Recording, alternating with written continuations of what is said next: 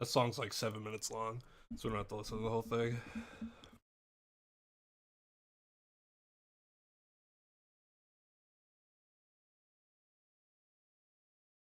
How's everybody doing? It's Snake! Who would have thought? See, Trep, CJV, Texas King, Tide. Hope you're doing better, Tide. Although, since you're still home, seemingly, I assume not, unfortunately. JB, what's up, dude? Man, everybody's fucking sick this week. Sorry to hear that.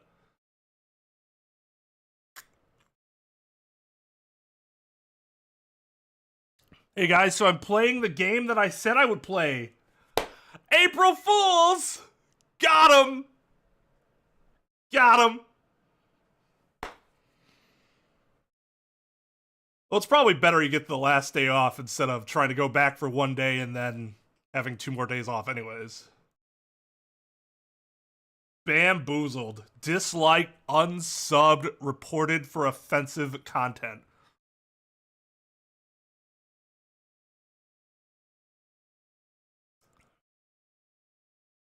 You know what's really unfortunate about facial hair? You drink something like coffee, and you see there's a little hair in there, and you know it's from you because it looks just like your hair. It's coffee, so I don't want to go into it. It'd be better to just drink the hair than to put my fingers in there.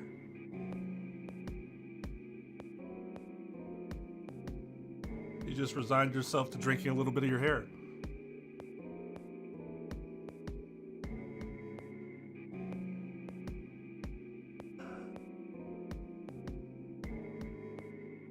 Oh, God, was it like infection?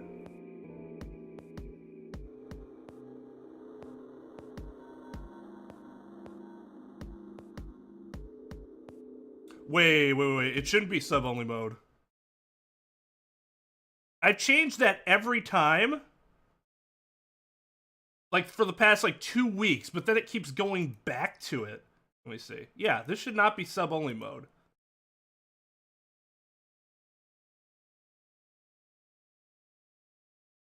Thought we were done with bots a while ago. There.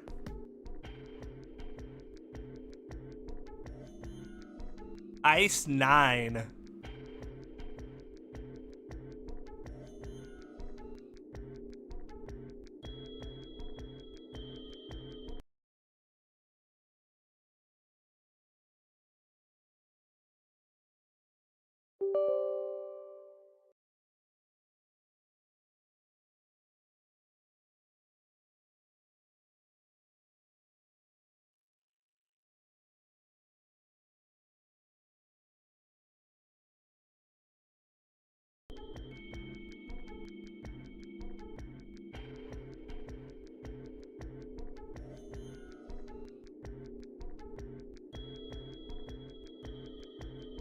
Submarine peeps.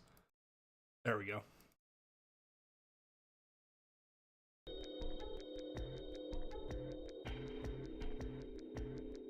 Oh, sinus infection. Okay, yep, that makes sense. Sometimes I get, weird buildups.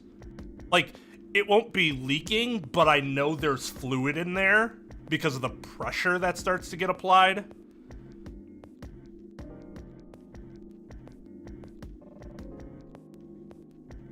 Yeah, my sinuses has been fucking awful lately. I'm sure I went through a sinus infection at some point. Get them so often though, my body's just like, yawn. Oh, we'll take care of this. Ice 9.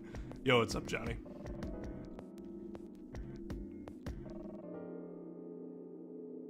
But it was more than just Snake. Ace, Clover, 7. Although they were glad to see one another, it wasn't terribly surprising that they had. If it had been the other party who'd opened the gate in front of the kitchen, it wasn't unreasonable that they'd bump into one another eventually. The rest of Snake's team, however, did look rather surprised. Ow! How did you end up here? That's my line? Perhaps we should exchange information.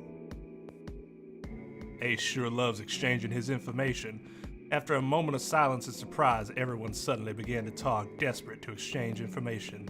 They talked about the rooms they'd been through and how they'd ended up in the same place. Of course, none of it was very useful information, but that hardly mattered. They were happy to simply see one another again. Yo, what's up, yo? Although the level of cheer varied greatly from person to person, each one of them was wearing some manner of smile. Almost as though they had already forgotten about the death of the ninth man. Maybe because he was just really forgettable. No, thought Junpei, perhaps that wasn't it. Perhaps thoughts of his death were what drove them to smile at one another. Not in a morbid or hateful way, no. The ninth man had died, but they were still alive, and that was something to be happy about. A sort of simple, uncomplicated joy, Junpei thought, the joy of being alive. Yeah, this isn't like... It won't let me skip it, though. Or it won't let me double control. But I feel like we've been through all that already. There you have it. Our half of the story. His part finished, Ace fell silent. For a moment, Junpei was silent in thought. Then he spoke. Let me see if I got all this straight. When you guys got here, the bases for the Reds were already gone. And you looked all over this room, but you couldn't find anything. So you figured... I don't think so. It should... It was working fine the other day. Wait, where's the...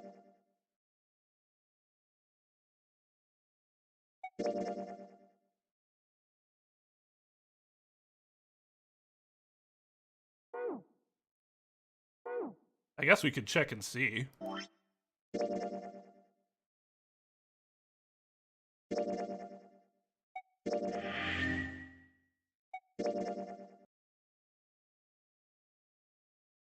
That's what I thought, but let's check just in case.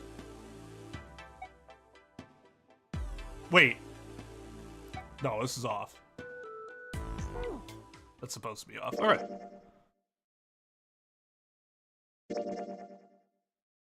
Yeah, because he's saying those things, but from the point of view of somebody that was with other people.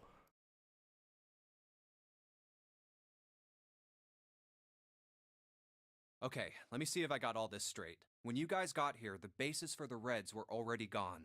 And you looked all over this room, but you couldn't find anything. So you figured that there might be something in the hallway with all the doors. So you went and had a look? Yeah.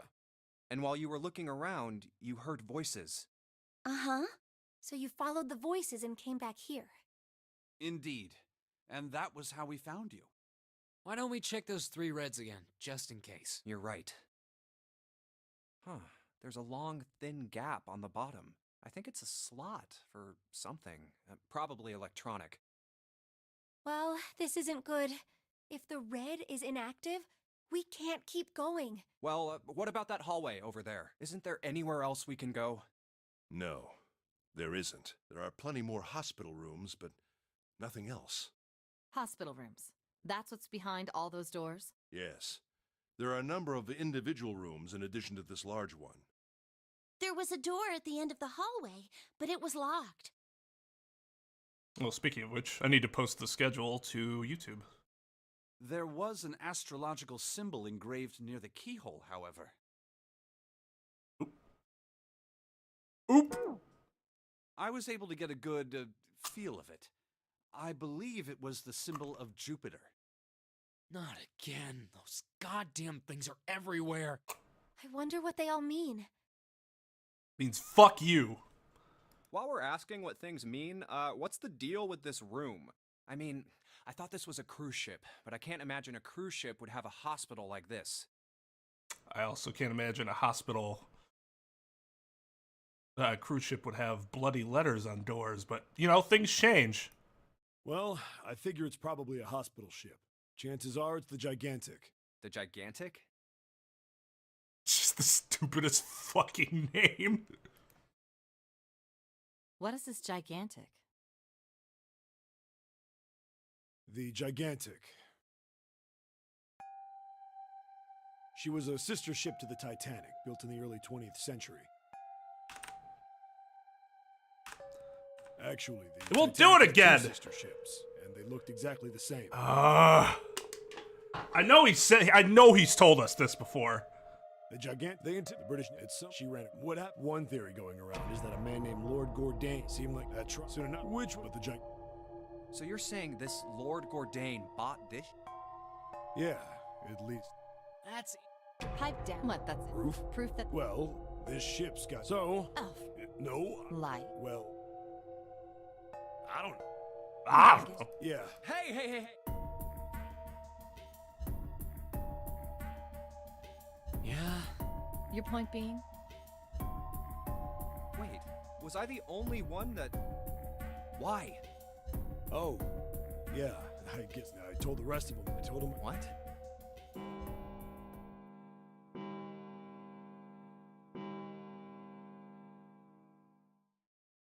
Huh. It sounds like the clock in the main stairway. 10, 11, 12. Huh, 12. It's midnight. Then we've still got 6 hours left, right? We don't have any time to screw around. Let's get going. We gotta find the missing parts for the Reds. What do you mean find? How on earth do you propose we do that? We've looked everywhere in this room. That only leaves one place to look. One?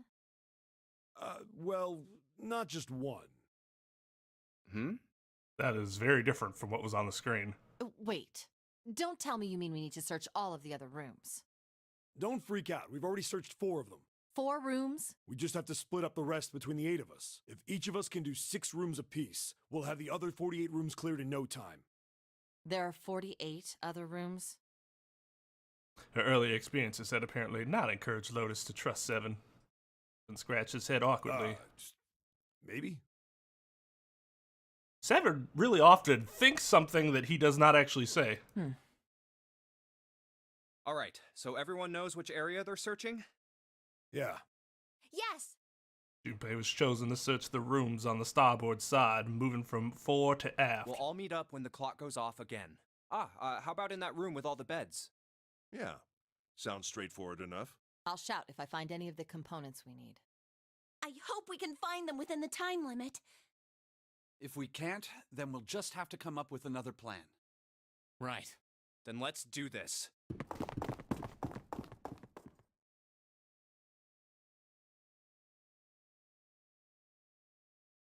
Yeah, all of a sudden there's been like a few of them, like close together. No idea why. The details decided, they left to begin searching. Out into the hallway they went, each to the rooms they'd been assigned. However,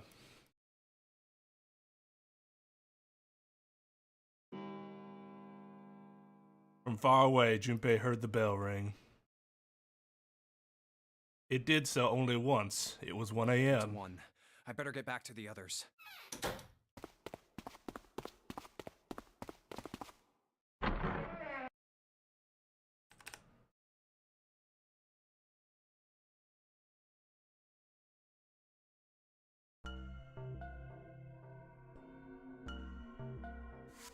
So I went in 8 last time, right? You going 7 this time?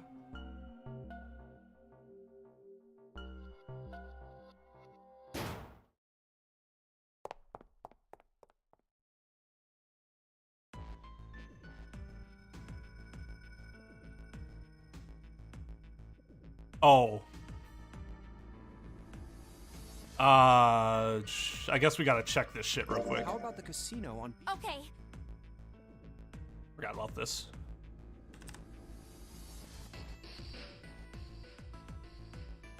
Actually, mildly curious. No, that's all right. Let's go, June. Oh. Was that okay? No, I've got a pretty good idea. We should be looking for... Huh. Well, where should we... Hey, why don't we go back to the big hospital room? Sure.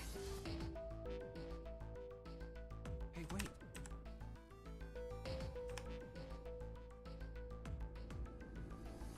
Santa?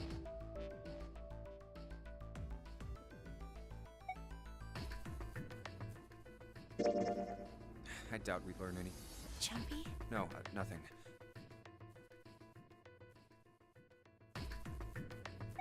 Why don't we go check out? All right.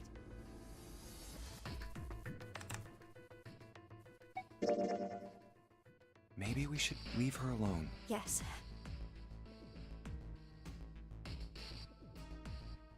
We really need to find Snoop. So, where do you think? Hey, we can take a look. Okay, let's get... Oh! Why don't we just leave this? I don't mind, but... Well, Let's do absolutely nothing. why don't we go back to... Okay. I don't think anyone... Let's go take a look. Okay. Let's try some... Hey, Sure. I don't think it... How did we... Let's go have... Oh, finish I'll go searching. Oh, nobody. Let's look somewhere. But where? Why don't we go... Okay. Hey, sure. I don't think...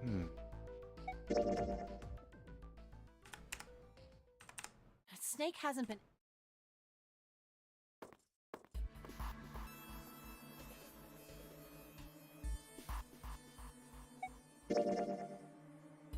It wasn't pleasant, but she was right. It wasn't any way that the numbers worked out. If one group was 4, the other group would always have a digital route that didn't match a door. When Seven spoke, not smoked, his voice was strained. Then you're saying we gotta decide. Yes, we do. A stays behind. Spoiler alert. Oh, we searched real hard.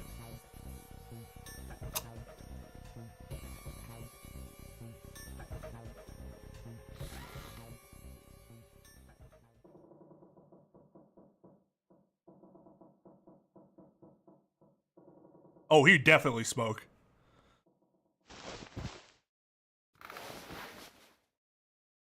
Oh, I'm sorry, I let you know what happened about 5 seconds before it actually did.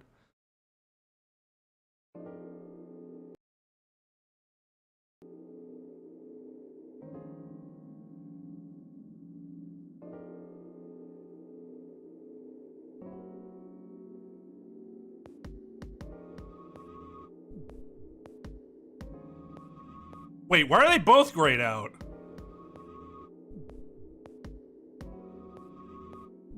Is door 3 the only... Oh. I want to go through door number 3. Nope, you can't. Huh? Why? Because it's impossible. If we split ourselves into 3 and 3, then we give up on going through door 3. Why? The bracelet numbers for the 6 of us are 3, 4. There are 2 combinations that can go through door 3 with 3. That's it. Of course, 2 teams can't go through the same. I see. That means one team would get left. That's right. That doesn't happen if we go through door 7 or 8? No, they're fine. We've got 3. Option A, have 3 and 4. Option 4 and 3. Options 3 and 4. Those are the only 3 options. At least if we want to. Wait.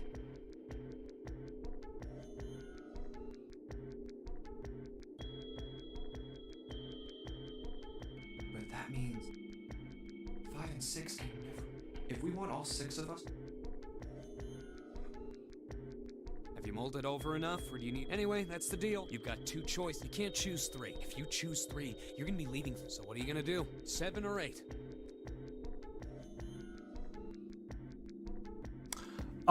Okay, what should I do here?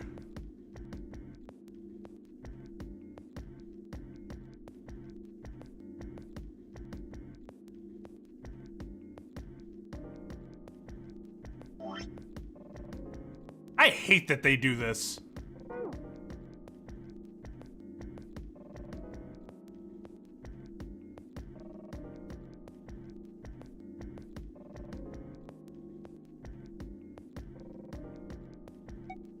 I just wasn't sure if they'd actually let me do 3, or if they'd tell me to fuck off. We're doing one of the other ones, whether you like it or not. Which is what I do, because I'm not a fucking bitch about it. Oh god, he won't go through any 7 or 8. I guess the 3 people will be left behind.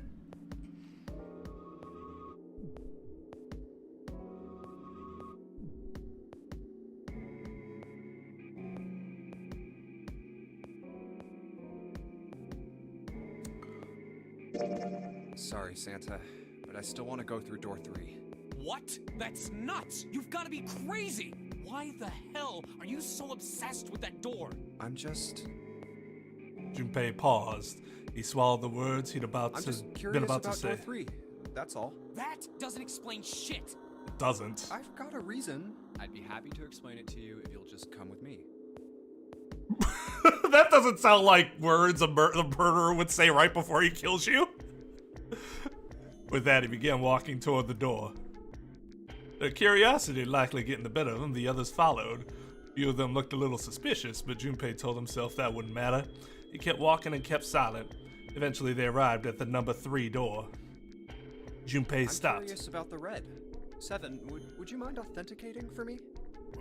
Why? Please, just do it. He stared at Junpei for a moment, then grunted and laid his palm heavily on the scanner. I love how everyone is just like, why are you doing this? And Junpei's just like, Source, just trust me, bro. And they're like, okay. I tell him to go fuck himself. Yeah, thanks. The number 7 has been entered into the red. Next is June. Please touch the... Jumpy, what are you trying to figure out? He's trying to get in the door with you. God.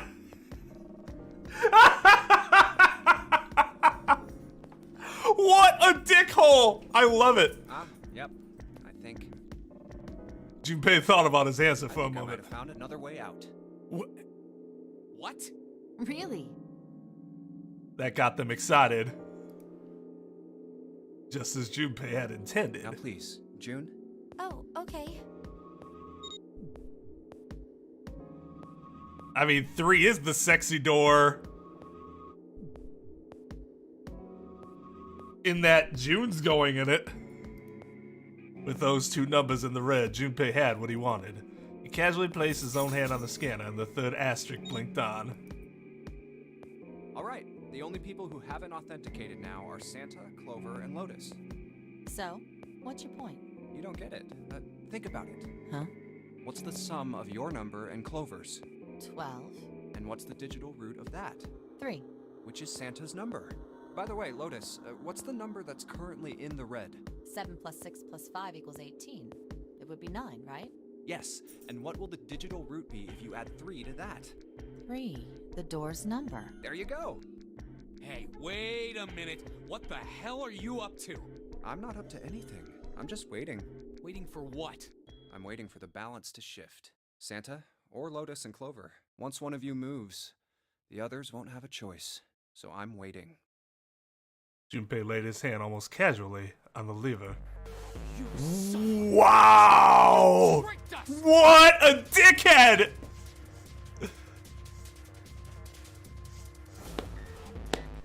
Bravo! Right? Right?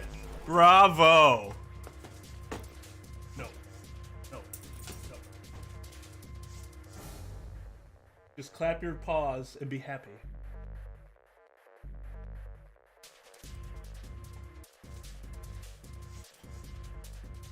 All that stuff you were going on about is all bullshit! Bullshit, huh? I don't think so. Didn't I tell you I'd figured out another way to get out of here? This is it. Why the hell would you do something like this? Junpei glanced at June. Jumpy? You did this just so you could go through the same door as June. Yes. Putting the pussy on the pedestal, as it were. That's it? Santa was furious. His face was red and flecks of spit flew from his lips as he spoke. Junpei closed his eyes calmly and then opened them again. So, who's it going to be? Santa or Lotus and Clover? Shit! Let's go, Clover. Huh? She grabbed Clover by the sleeve and ran for Junpei in the door. Fuck! Caught by surprise, Santa froze for a moment, then shot forward like a bullet from a gun. Lotus had a head start, but Santa had the advantage in size and speed. Almost immediately past Lotus and Clover, No, wait! Santa did not hesitate. He slammed his hand down on the red. This is insane! This isn't right! He glared at Junpei, his chest heaving. Well, you may be right. Junpei's voice was cold, but not without effort. He turned to the red and pulled the lever.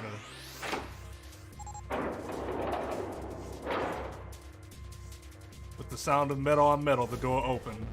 It would only remain so for 9 seconds. There was no time to think. Junpei and his 3 reluctant companions jumped into the door's gaping mouth, one after another. This is so weird because we know what's gonna fucking happen. They're just gonna come right back out. It's gonna be like,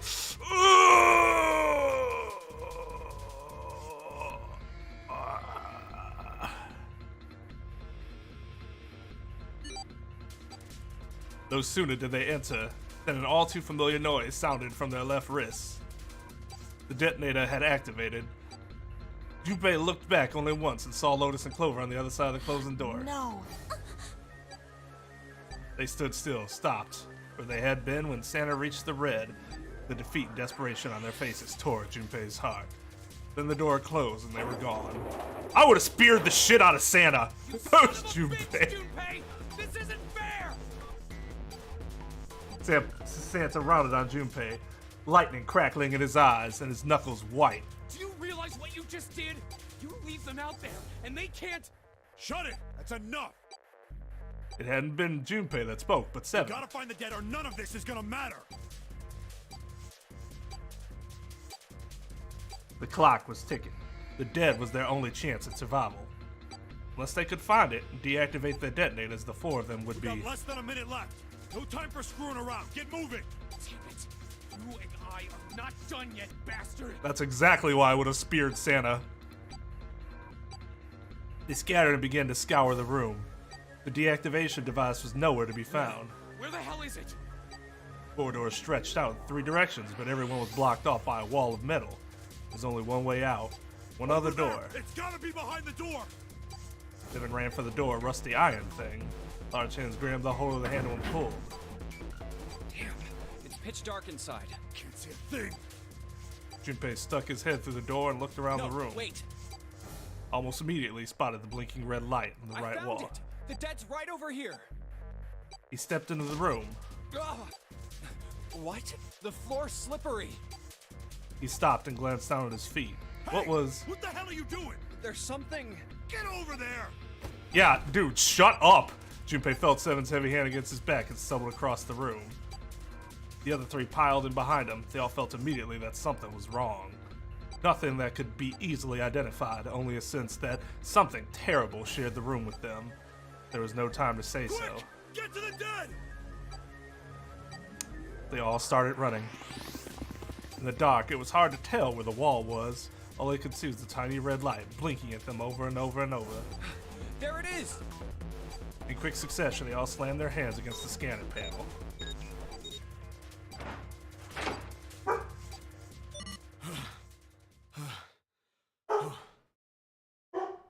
No, I mean spear like fucking straight up tackle him in his torso. Shoulder first, boom!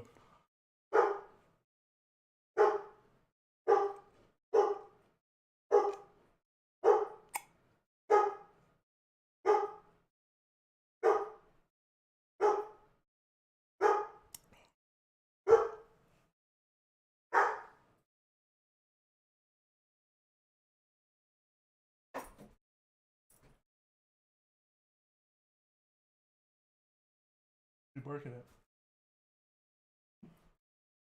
Working it.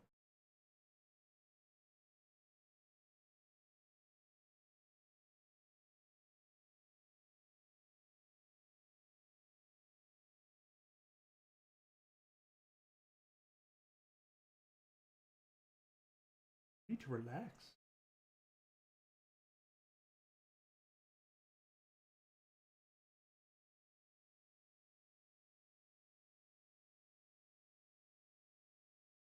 Oh yeah, and that was the other. I mean, like, I like the idea of going through 3 to, like, we figure out Snake right away, we see Snake right away. But I'm like, alright, but we're gonna have to come back out at some point. Tell Clover, who's already pissed off at us.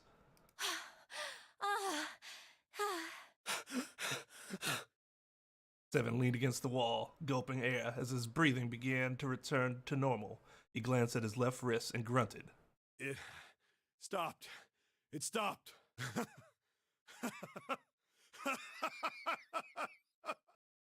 Junpei could hear him laughing in the dark, but could barely make out the larger man's face. I don't think I'll ever get used to doing this. What the?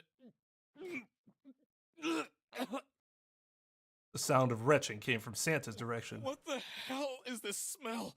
This is vile. I'm gonna puke. So desperate had they been in their race to the dead that no one had noticed the horrible smell that pervaded the room. It was a terrible, nauseating stench like burnt and rotten meat. Adrenaline had drowned it out, but now it rolled over Junpei in waves, forcing itself into his nose with every breath he took. Oh, you're right. Oh, this is... He felt his stomach clench and bile rise up in his throat. Let's get the lights on first. There's a switch over here. The light that spilled in from the door barely illuminated a small switch plate next to the door. Slowly, with the toll of the last few minutes apparent in his gait, Seven walked toward it. Oh, wow, great sound effect there. He stopped as he got close and extended his finger toward the switch. Okay, guys, I'm flipping it on. There was a soft click as the lights came on. Just as the lights turned on, June took in a short breath and then a large exhale. The scream echoed through the door. Junpei's breath stopped in his throat. His heart ceased to beat. Time froze. His mind scrambled to make sense of what he saw before him. Hey. Oh, this is... What was left of the body sat in a sea of blood. Chunks of flesh torn from the body sat in the blood like tiny islands in a great red sea. A vast ragged hole had been torn in the torso, and what remained of his intestines spilled out of it like fresh spaghetti.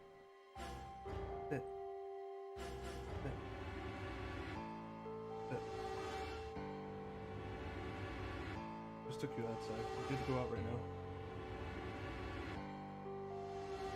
Do it later.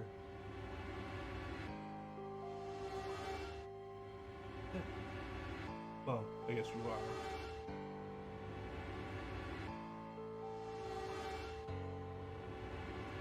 Smaller chunks of meat had splattered against the wall and became stuck there as they dried.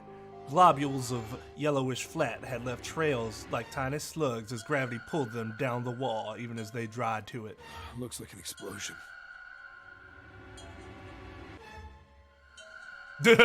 Seven's voice was low and strained. It's probably kind of sick that I have not lost my appetite, huh? I guess just because we did it already. The first time, I think I was like, oh god. Just like the ninth man. The detonator in his bracelet set off the bomb in his gun. Oh god. The bone is coming out of his left arm. That's what you're fucking worried about? Not his intestines spread like spaghetti? Oh god, his bone's coming out of his arm. Yeah, that can happen to people and they still live. It's definitely an open fracture.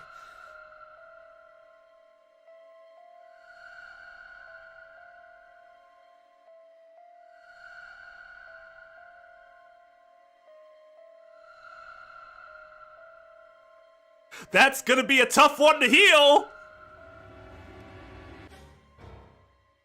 It looked as though the explosion had been quite powerful. Shit.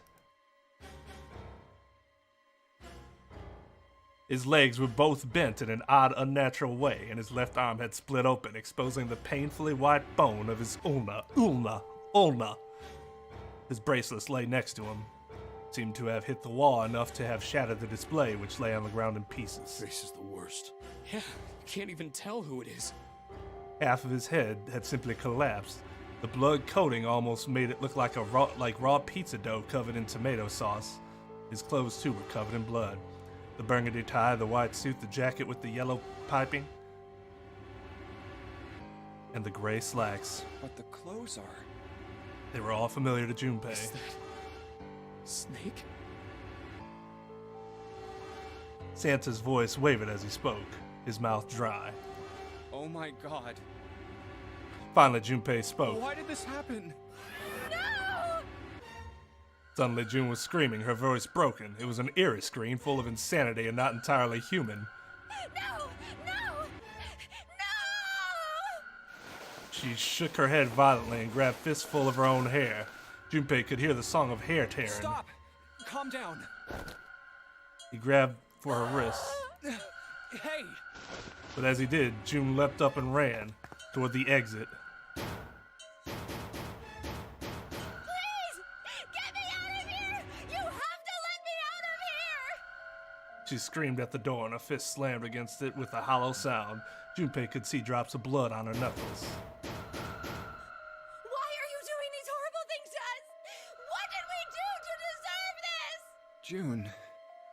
She screamed again, a desperate, mindless cry. Her fist flailed against the door. Get me out of here! Please! Please! Just let me out! June.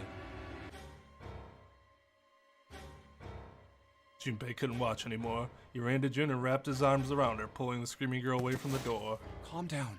No! Get off of me! Let me go! Let me go! Please, calm down. She scrambled for a moment, her legs skittering across the floor, but her resistance didn't last long. As sudden as her outburst had begun, it was over. The manic energy disappeared, and her body went limp in Junpei's arms. June collapsed toward the door, and Junpei knelt down with her. He felt drops of something warm and wet. Was she crying? Was she crying? Why would she be crying? A moment later, she began to sob.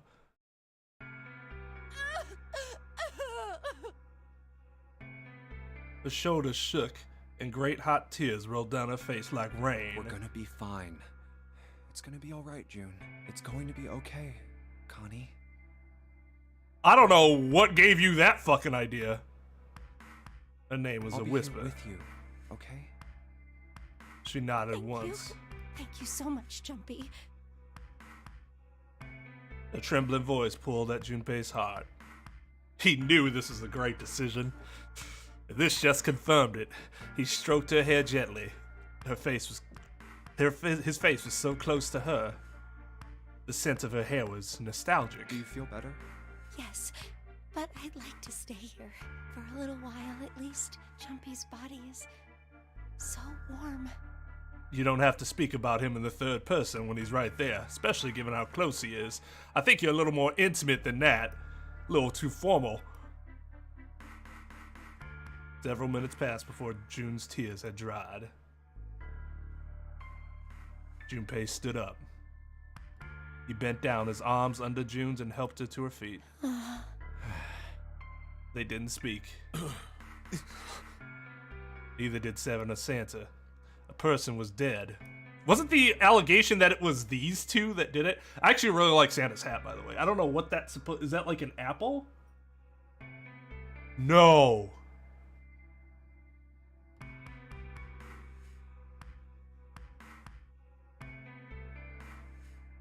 That isn't what I think it is. No, that's...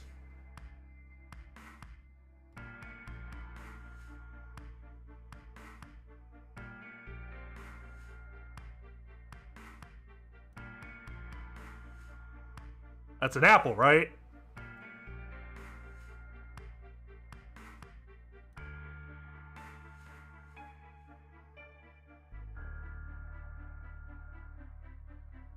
And not something that rhymes with storage.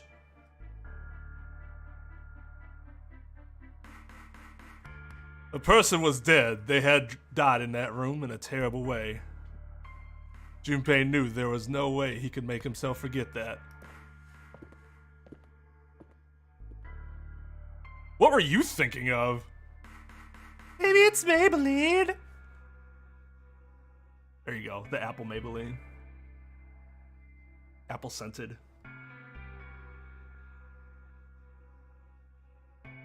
Oh, no. I mean, it could have been inspired by it, though. I think you're right. Similar color. There was no way any of them could forget it, but mourning would do no good.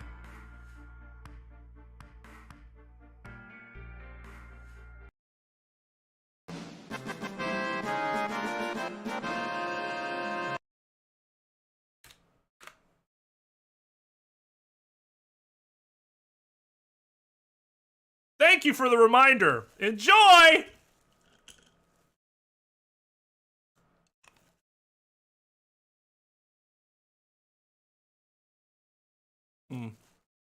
I was hoping the coffee would dull it a little bit.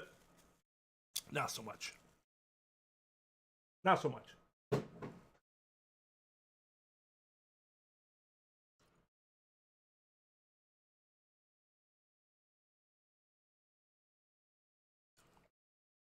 A pear would be taller, though, wouldn't it? Yes, exactly.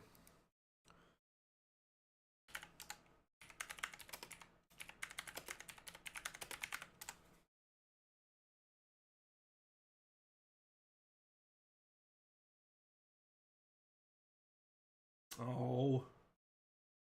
Can't find his hat. I rock it. If I could find it, but I don't see it, and I don't want to go too far into the Google.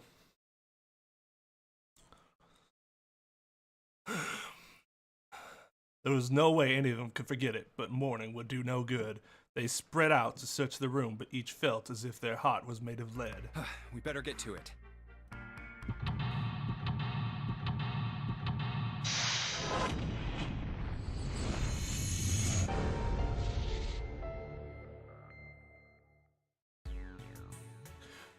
Oh, I was gonna see if I can find it on Etsy, like I found Phoenix's hat.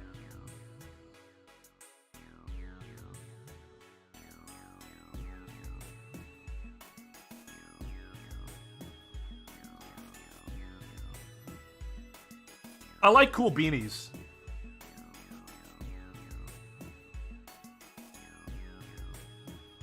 And not just like beanies of like, oh, you know, this is my favorite band or whatever, which is, it's fine, but I mean like beanies with like just cool little designs on it, but not a lot, just a little something. Not like, say, stripes all around all around it or something like that. I already have enough of those. But like these cool, like, quirky sort of.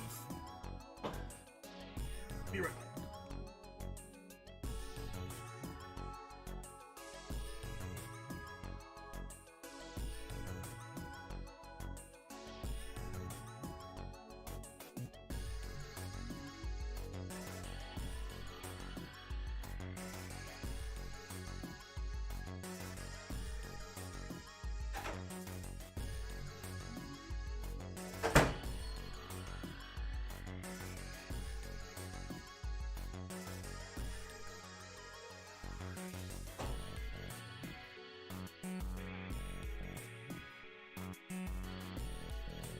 Oh, God. Okay, so this has been an ongoing issue, but yeah, some of you might have noticed I've been wearing like a bandage on my nose because there was like this thing, I don't know what it was, but I kept scratching it and it got infected. So I'm wearing a bandage over it because for a little while it was gross. It was about healed, it was scabbing over really well, and then one day I was playing with Lucy and she just the scab right off. It was not healed completely yet, so that sort of set back the process just a tad. I was not pleased, no. But we seem to be getting back to where we were before. Yeah, the camera isn't mirrored. It would actually say pop on it now if I wore it.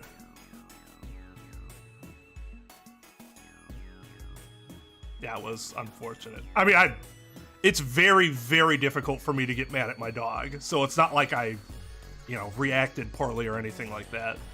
My wife, my wife knew like immediately what happened because of like where she had scratched. So she was like, "Oh!" I'm like, "It's fine. It hurts, yes, but it's fine. I will go take care of it."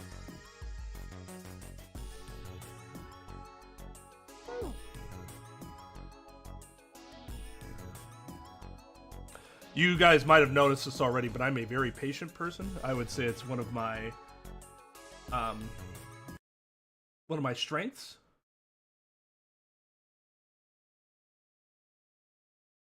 Learned it from my dad. Been a fantastic trait, quite honestly. Okay.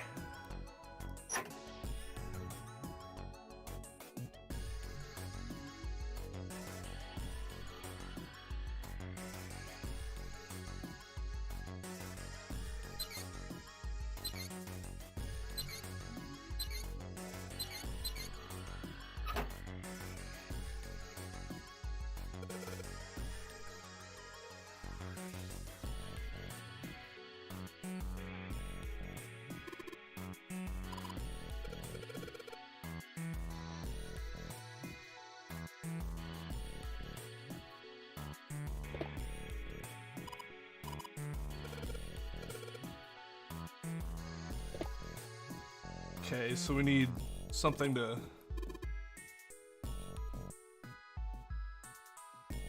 Okay.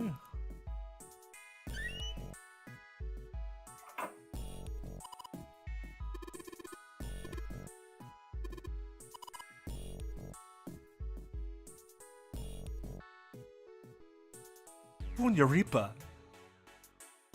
Punyarimpa.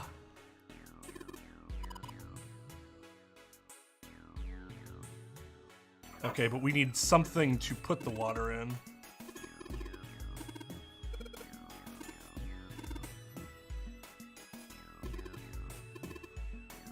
Oh, he gets a...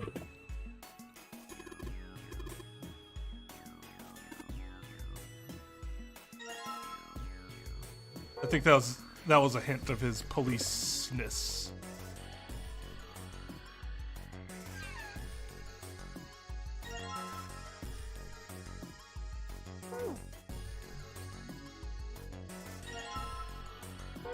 Luminol!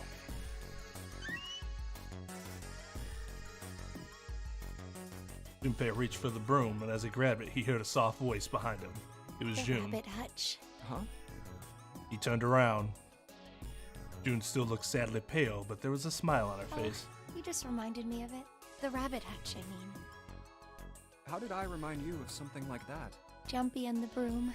You're always playing around with the broom in front of the rabbit hutch. I was. Thinking you were a warlock? Don't you remember?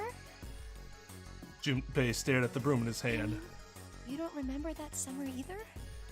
She looked very sad. He shook his head. Of course I remember. How could I forget something like that? It was terrible. Oh Lord. They were in the 6th grade. Junpei and June had been assigned to take care of the classroom pets, the rabbits. Their chief duty was to clean the hutches every morning. On the final day of school before summer vacation began, Junpei overslept. He rushed to school and found June standing in front of the rabbit hutches. No sooner had Junpei arrived than June began to cry.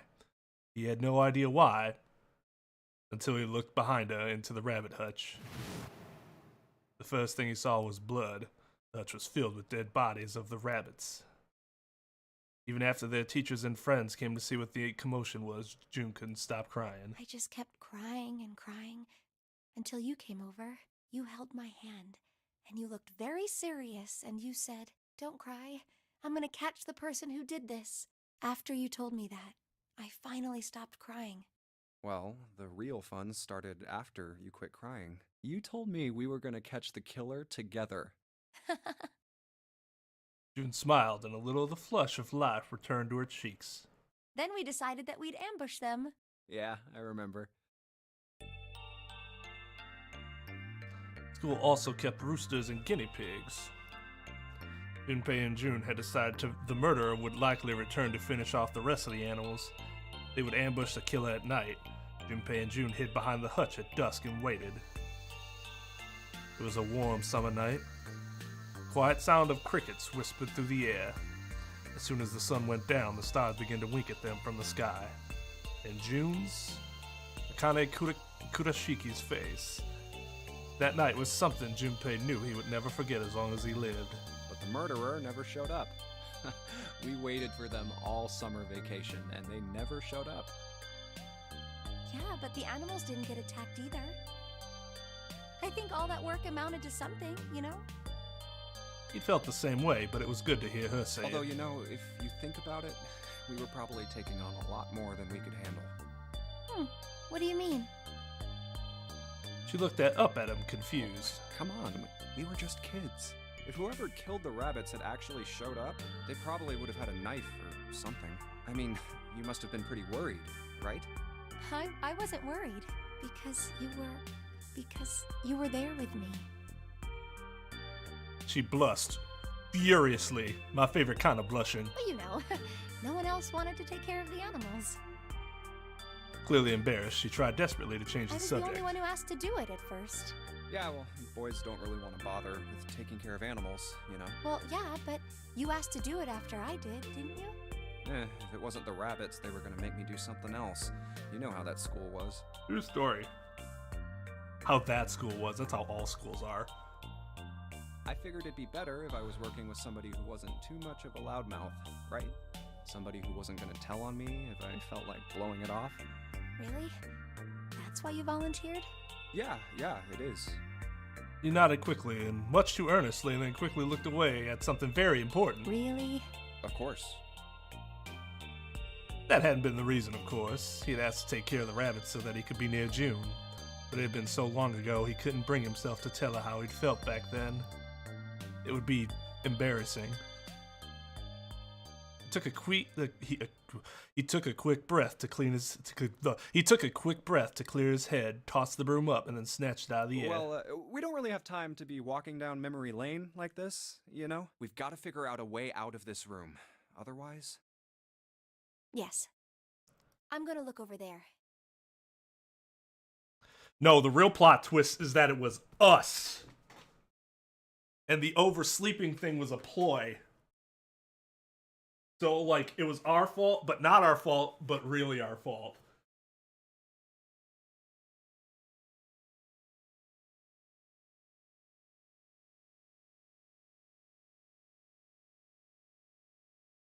Yeah, how are they still, like, I mean, I guess they probably had to get adjusted to it by now.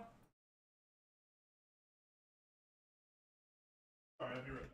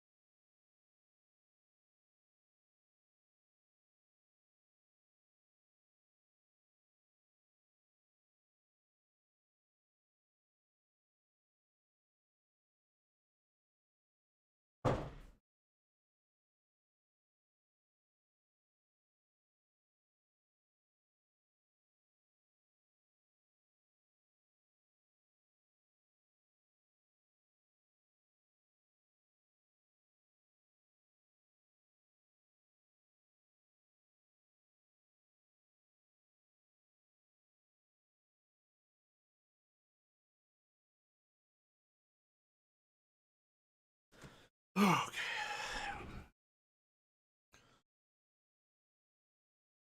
Before I have to get up again anyways.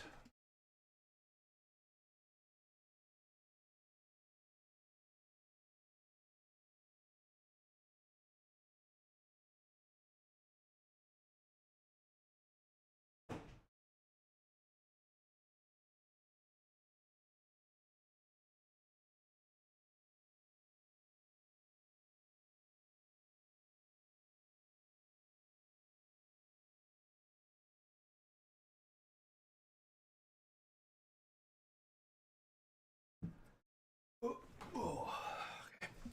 Now we're ready.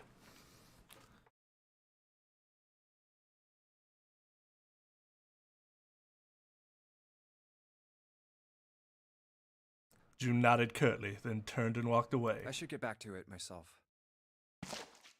Smooth. That's right. The pool of blood. Junpei turned around and looked at the room. At Snake's body, chunks of the flesh and organs still lay on the floor. Going on and on about old times. Where right would they next have to a gone? Corpse? Well, maybe it was because we're in this mess. Despite such a situation, or perhaps because of it, the mind turned to the farthest thing from death that it could find. Still, Junpei couldn't help but feel a twinge of guilt at wanting so desperately to live when Snake lay dead before him. I have to survive, no matter the cost. I need to make sure she gets out too. As he stared at the clumps of blackened flesh, all Junpei could think of was how much he wanted to live. All that just to get a broom. Okay, now give me some of that water. Wading in the water. Wading in the water, children, wading in the water. God's gonna trouble the water.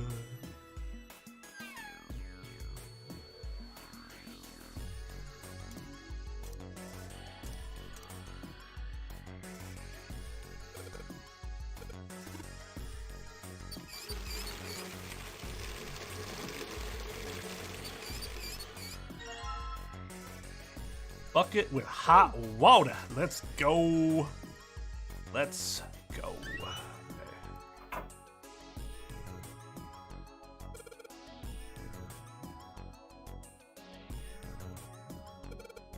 I flush the hot water from the bucket.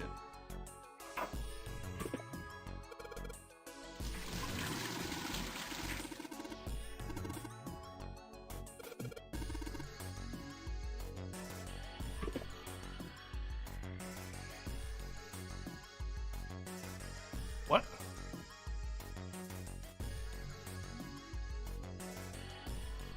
Yeah, how the fuck do we flush it? Oh.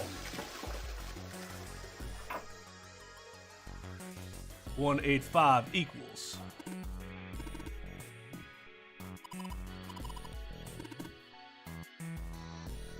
Five equals 9 plus 5 equals 14, so it'd be 5. 1, 4, 5. This looks like numbers. Or 185.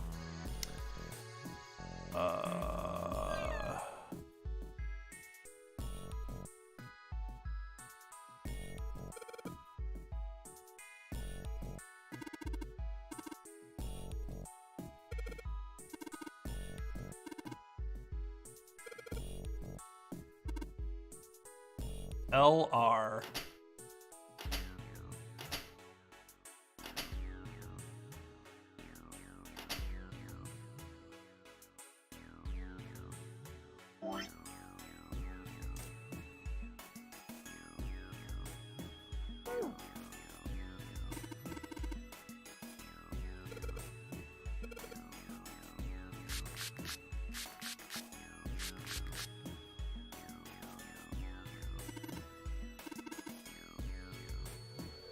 I'm so glad Emma exists because I had never heard of Luminol before playing Ace Attorney.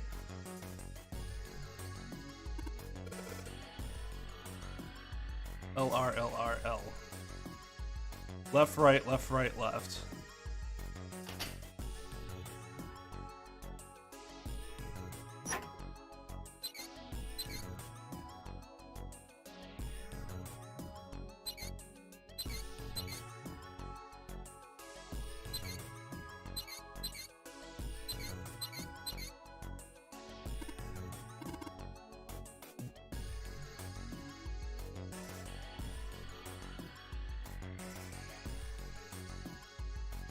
Wait. See this again. Up, down, up, down, up, down, up. Okay.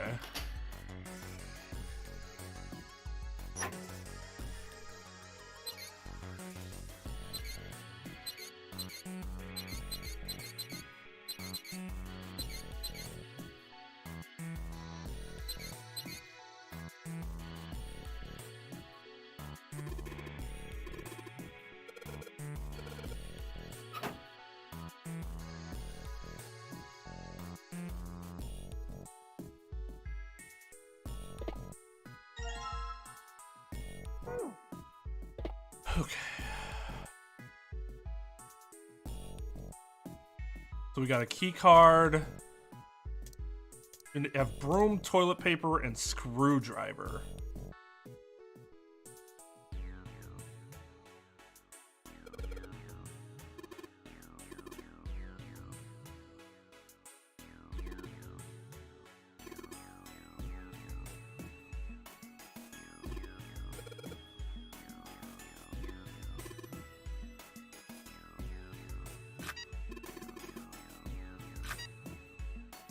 Oh.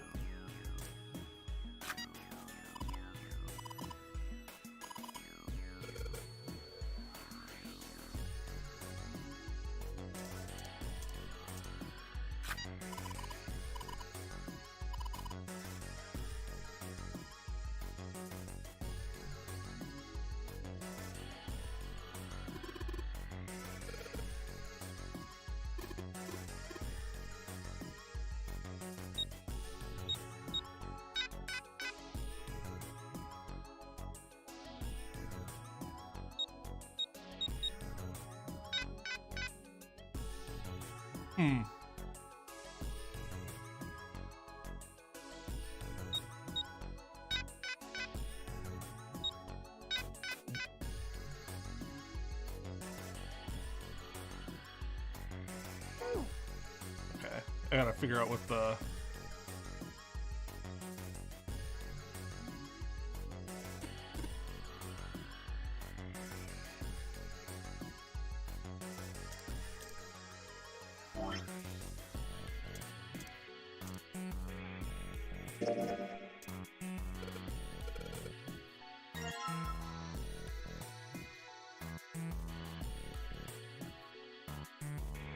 What the hell does that do?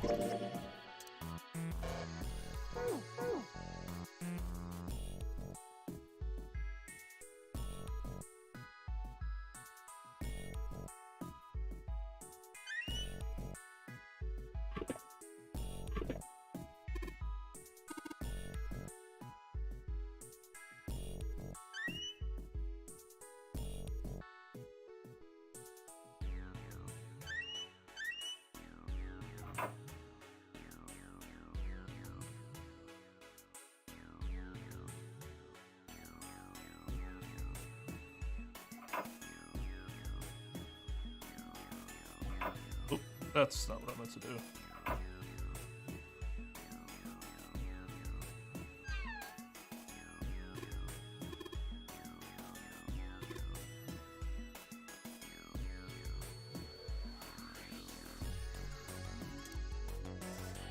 I forgot about you.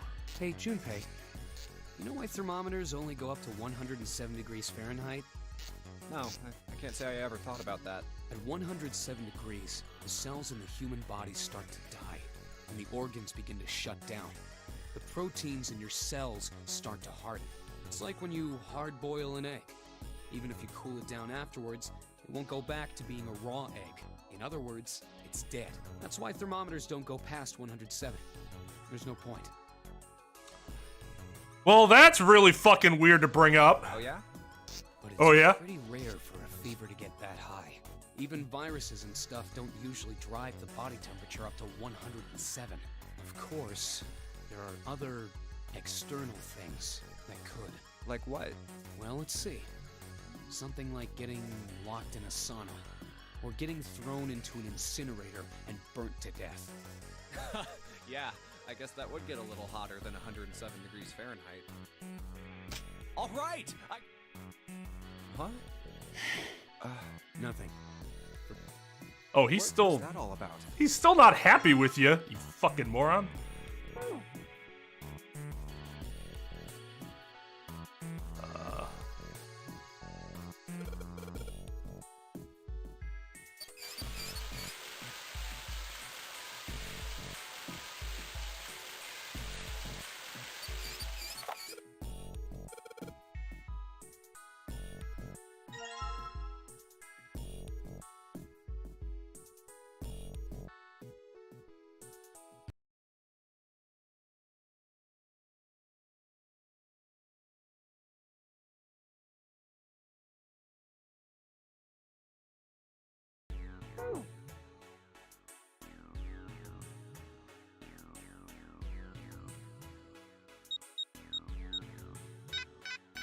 What?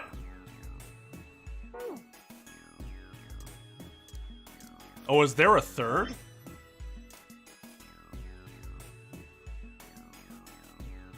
Is there a third, perhaps? Oop.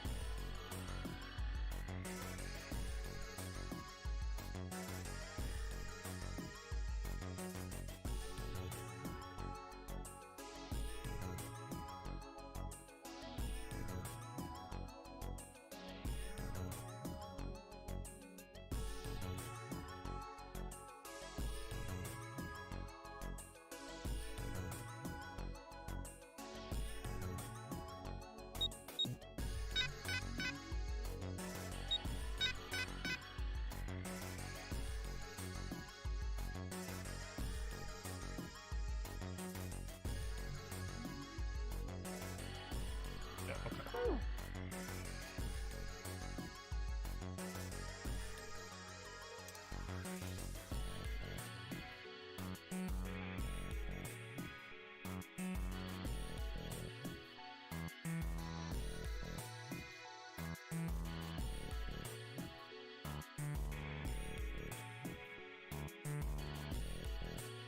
What am I missing?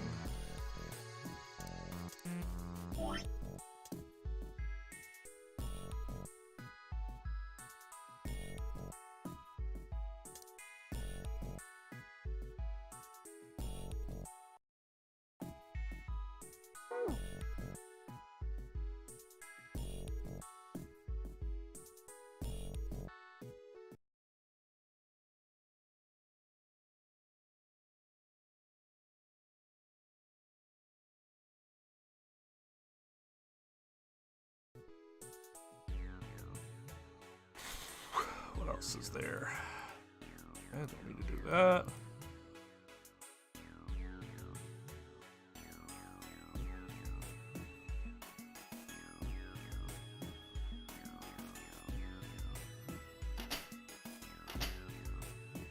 Yeah, that's the only place to use the knowledge, which is why we don't have it anymore.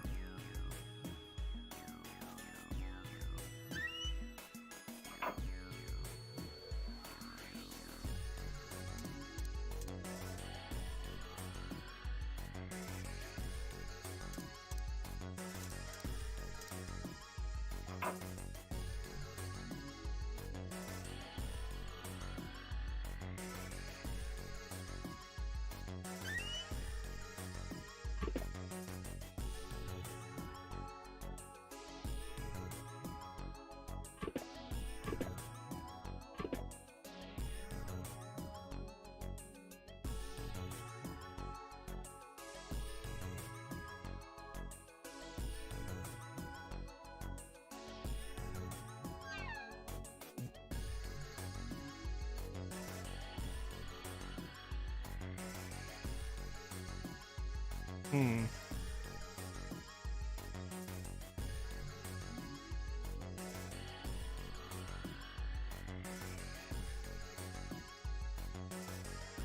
Eight 5 7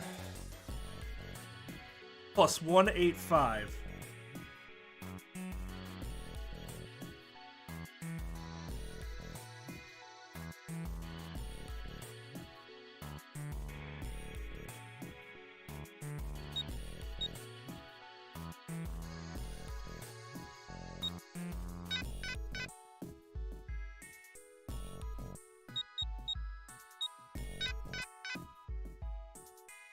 do that wrong. So it's 857 plus 185. Either there's another number that's missing.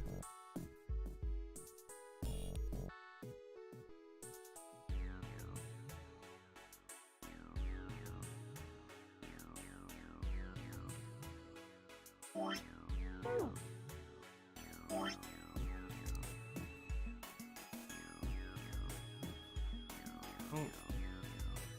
Upside down.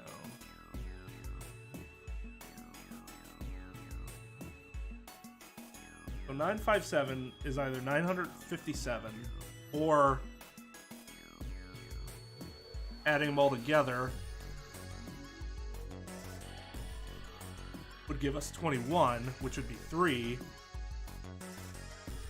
185 is either 185 or 14 or 5, which is why I tried 35 and 8. Adding 14 and 21, and then 3 and 5.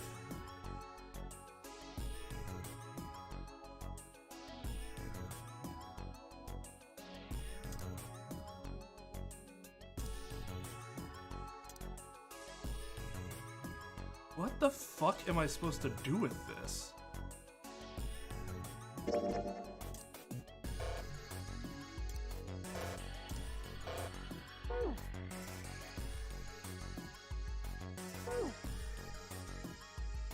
Is there...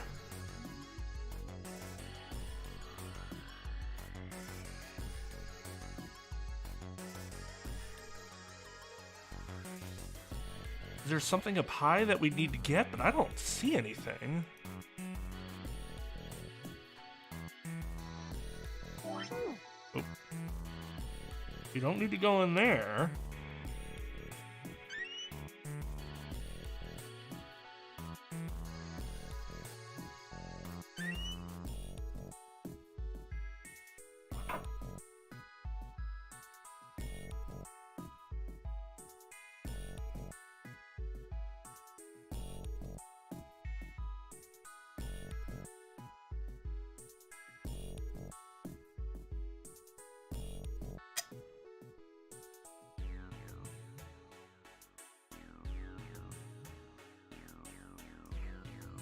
I don't know, maybe something was, like the broom itself was like cracked or something, and he used the toilet paper to make it more stable. I don't know. I don't know why I would ever put toilet paper on a broom like this. Why would I ever do that? But to grip it better. It's like the only reason I can think of why I would do that, or to hold it together.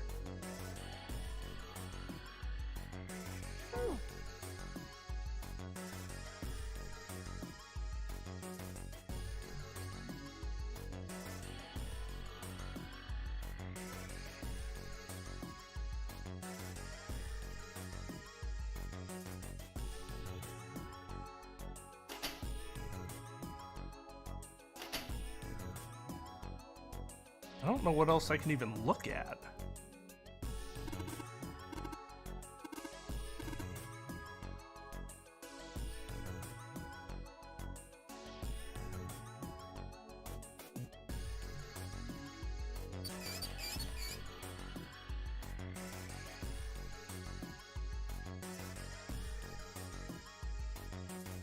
Is the pipe closing it?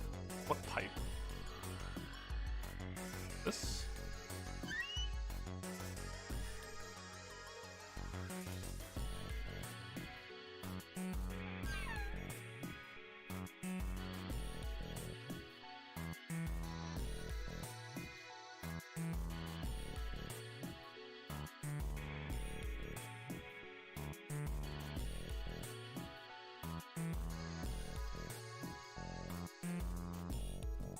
Pipe is he even talking about?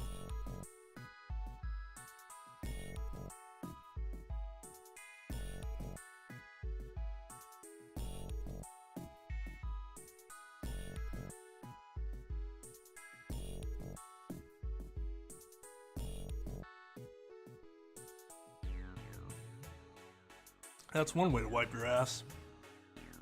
The fuck is... Oh, CJU. Innocent soul. It looked like something was, but I can't see it. I thought it was weird to begin with because toilet paper doesn't generally... Can I zoom?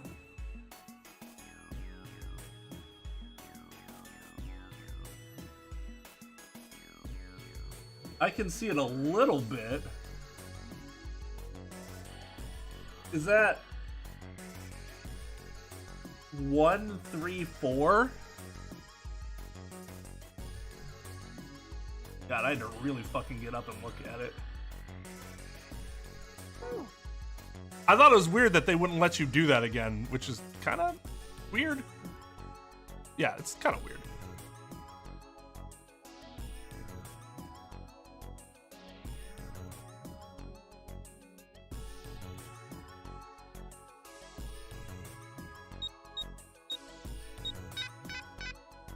Wait, I'm dumb.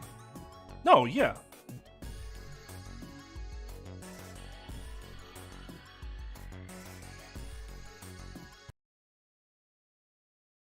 That must not be right.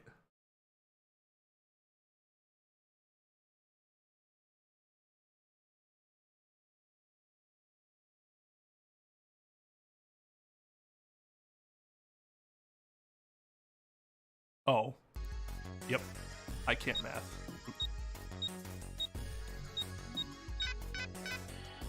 Wait.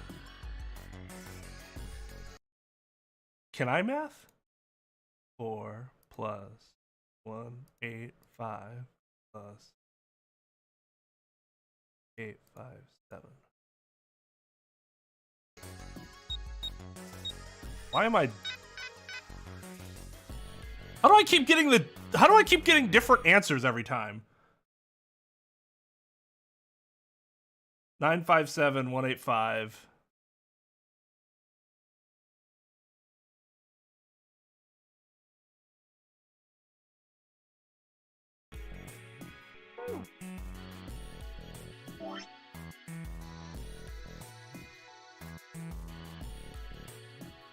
That was 134, right? I can barely tell. Because it won't let me zoom.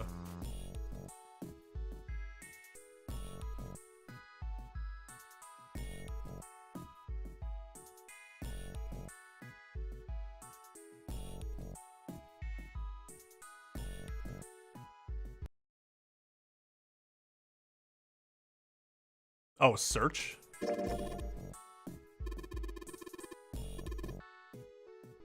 Oh! Yep, I couldn't read it. I have never used this before. That would make sense.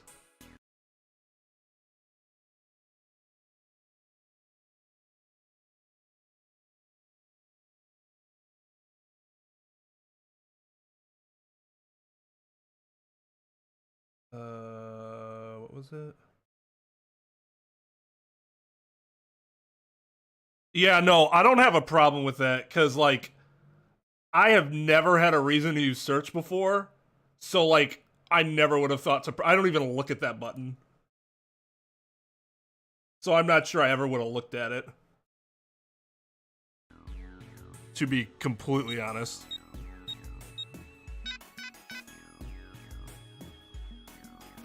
What? 6, 3, 4 plus 8, 5, 7 plus 1, 8, 5. Oop.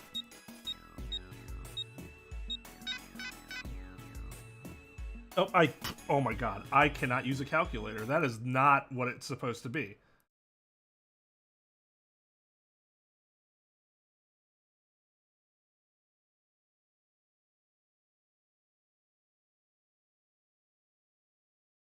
Okay, yeah, that's what I put in before.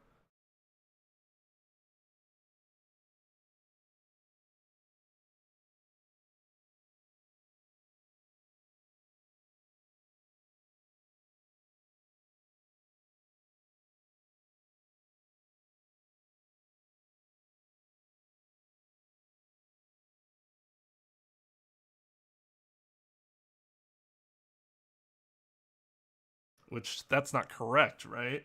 So then it has to be something else. Yeah, 857 plus 6, 3, 4 plus 1, 8, 5 equals 1676, which it's not.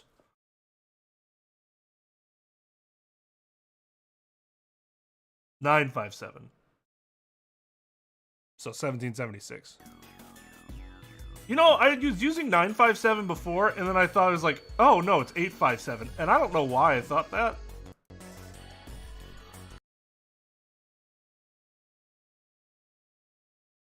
America.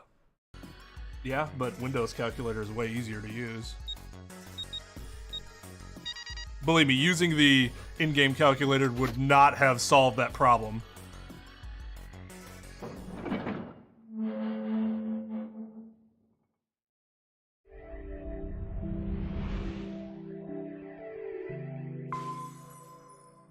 Why use a worse calculator There's a large when it can iron door use at the end.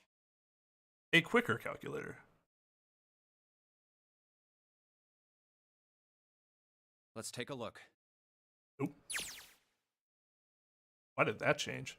They'd move a few steps toward the door when Junpei heard the sound of metal on metal. Huh? They turned around. Seven was doing something to the door of the shower What are you room. doing, Seven? Well, I figure maybe we might want to come back here sometime. So, I stuck the broom in there to keep the door from shutting. All right, let's go. With that, he stood up and began walking down the hallway.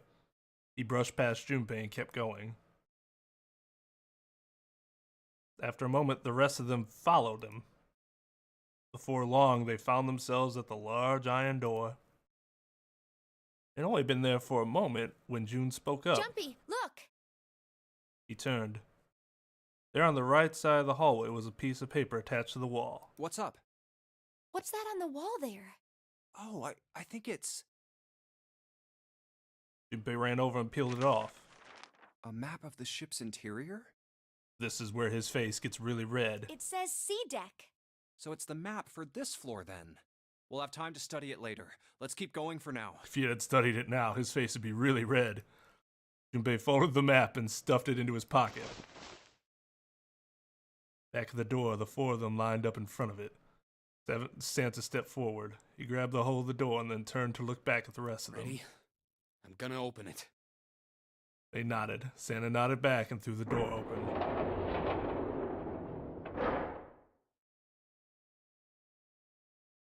All four of them leapt through. What the? You're shitting me. Took only a moment for them to realize where they were. You're back. They had been there only a short time ago. It was a large hospital room filled with countless beds.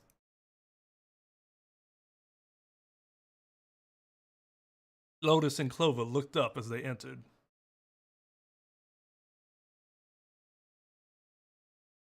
Ace was there as well, although he looked as though he had only just woken up. Clover! Lotus! And Ace! I'm glad you're all okay. Lotus? What are you? The moment they spotted Junpei, Lotus and Clover headed straight for him. As she neared him, Lotus drew back a hand and slapped him, open-palmed across the face. How could you do this to us? Says the one who was just going to suggest to us that we were going to have to leave somebody behind anyways. The face was furious. He grabbed Junpei by the collar and shook him violently. Clover didn't touch him, but the hate in her eyes was no less potent. It was Seven who stopped them. Knock it off. We got bigger shit to worry about right now. His deep voice echoed across the massive room. Lotus glared at Seven, but let Junpei go after one last vicious shake. What? Go have a look. I stuck the screwdriver in the door. That door over there, the one without a number. As long as the screwdriver's there, it can't shut, so you can get in there. There's a shower room past there. I stuck a broom at the door there too. Then you're saying we can go in there without passing through the numbered door? Yeah, it's about the size of it. What the hell is in there? You'll know when you see it. Fine, let's go. Lotus and Clover looked at one another for a moment, then nodded and stepped through the door. By then, Ace had made his way to them, moving with the stiff, shuffling steps of someone who had only just awoken from a lengthy slumber. My goodness. I know I said I was sure you'd come back for me. I didn't think it would happen so soon, though. Ace shook his head Should weakly. I go as well? Yeah. Seven Very nodded. well. Ace followed Lotus and Clover with a stiff, tired gait.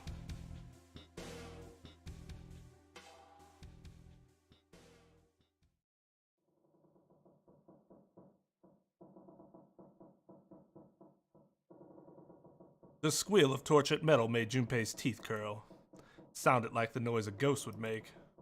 How many times he heard it, he never got used to it. No matter how many times he heard it, he never got used to it. Every time it put him on edge. It didn't help that there was a girl nearby who looked far more like a ghost than a living human should. It was Clover. She sat on the edge of the bed, her head drooping listlessly onto her chest. We've seen all this already.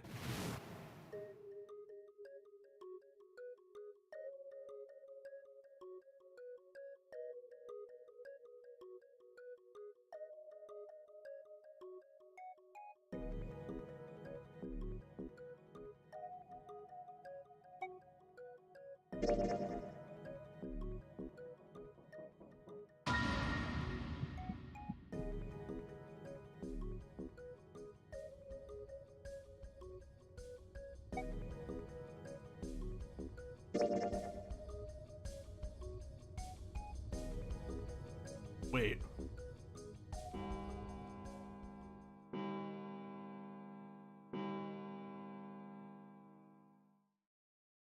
It's 3 in the morning. That means we have 3 hours left. Then we need to move now.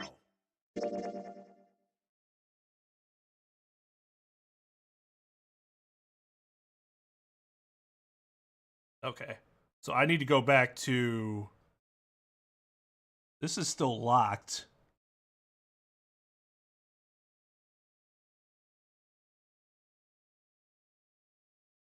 Wait, can I go to this one now?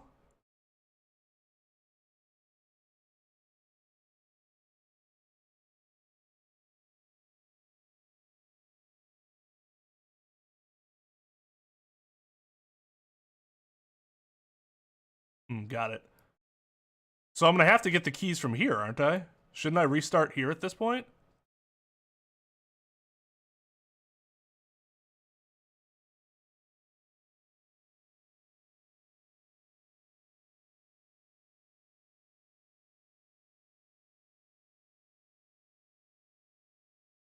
Well, if I come here, then I'm just gonna go down here, and what would be the point? We've already done this. What would be the point of doing it again? That wouldn't make any sense. Here we go. It's in front of the elevators next to the stairs. Let's casino in the kitchen. Between the two elevators was a card reader with the Mercury symbol engraved on it. Junpei stood in front of it with the Mercury keycard. That's the... Yeah, I found it in the shower room. Oh, I see. It's got the Mercury symbol.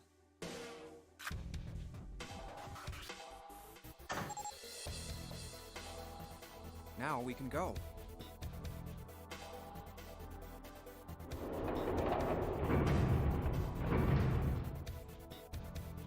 Looks like there's only 2 floor buttons working. I don't really care about new dialogue. If it's going to be like a few lines. Quite frankly.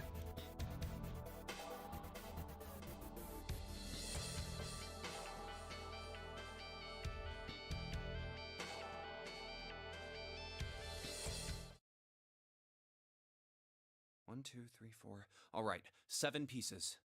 Why wouldn't I go back there?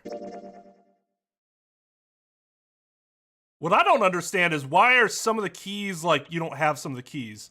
Because you didn't get them in the original playthrough?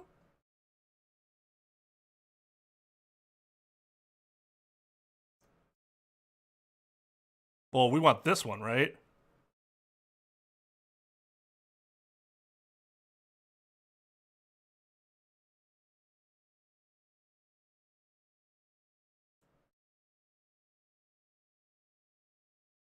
Wait, which one? This one?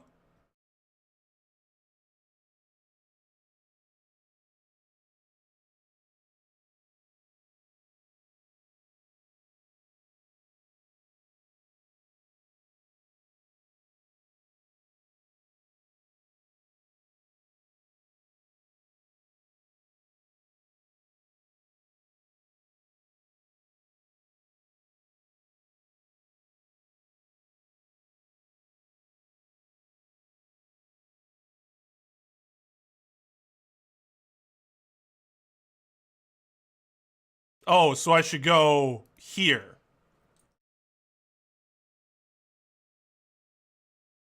I don't remember which one was door. Okay, this was door 4. We have gone through door 4 at this point.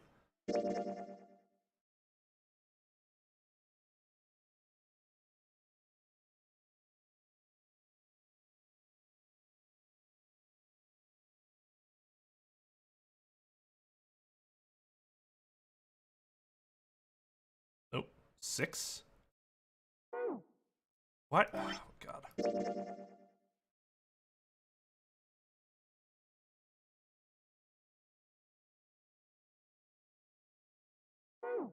Wait, why do I keep doing that?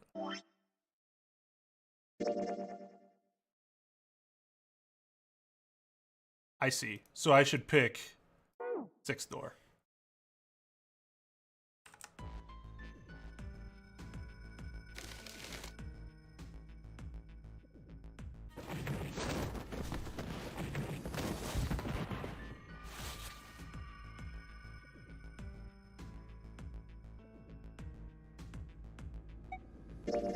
I want to go through door 6. Junpei flipped over opened the piece of paper. He read Junpei, door 6. Of course it did. He'd written it after all. That's a problem. June spoke barely above a whisper, but they all knew what she'd None said. of these teams will be able to go through the doors they want. Clover and I chose door 1. Lotus and I chose door 2. That's not enough people to open a numbered door, however. The digital routes don't match up either. We've got similar problems. Junpei and I want to go through door 6, but our digital route is 5. If we're gonna open that door, we need a 1. Damn, what are we gonna do now? What are we going to do? Junpei crossed his arms and did his best to put his thoughts in order. The others followed pursuit, but with little result. Eventually, Clover broke the silence. Why don't Seven and Lotus go through door 1 with me? Her face was cold and flat, as was her voice, but her logic was sound. Seven and Lotus looked at each other. 7 plus 8 plus 4 equals 19. 9 plus 1 equals 10. 1 plus 0 is 1. First problem was with the first problem result, Ace spoke up. What about me? Isn't that obvious? Yeah, it Wasn't should one be. of the teams just complaining that they didn't have a 1? You mean I should join Santa's team? Yes. Clover nodded, her face still cold and emotionless. Her attitude and posture could not have been more different than the energetic girl of only a few hours ago.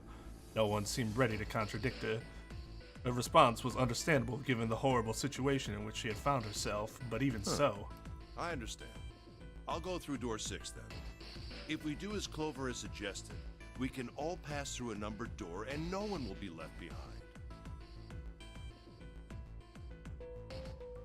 Yo, what's up, Maxim? Hopefully nothing that's, like, physically threatening you.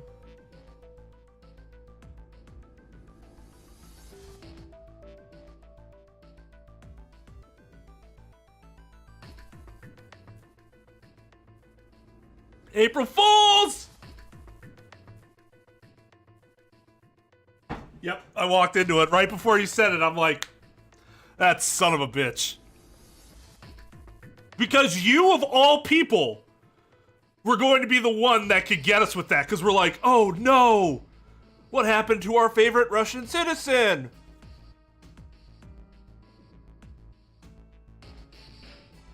Actually, I shouldn't say that. We have a few Russian citizens. You're all awesome. Maxim's just the one that represents you all in chat dialogue most often.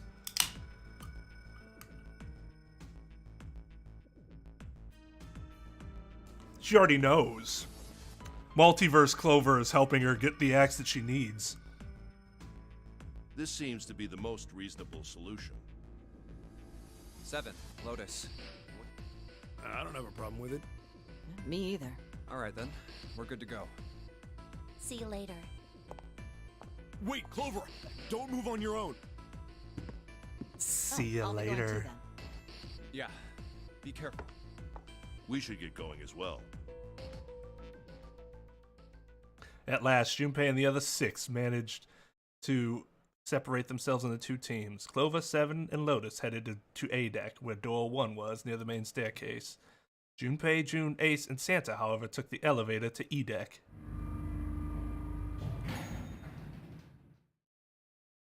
The ride to E deck was a silent one. This is E deck.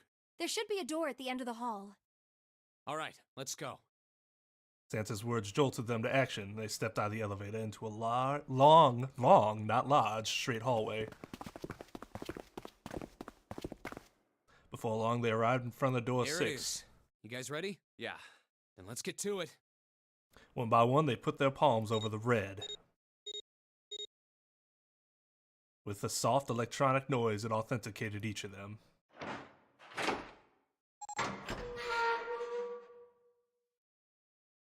The door opened, and all at once the 4 of them leapt through it. Hey, I found it! It's right there! Fortunately, the dead was located easily enough. This one had been placed quite close to the door they'd entered through. They gathered around it quickly and hurriedly placed their palms on it for authentication one by one.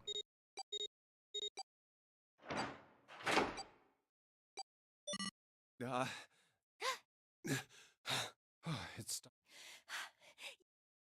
The countdown had ceased, but Junpei's heart was still pounding in his chest like a frantic, thunderous drum.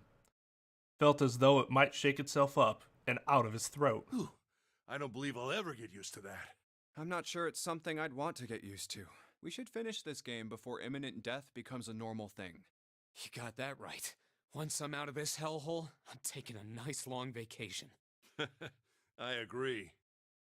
With that, the doom and gloom from before was done and the mood turned somewhat lighter. All right, let's go. With that attempt at good humor, Junpei took a deep breath and began to walk.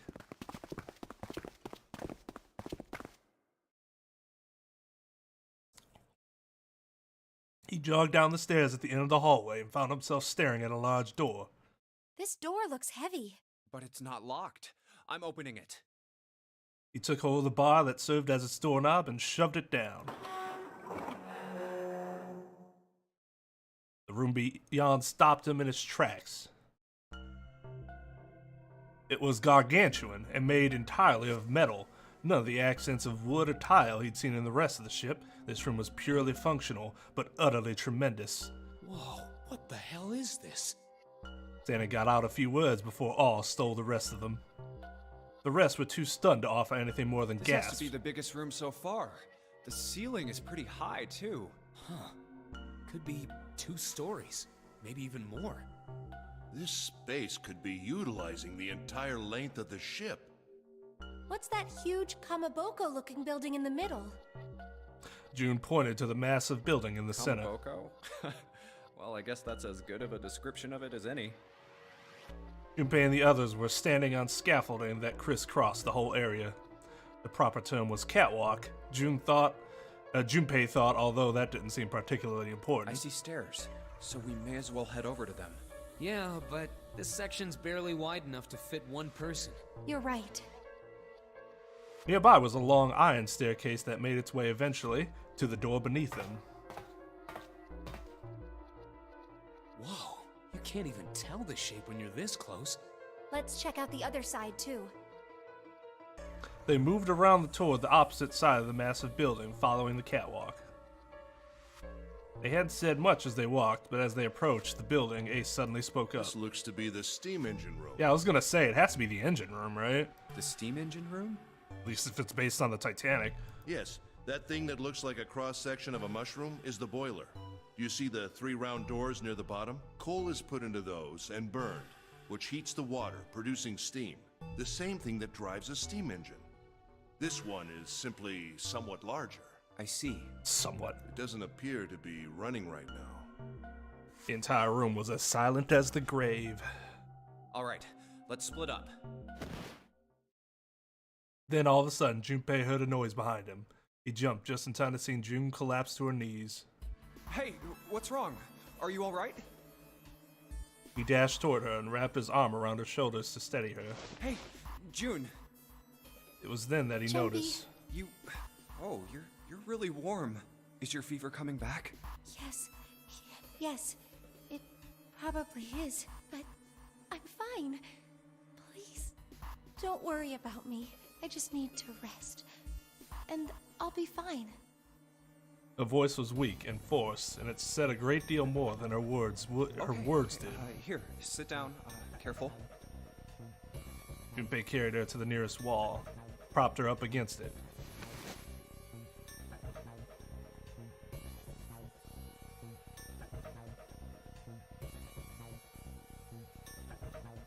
Hold on 1 second.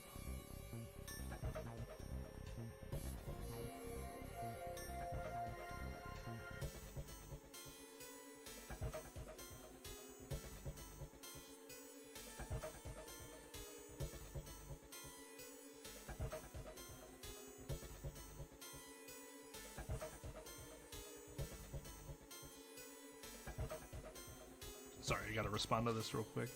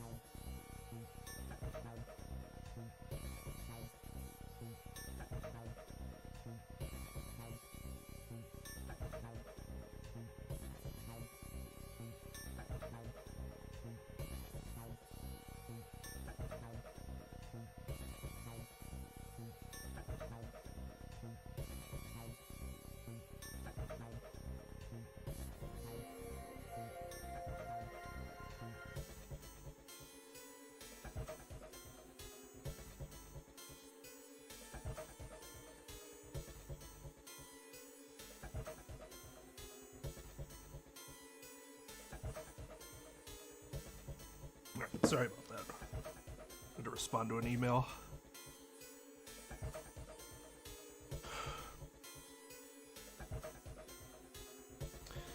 She let her head fall back against the wall as if she no longer had the strength to support it and drew a ragged breath. Thank you. Her eyes were empty, as if she were having trouble focusing them, and even speaking seemed difficult for her. Junpei felt his hand ball itself into a fist and clenched tight, his knuckles whitening. He had to find a way out, and quickly. He turned and looked at Ace and Santa in turn. Ace, Santa. Yes. Right. They might not have shared the depth of his emotion, but they certainly shared his concern. All right, let's get started. Hang in there, June. I'm gonna get you out of here real soon. She managed a small nod before leaning back to rest her head on the wall.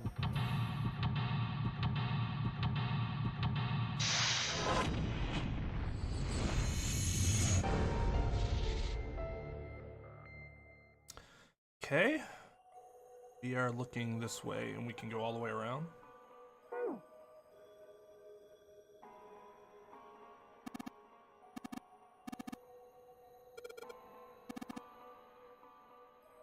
Okay, so if we get it moving...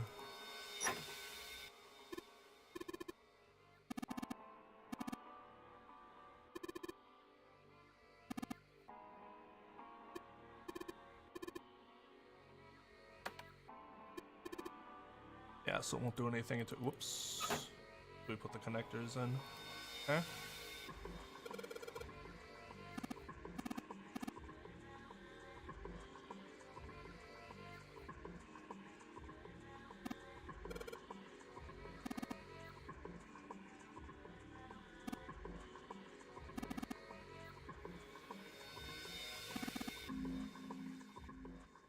Welded shut.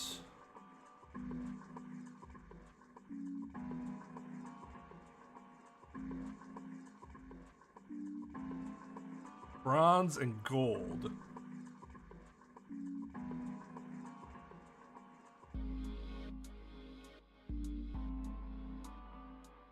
Then this one must be silver. Yep.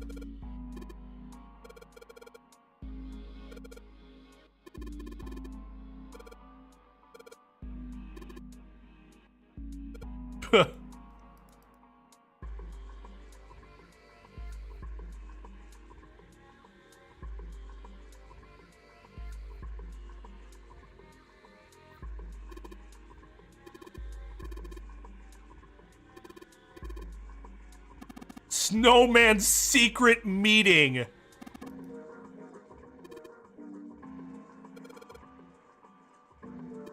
That's actually a pretty funny joke to make right there. IMO.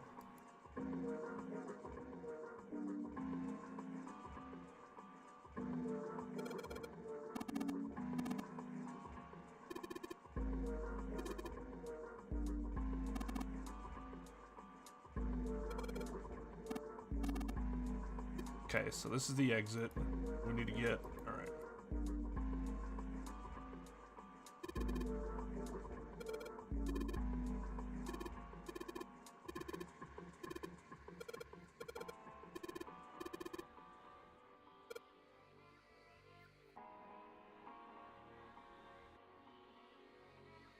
Okay.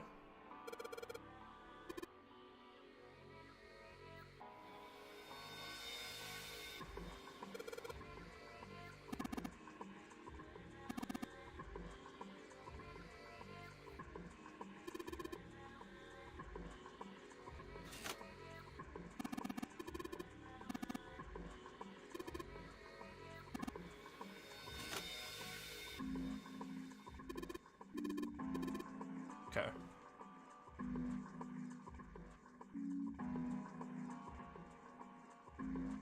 This room is honestly kind of disorienting.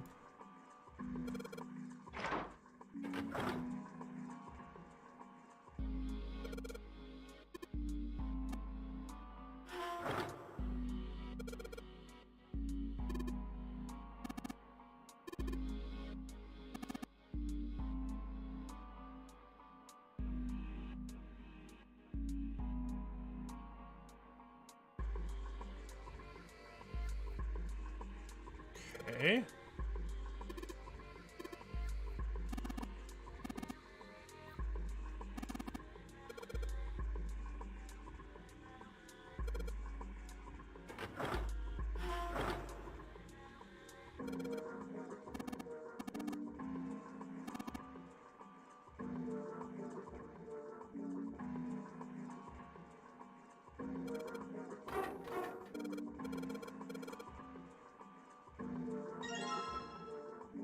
Ah! Oh fuck, I broke it!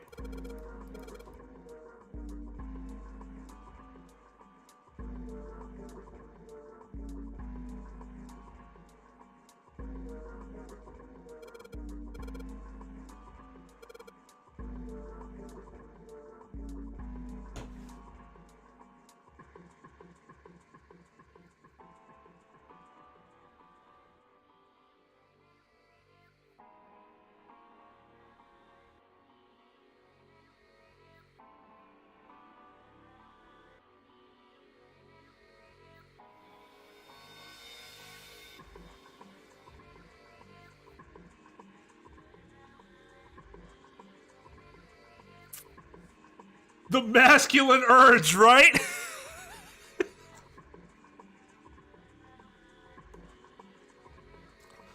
Do any of my international people not know what that means?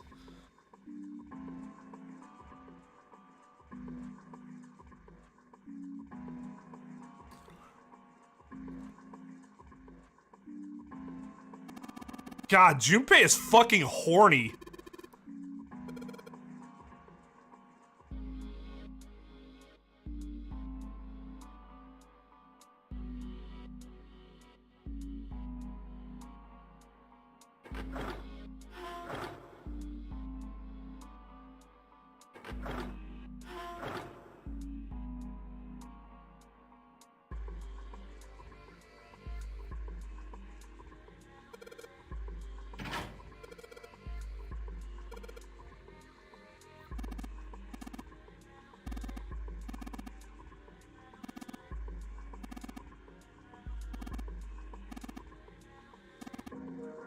I'm counting on you to not fuck this up.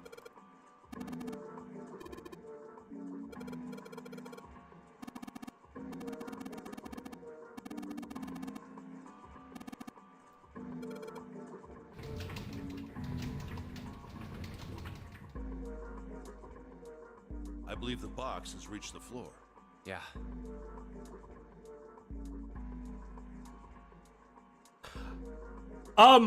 In a situation where I was about to be murdered, I can't say that I've ever been in that situation, so I know for sure, but I'm guessing it would be a little more difficult to get into the mood than you might think.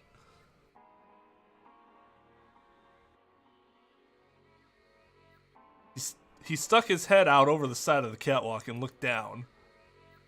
There has to be a period between smelling and seeing a dead body of your associate splattered everywhere and then the ability to get turned on again, right? There has to be... I don't think a couple hours is gonna do it, personally. That's just me, but I'm thinking I'm gonna need more than a couple hours for that. He stuck his head out over the side of the catwalk and looked down. The box that had only recently hung just below the catwalk now sat on the floor. It had come to rest near the end of the tunnel that covered the conveyor belt. June's down over by there. That June's like dying. Junpei could see her, still leaning against the wall as if she barely had the strength to sit up. Even from so far away, it was not difficult to see that she had not improved. He almost thought that he could see heat rising from her body. She doesn't seem to be improving. Ace's expression was inscrutable, but he'd said what they had all been thinking. Of course not. She's not gonna just get better right away, you know? It'll take time. He tried desperately to convince himself that what he'd said was What true. could be causing this, I wonder? Illness, perhaps? Nah, it's gotta be exhaustion. Santa's response was confident and certain. She gets dropped into some weird-ass ship, forced to play some messed-up game. If you think about it, it's a lot weirder that we aren't freaking out just like her, you know? So you're saying we're abnormal? Yeah. I'd say so. We're just running around this room, solving all these puzzles like it's just business as usual. Is that a little bit of a fourth wall breaking there? How the hell could you call that normal? We're just guinea pigs. Santa snorted in disgust. Guinea pig? You mean like a lab rat? You mean we're being used for some sort of experiment? Is that what you're saying? Dunno, but it does seem like a possibility, you know? They stood there for a few minutes, no one speaking, until Santa turned and walked away from the winch. Junpei and Ace followed him.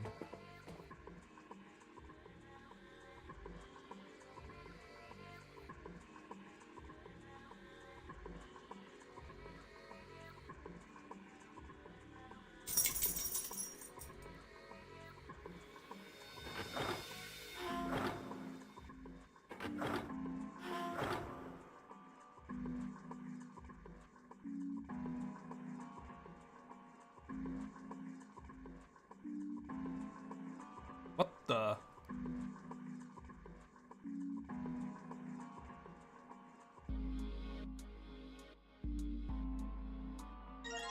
Oh, God, that was control panel for something. Oh, there we go. For something.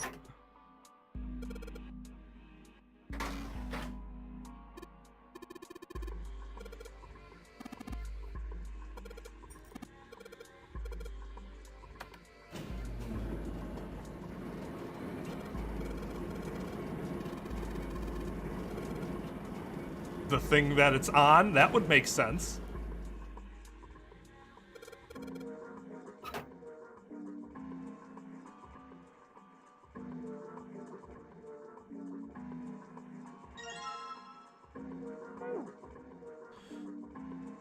Okay,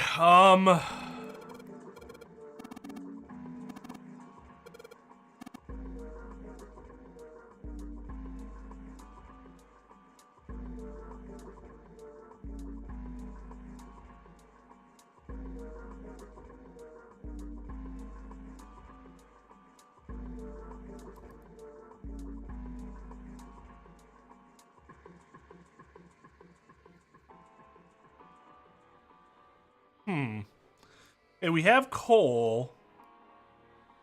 And I'm guessing we have to use this first, but how?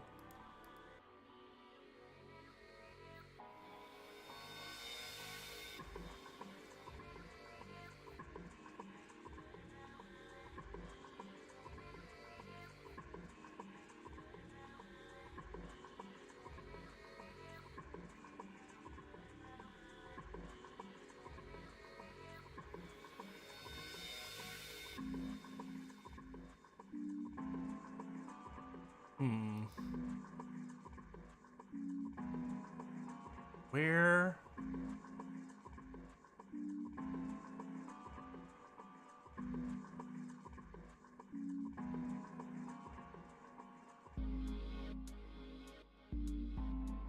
That's welded shut. We have coal. Whoop. Oh, here we go.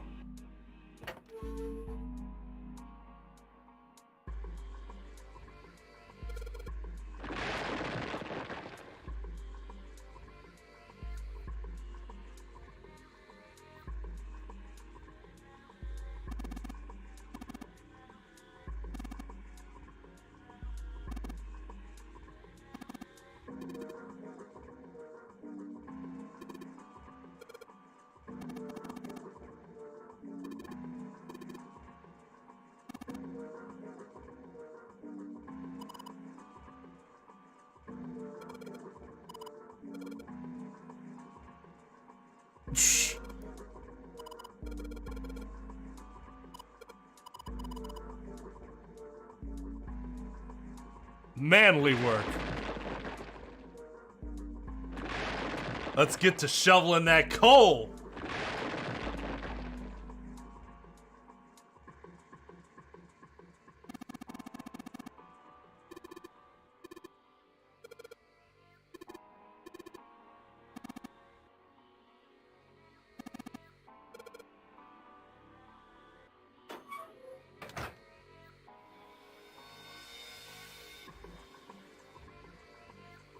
An ignition device.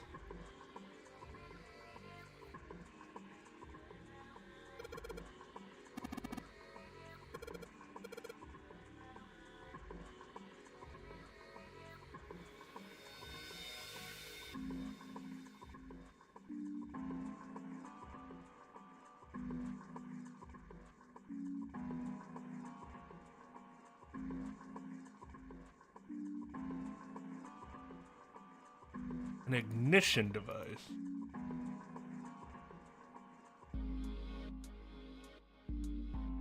He said other side. Like, where? This way?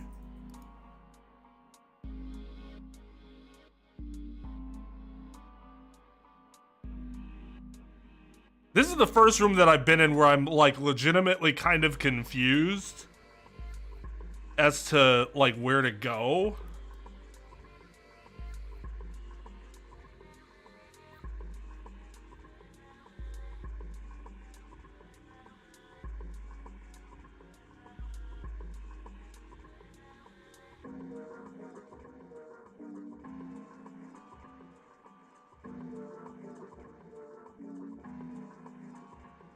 So, like, this is the other side?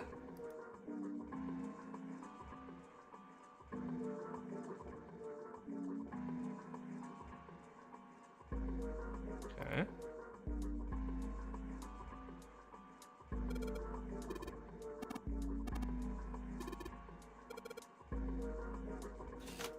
That would have went by a lot faster if I had realized what the other side was.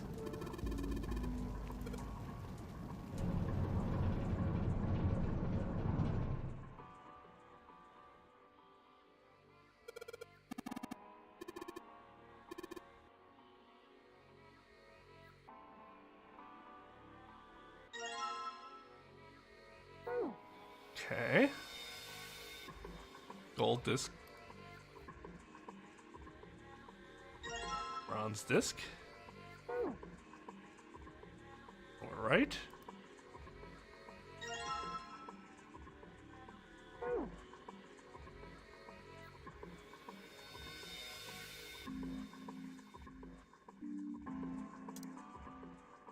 We need to combine these. Okay.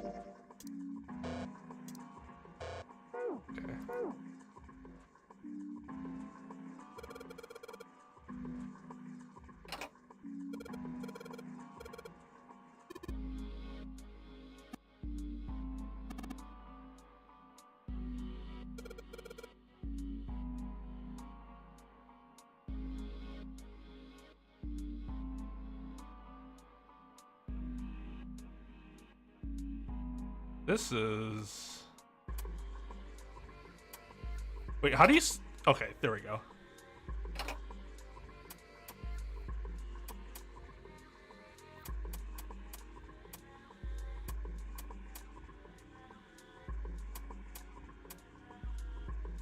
Oh!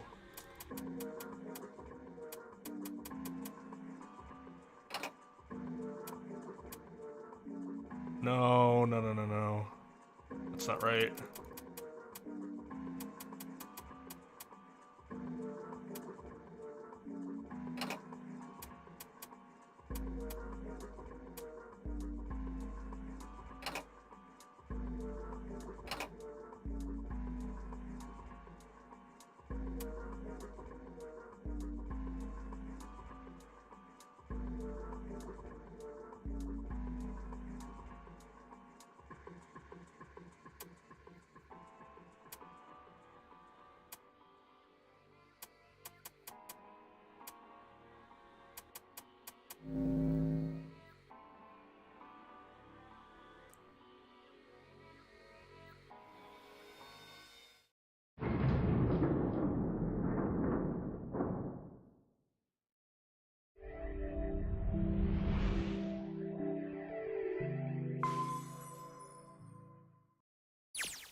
Yes!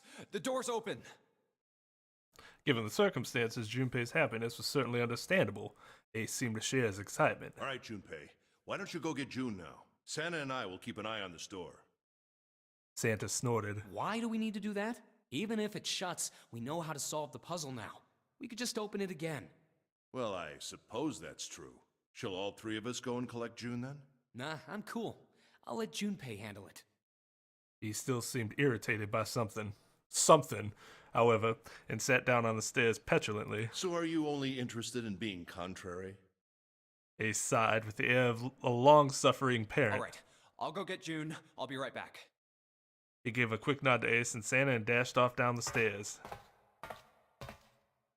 Before long, he was back on the first floor next to the conveyor belt and June. Oh, Jumpy! As he drew closer, she stood up slowly. Are you okay? He did his best to sound calm and nonchalant, but there was no hiding the genuine concern in his voice. Yes, I'm fine now. I'm sorry I made you worry. June blushed. He wasn't sure if she was embarrassed or still feverish. Let me check. Just to make sure, he reached out and put his hand against her forehead. Good. You're feeling a lot better. She was feeling far less warm than she had earlier, but still wasn't down to what seemed normal to him. Are you sure you're all right? He had to be sure. June gave him a look. Oh, you're such a warrior, Jumpy. Oh yeah, that's right. We would be going...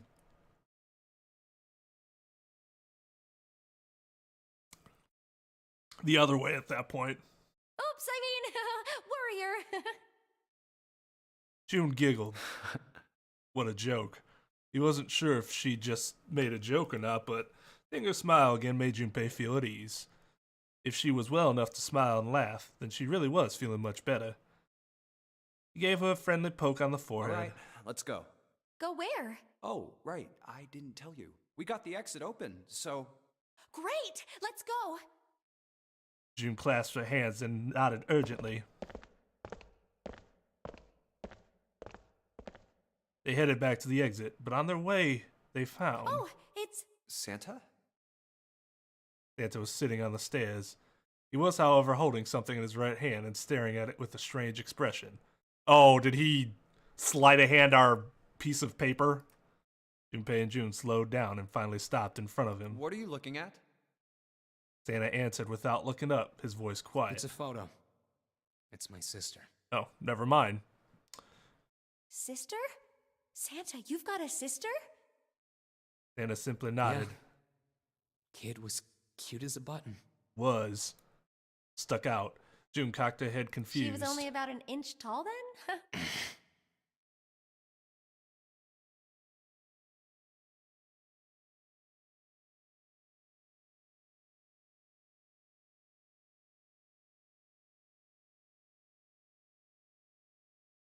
She felt my pain. She sensed my pain. Okay, it was just a really, really bad joke. Really, really bad joke.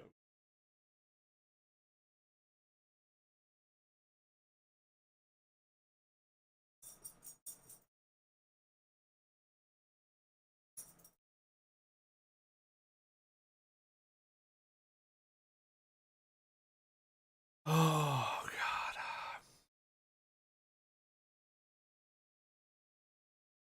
I feel like how Santa looks.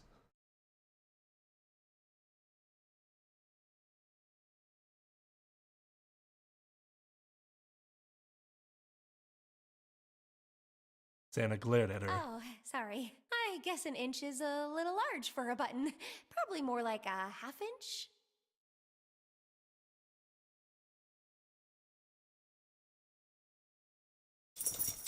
Well, there goes the excuse of nobody told her to stop yet or gave her any indication that she should stop. She did double down, which is kind of admirable in a way, but also like, what the fuck is wrong with you?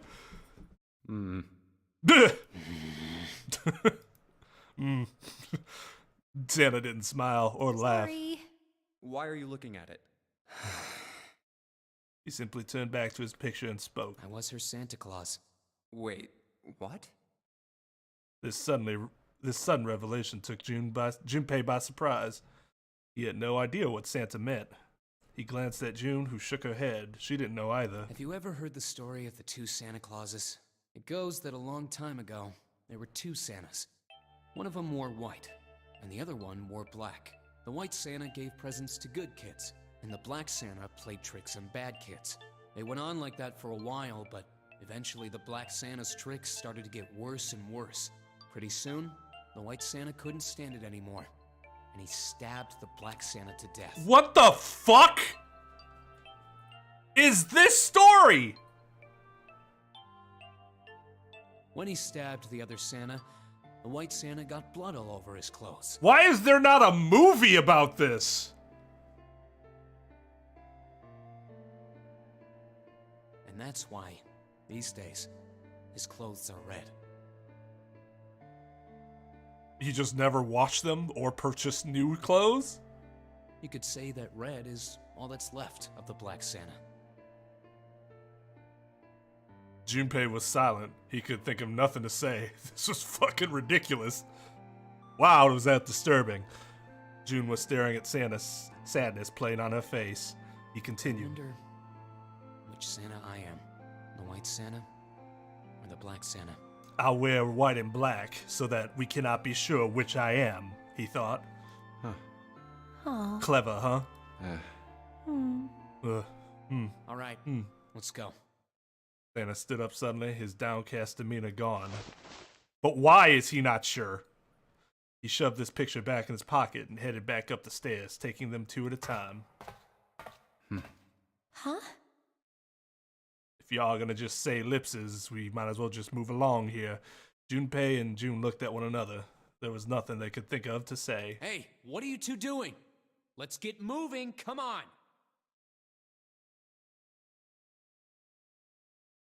This reminds me of a face on Ace Attorney. I don't know whose face it is. Oh, I think it's Maya's, like, where she's, like, kind of back and her eyes are wide. Santa's voice echoed across the room from above them. Let's go. Yeah. They nodded and followed him quickly up the stairs. Ace was waiting for them at the top. He was leaning against the handrail. He looked very tired. Oh, you're finally back. The door had shut, but it wasn't cause for Sorry concern. we took so long. Junpei quickly solved the disc puzzle a second time, and the door opened once again.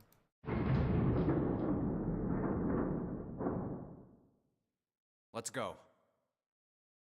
That seems almost completely pointless. Unless there's an instance later down the line where this, like, matters. That you can just redo the puzzle. Because otherwise, why not just keep it open that whole time? Or Ace had already done it again. Just seems unnecessary. In single file, they walked through. After walking for nearly 15 feet, they found themselves in front of a metal door. It opened easily enough, and they passed through it as well. A new room stretched out before them. Huh. Is this a warehouse? It probably also reminds me of Maya's shocked face because, like, that's happened before where somebody else said anything and, like, her reaction changed.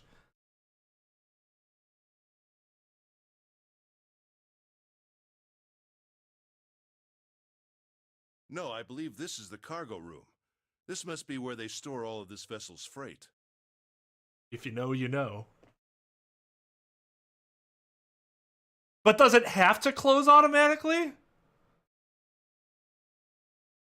I don't remember a rule stating that the exit door had to close automatically.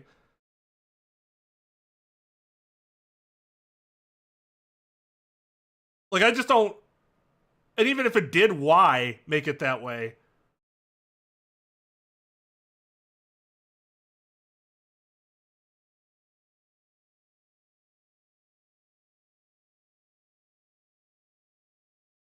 So, okay, but if... Let's say that's true. All doors are just timed to 9 seconds. Okay, sure. Two things could have happened to prevent that little weird repeat. A, either Ace could have just done it as he saw them come, otherwise, unless he just was not paying any attention whatsoever. Or B, you just make it so in this particular circumstance, as long as the puzzle is solved within the slots, it shouldn't happen, even with the timer. Because the puzzle is what opens it in the first place. So what did Junpei do? Turn them, like, remove them all and then put them all back again?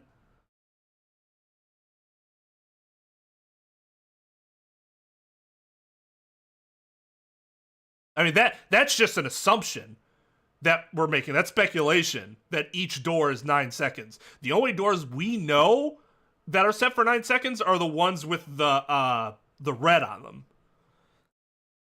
It's just weird. It's not, you know, it's whatever. I just noticed these things because, you know, writing. There are wooden crates everywhere. I wonder how old they are. It's not a big deal. It's just something I noticed. Junpei, Ace, and June had stopped unconsciously, pausing to take in their new surroundings. Santa's voice broke through their momentary trance. Well, we probably ought to start with finding the exit, right? Let's get going.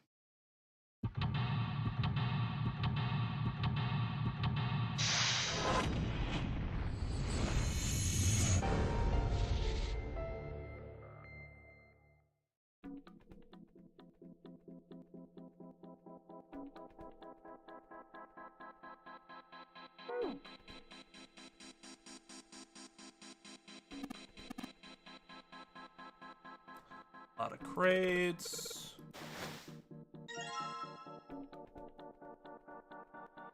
Whoa! Whoa, whoa, whoa!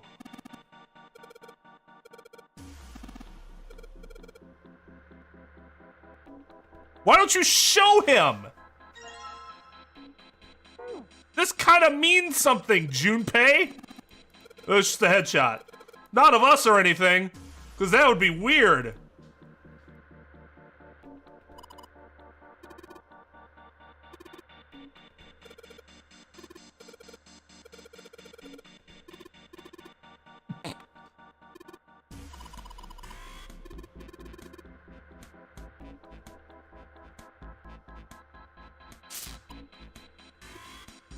Uh-huh. Electrical fence.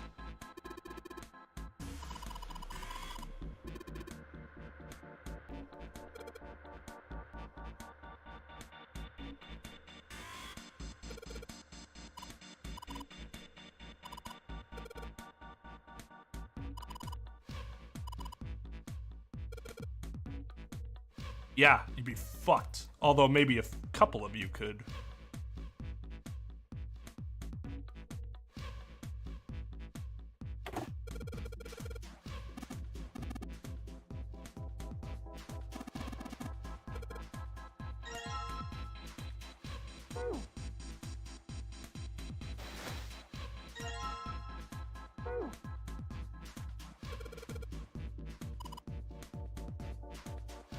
What?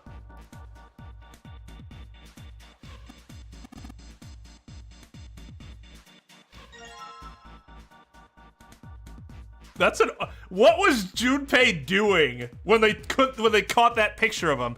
Everyone else is like, okay, kind of makes sense. This is like a school mugshot. This is his work ID. She's just scowling somewhere randomly. It's whatever. He's fishing for air, but then Junpei's like, huh? Somebody around me taking a picture?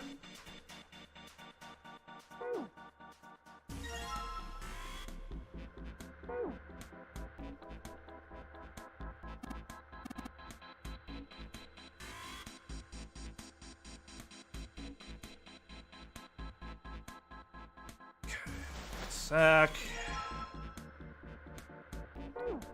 Missing one. No, wait, we have... Yeah, we're missing one.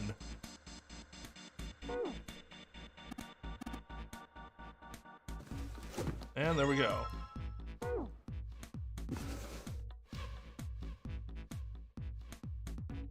Now we finally have all 9 picture cards. We just need to insert these cards into the slots at the front of each box. Nobody's like, this is kind of fucking weird. Like, maybe it's at this point it's like, well, of course. Junpei stared at the cards in his hands. Ace peered over his shoulder at them. You know which card goes in which box, yes? Junpei gave him a look. Kind of like Lotus's look. Yeah, of course I do. It's really obvious. You just match our numbers to the numbers, then you pop the corresponding card in the right box. So for instance, the card with the picture of Ace on it goes into box 1. The card with the picture of Snake on it goes into box 2. Oh. Huh? What is it? Junpei thought he might have imagined it, but he could have sworn Ace stiffened. I'll leave the rest to you. Hey, wait! What's wrong with him? Oh well, whatever. Doing his best to clear his mind for the task at hand, he turned back toward the boxes. Time to solve the 9 boxes puzzle. 9 cards with pictures and 9 boxes. Junpei stared at them for a moment and then began. Ace's card is in box 1. Maybe this isn't it. 2. I just need to do the same for the rest. And finally, the 9th man's card into box 9. Oh, yep. All 9 boxes popped open at once. Yeah. Oh, they opened! He peered inside. In each box was a single pin. 9 pins? They looked a little like sewing pins, but much thicker. Guess I'll take them with me. Junpei collected them all quickly and shoved them into his pocket.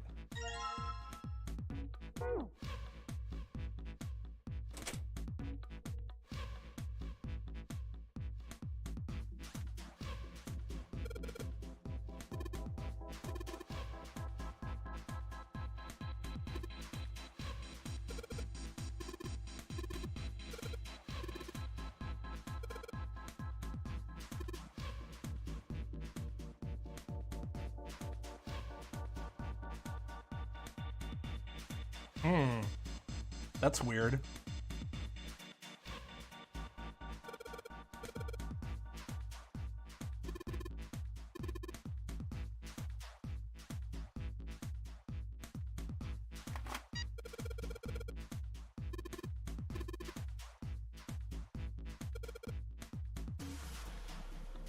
Oh, fuck. Yeah. That's what I was gonna say. I wanted to see if he was talking about the digital route.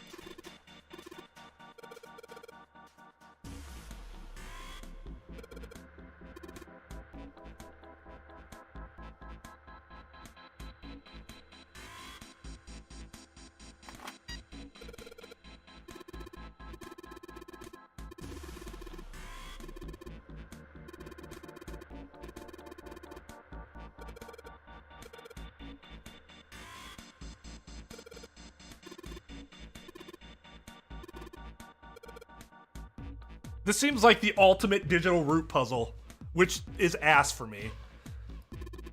I think we're gonna try to turn them all on, yeah.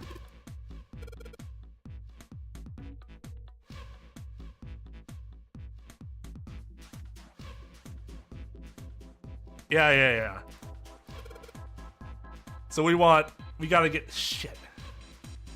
See, I really wish the calculator was available here, but for some reason it's not. That would have been a really nice quality of life addition instead of me having to go out to go to the menu and then do it. But I guess I don't, it's just more of a pain in the ass than anything. Okay, so we want 1.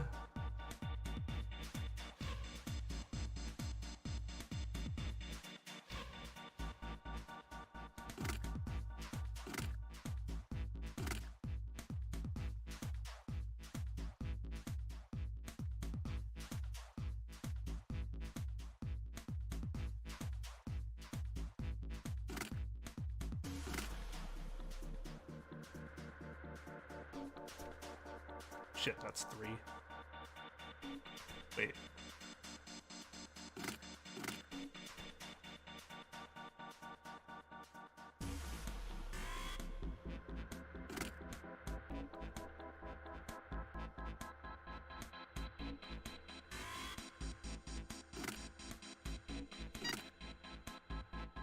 What?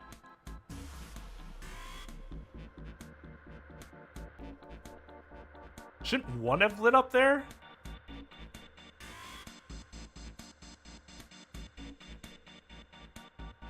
One, 2, 8. It should be 1, right?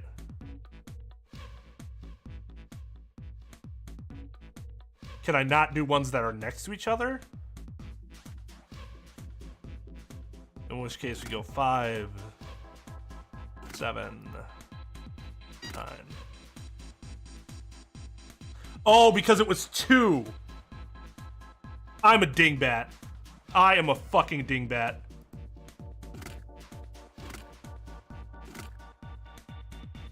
I am a goddamn dingbat. Hey, 4, 22.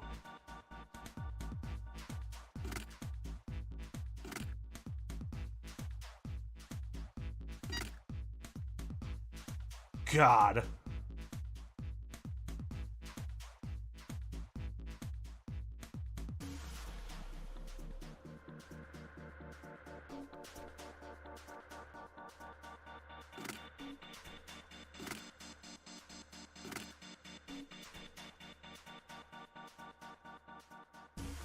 Six,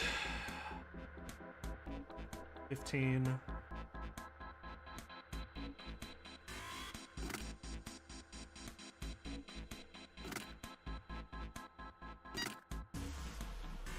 Oh my God. I am such a fucking idiot. Let's try that again. So I need 14.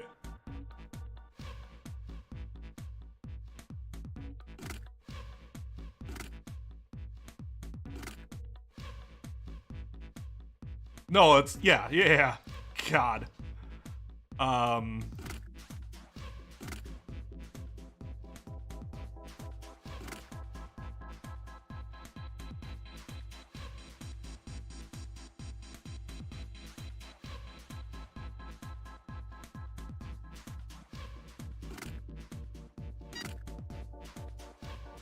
Wait, so why is that not working?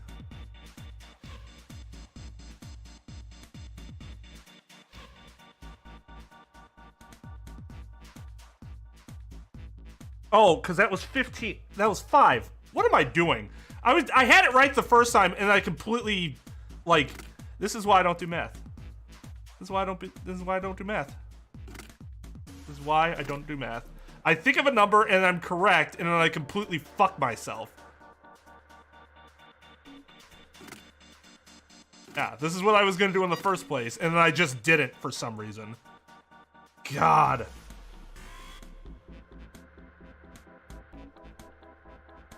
Seven, huh? An 8.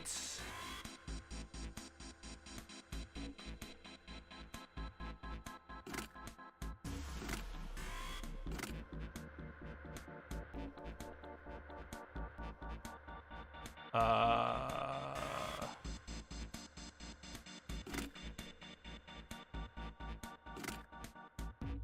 nope, that doesn't work.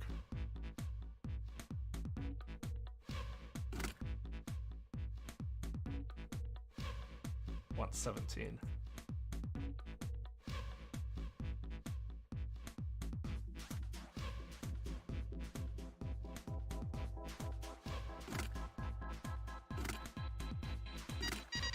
Oh god, that took way longer than it should have. F?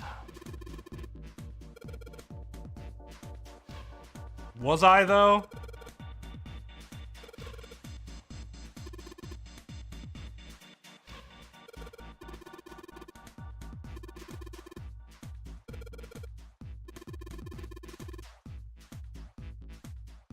F? Is it the base?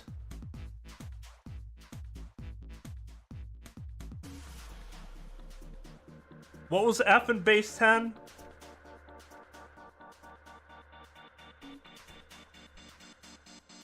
$16? Is that right? 15?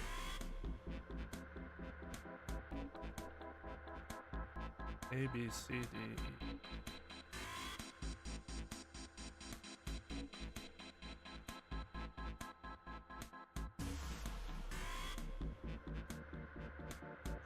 We gotta insert all 9 pins? But... Oh, do they have to be...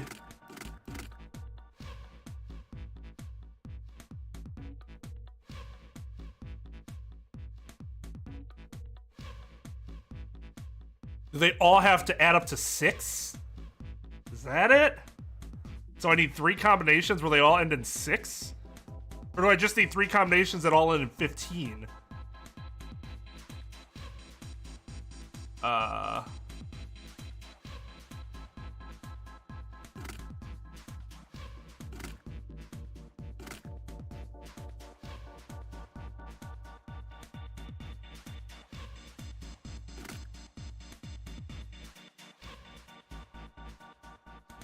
shit. Work.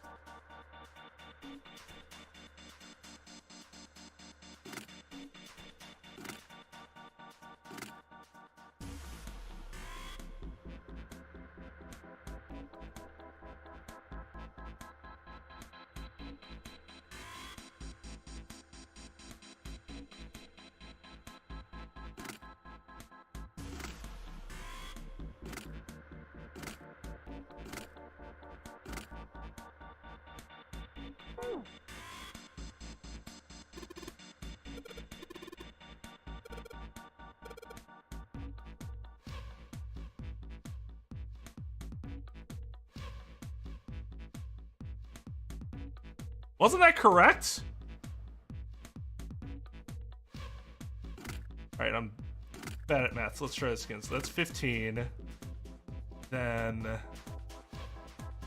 it was 3, 10, 15. And then 7, 15. But that's not, so that's not what the puzzle is then. Do we have to make it? Is it just a matter of the order that we do that? So like 1,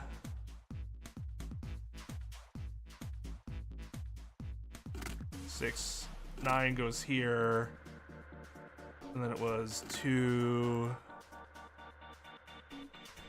5, 8, and then 3. Wait, no, that's not right.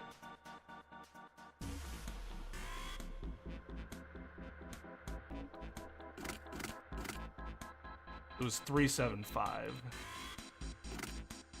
3, 5, 7.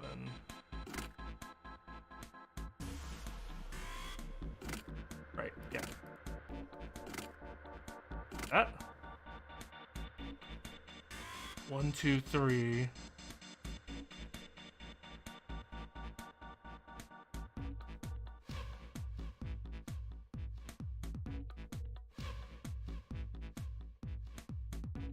Is there a way to make it so that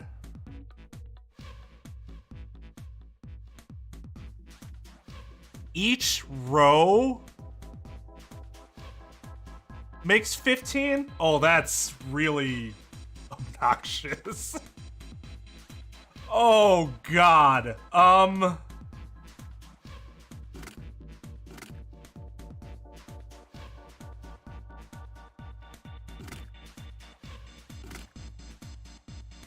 No. Oh, that can't be it, right? Cause can you even do that?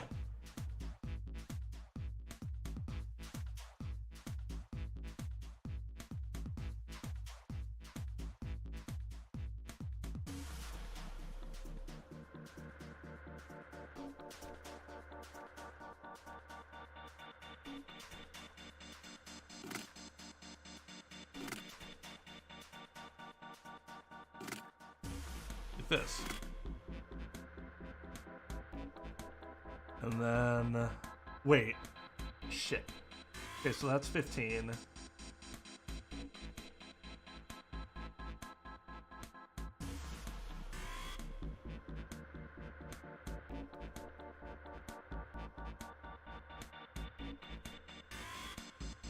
I'm assuming it's diagonals too. Is it diagonals too? I was assuming it was row, column, and diagonals. But if it's not diagonals, well, that changes things.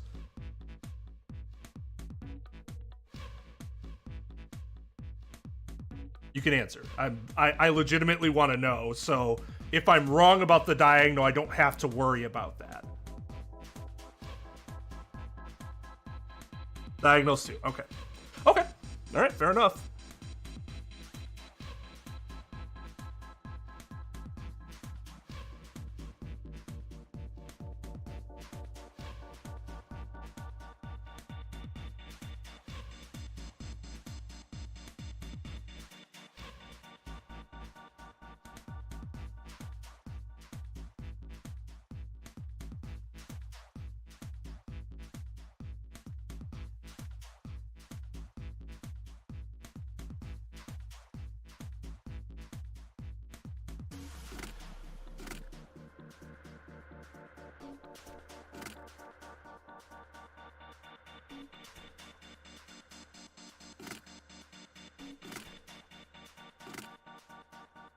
I would think.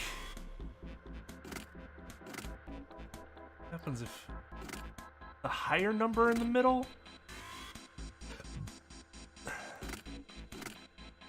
I'm actually not sure what.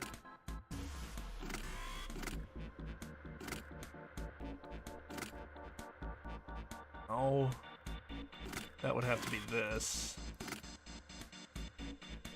That doesn't work.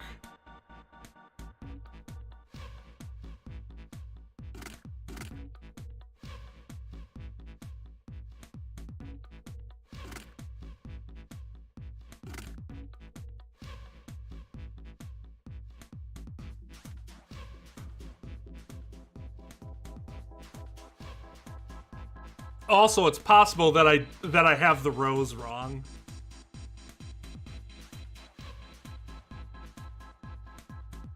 What would be the best number to have in the middle?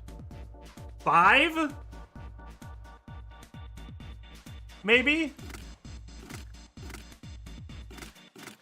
Meaning that 3, 7 would be better here.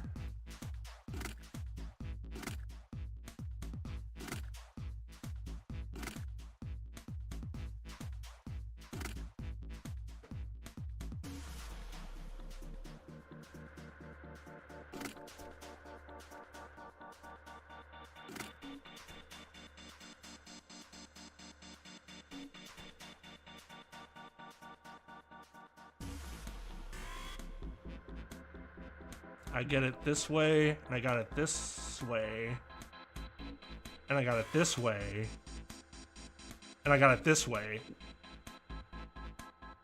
What am I missing?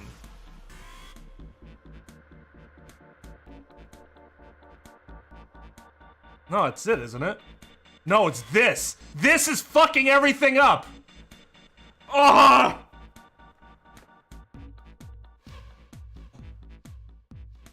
These two sides are fucked up. Okay, so if these two sides are fucked up, but every other way is correct.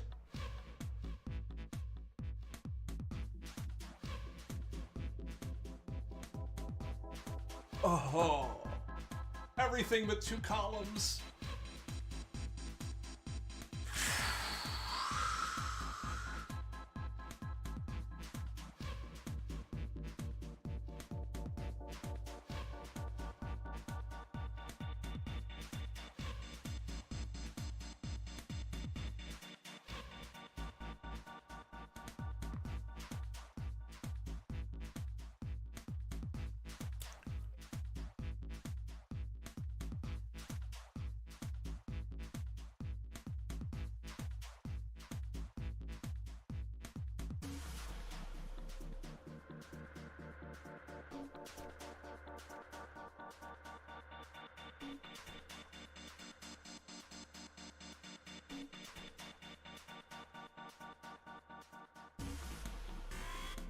Nine and 8 can't be in the same... They can't touch each other. They can't... So, like, 9 would have to be, like, here. But that would cause other problems.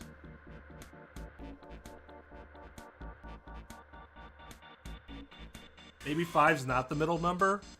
It can't be 9.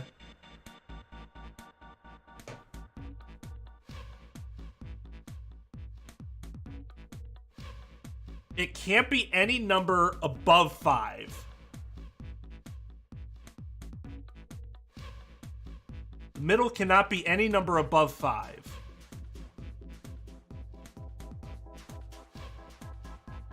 Because if it were 6, then in theory you could make 6 and 9 would be 15, so any other additional number you'd be adding would be going over 15. So the max is 5. So 5... The middle has to be 1, 2, 3, 4, 5. It can't be...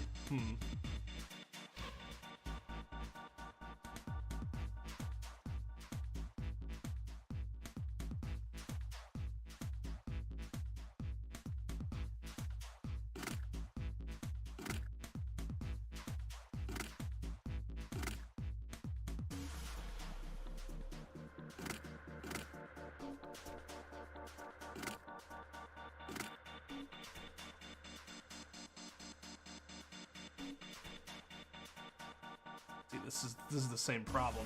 This 9 here.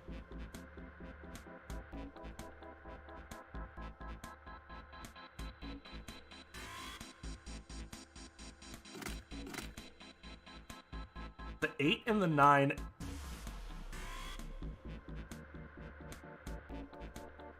It has to be something where, like, the 7 would be here. The 9 would be here. And then the 8 would be, like, here. Oops.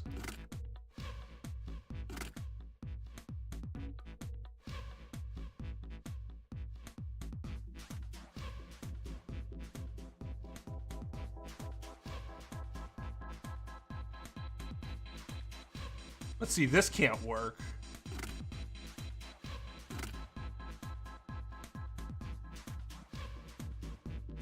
That works. That works.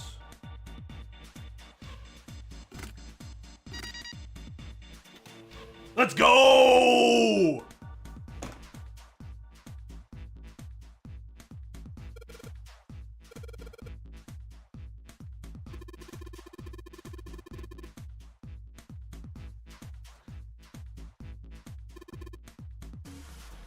You congratulating me too? Thank you.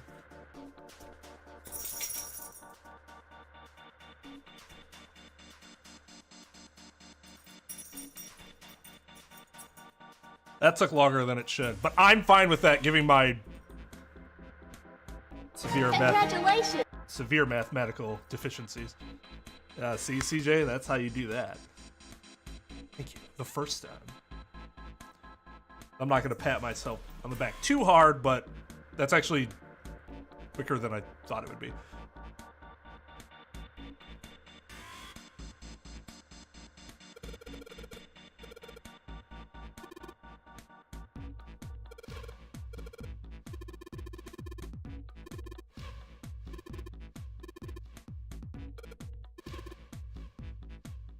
Electric fence.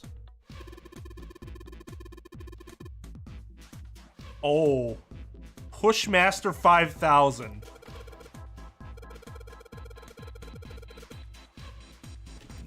No, don't do that. You're gonna fall. Get down. Get down. No, no, no. You're gonna fall and hurt yourself. Don't do that.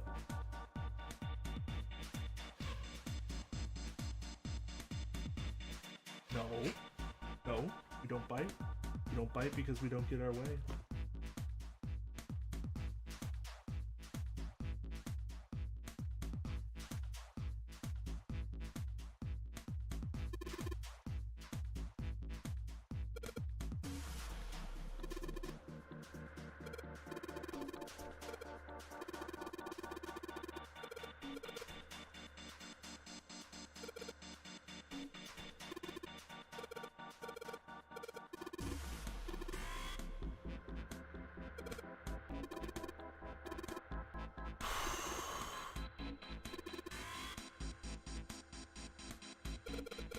Okay, so I have to...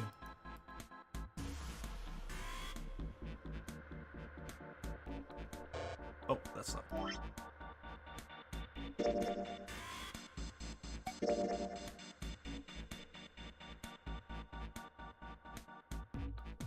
Okay, so I have to...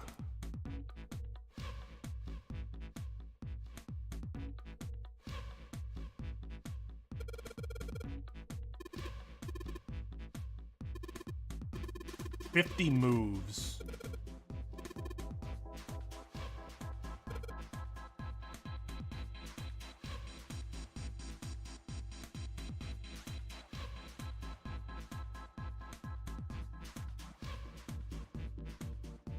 Fill up the yellow areas. This is the Pushmaster, right? It can't move these metal crates.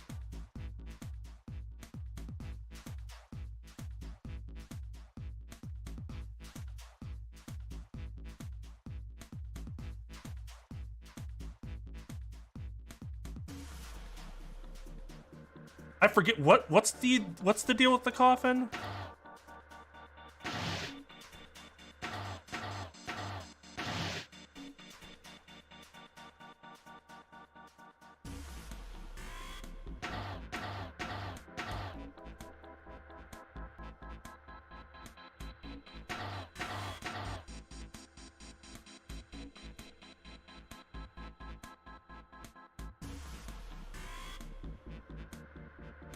Oh, let's try that again.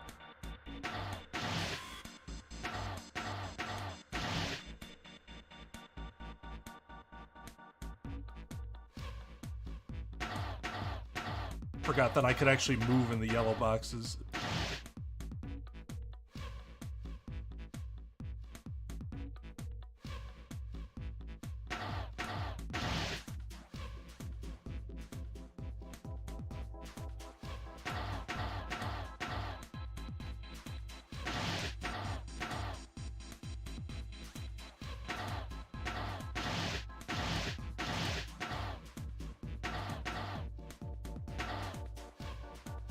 Oh, shit. No, that should be fine, right?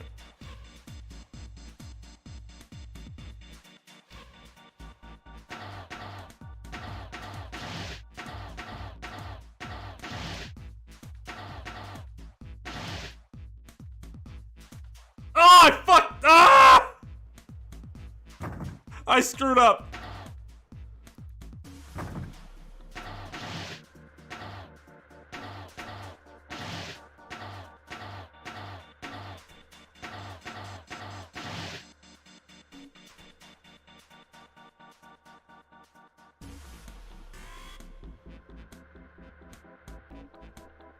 Wait. How'd I do that last time?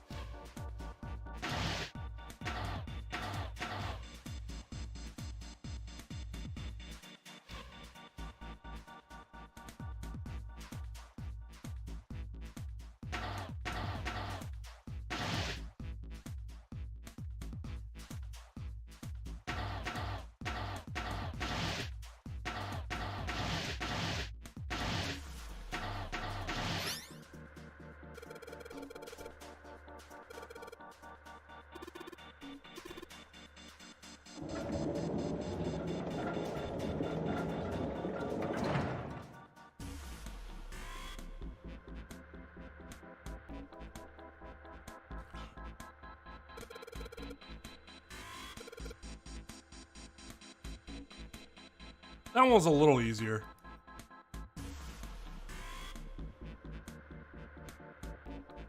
That's more just logic than having to do maths. Which, as you all know, is not my strong suit. Mummy! God.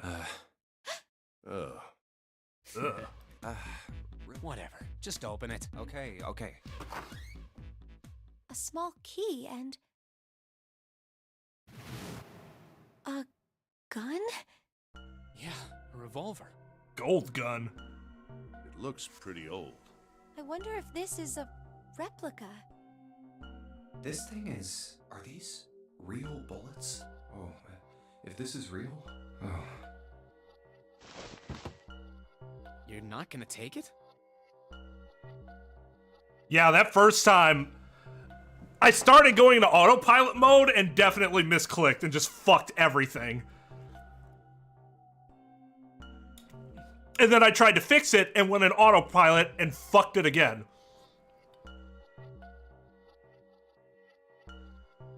So that time I had to stop myself from going into autopilot and actually, like, pay attention to what I was doing. I'm good with logic, but not that good. There's still a mathematical aspect to it. Of course not. All something like this is gonna do is cause more trouble. It's a powerful weapon that gives one person a huge advantage. Something like that would be way too dangerous to have around. We're in enough danger already. Yeah, I suppose you're right. Maybe Zero put this gun here, hoping that something like that might happen. In other words, maybe he put it here to make us fight each other. In that case, we should most certainly leave it here. I, for one, have no desire to let Zero control me. Me neither. Okay, we've got that figured out. But you weren't gonna leave that key in there. Of course not. We'll take that with us.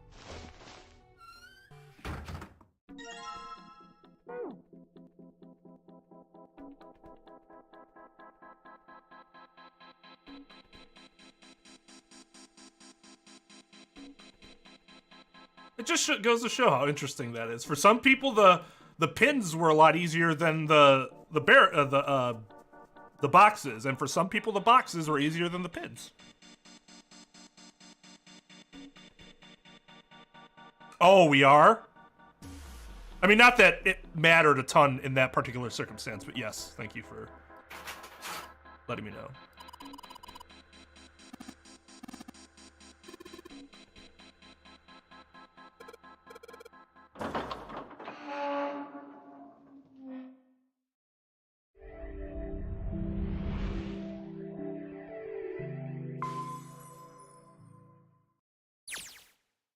long hallway, huh? The hallway that left the cargo room headed straight toward the stern. I'll be right back. I think my dog has to go out.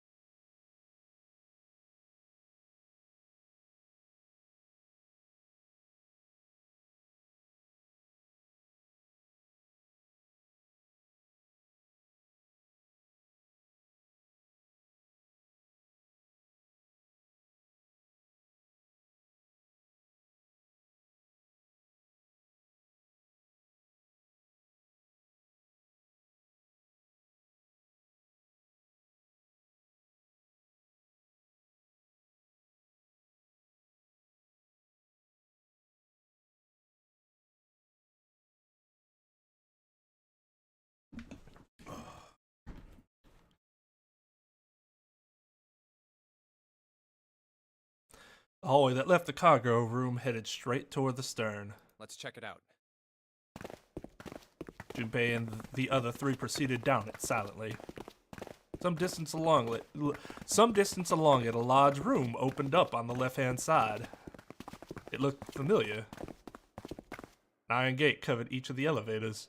Junpei and his companions drew to a stop and began to discuss what their next move should be. We've seen this elevator before. We got off the one on the left just a little while ago. Then we went through the number 6 door, and that took us to the engine room. Yes, and after that we passed through the cargo room. And now we're back here. In other words, we made a loop. We're back where we started. Junpei approached the elevator. We needed a card to get to this point. I don't see a card reader here. Perhaps we aren't able to activate it from this location. Why don't you just try pushing the button? Yeah. Gently, he pushed the triangular button on the wall. A moment passed.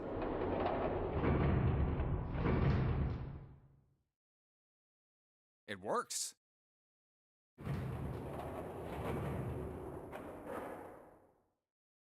The elevator door opened and then eventually shut again. I think so. Pushing the button had apparently restored power to the elevator. Good. Now we can go back if we need to. What do we do? Should we return to C deck? No, this hallway keeps going. Even if we do end up going back, I think we should see what's down there first. I agree. Let's go. The decision made, Junpei and his companions left the elevators behind and continued down the hallway. Sometime later, Looks like it ends here. Santa, who had been walking several paces in front of the rest, suddenly stopped. Only one door. They searched around just in case. There isn't anything else. It's the only way to go. It was the door or nothing. Right. Let's open it. Junpei took a deep breath and readied himself, then grabbed the doorknob and pulled the door open. He pushed the door open. He paused for a moment, then stepped through into the room. And there he saw the number that had hung over their heads since they'd woken up. 9. The 9 door. Like the numbers on every other door, this one too was a rough shape made of real paint. Red paint. Its door was set into the back wall of the room. Junpei toward it with a sudden burst of hopeful energy. It was a large double door, heavy and full of solemn importance. He grabbed the door handle and shook. Of course it wouldn't be that easy. The red stat on the wall next to the door, displayed on Vacant. it. Huh. We finally found it. Junpei felt himself overwhelmed by a torrent of emotion. At last, they'd found the exit. The cold gripped his heart, and he knew all too well why, as he stood frozen, unsure of what to think or feel. Jumpy! Huh? Look! Behind you! He spun around and couldn't believe what he saw. What? A 9 door. There's another one. Why? Junpei's voice was barely audible, even to himself. He stumbled toward the second door as if somehow compelled. It was a small single door. It sat in the starboard corner of the room, on the same wall as the door they'd entered from, but in the opposite corner. It's 9, no matter how you look at it. The red is there too. So this is a real one? Junpei shook the door handle pointlessly and muttered to himself. Why the hell are there 2 doors? It was Santa who answered. There were always 2 doors.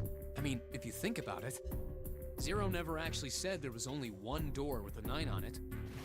It is hidden, but an exit can be found. Seek a way out. Seek a door. That carries a 9. A door. Of course, we just assumed that there was only one. After all, why would there be more than one? Oh, man. We fell for it. There are 2 doors. That means that all 9 people who had met at the central staircase could escape. No one would be left behind. Now it makes sense why the bracelets are numbers. 1 through divided into teams of 4 and 5 people. The digital root of both teams ends up being 9. Take 1, 2, 7, 8 and 3, 4, 5, 6, 9 for example. The digital, or 2, 3, 4, 9 and 1, 5, 6, 7, 8. The digital root is still 9. There are a bunch of combinations that work and they all end up the same way. Makes If one sense. team has the digital root of 9, so would the other one. What does that mean? The answer's simple. From the very beginning, the Nonary game was designed to save all 9 people. That's how it was meant Of course to it be. was. Which is what I said from the beginning. I didn't think there was any evidence to suggest that they had to turn against each other.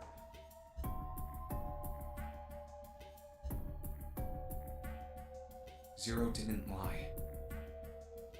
There was only evidence if you assume there was only one 9 door, which was never explicitly stated. He never said there'd be only one 9 door. But anyone who'd found themselves in the game would have assumed that was the case. Fights would have broken out. One team would likely betray or deceive the other. Someone might be hurt. Someone might get killed. But eventually, they'd reach this very same room and realize how pointless all their infighting was. There were 2 doors. There was no need to kill each other. They'd understand and be appalled, overwhelmed with guilt at what they'd done. This game was designed for that purpose. This Nonary game. We were all arguing and fighting over doors at the beginning. But if there had been one slip up, one tiny mistake that led to more, everything could have been so much worse now. The thought of it sent a chill down his spine. So, what are we going to do, Junpei? A voice broke through Junpei's frantic thoughts. Santa's voice. Oh, right. Hey, keep it together, man. Sorry. Jeez. So what do we do? What do you... We need to think about our next step. Our numbers are 1, 3, 5, and 6. That's a digital root of 6. The 4 of us can't open the number 9 door. The 4. Wait. Don't tell me. Yep. There's one combination that'll let 3 of us open the 9 door. That's why I'm asking, what now? What now? It took him no time at all to determine the answer. There was only one combination of 3 people that would give a digital root of 9. 1 plus 3 plus 5 equals 9. That would mean... No, we gotta go back. That wasn't a possibility he was willing to consider. Santa and Ace agreed. Yep. I agree. We cannot leave June behind. Junpei let out a breath he hadn't realized he'd been holding. Are you sure? I don't mind staying. June's body betrayed her true feelings.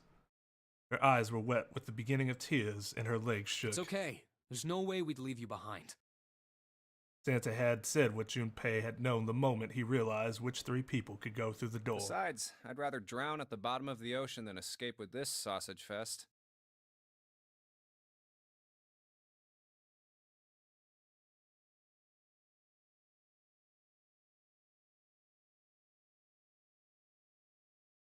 Maybe I'll get to go to Atlanta. Are you sure you don't mean Atlantis? Huh? Oh, right. Welcome to Atlanta where the players play. Man, that's, what, 03?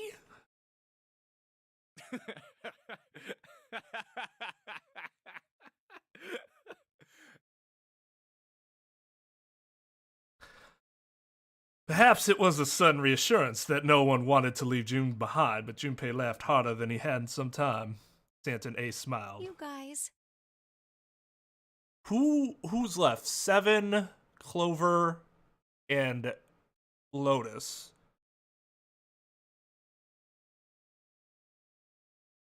Which would be 26. Well, I guess the combination you could do would be something different then at that point. Very well. Best we head back to C-Deck then. We should be able to take the elevator we passed earlier. Perhaps Clover, 7, and Lotus will have returned from door 1. Even as Ace spoke, they knew finding the others wouldn't improve the situation. Even with all 7 of us. Ace knew it. They all knew it. Standing around here isn't going to accomplish anything, don't you agree? Let's find the other 3 first, and then search for another solution. I guess you're right. All right, let's go.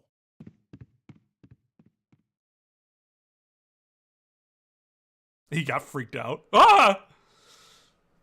Ace looked at all 3 of them, then turned and headed through the door. Okay. Santa and June followed. Junpei started toward the door, then stopped. Come to think of it, what is this room?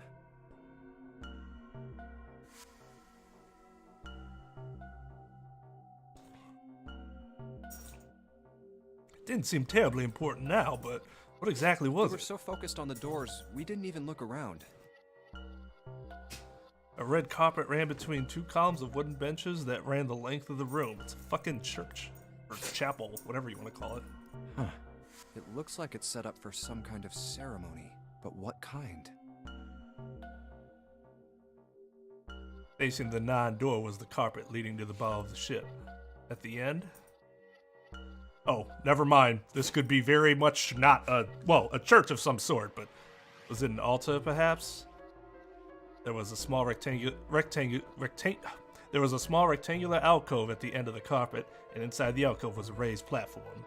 Resting on top of the platform was a coffin. A coffin? What on earth is a coffin doing in a place like this? But before Junpei had time to answer that question... Hey, Junpei! The hell are you doing? Let's move! Santa's voice echoed in from the hall outside. Right, okay, I'll be right there. Junpei turned on his heel and left the quiet, somber room.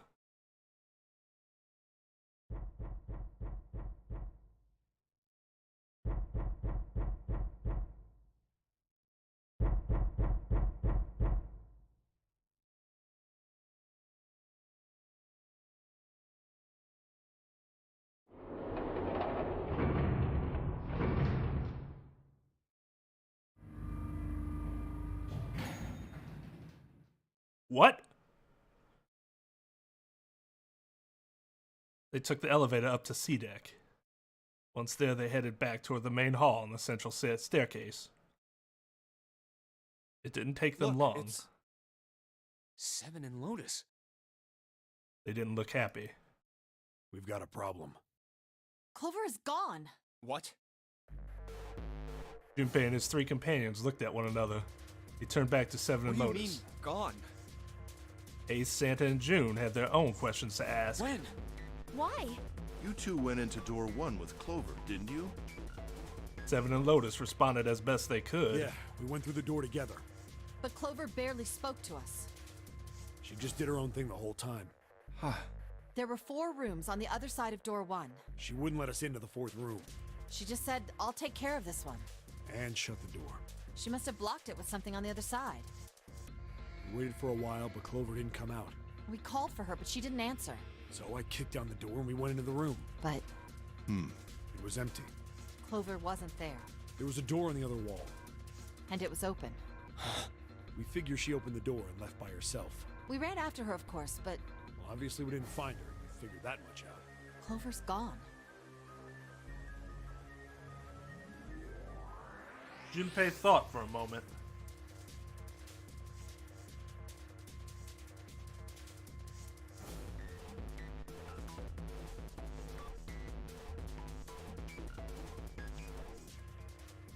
When did this happen?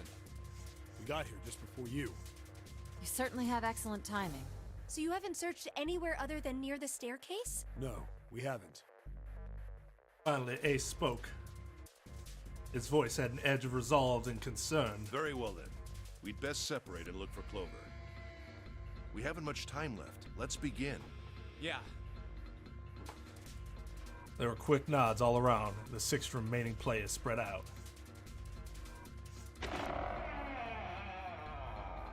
Junpei and June ran into the central hospital room and She's looked not around. here. No, she isn't. They searched a little longer, but with no luck.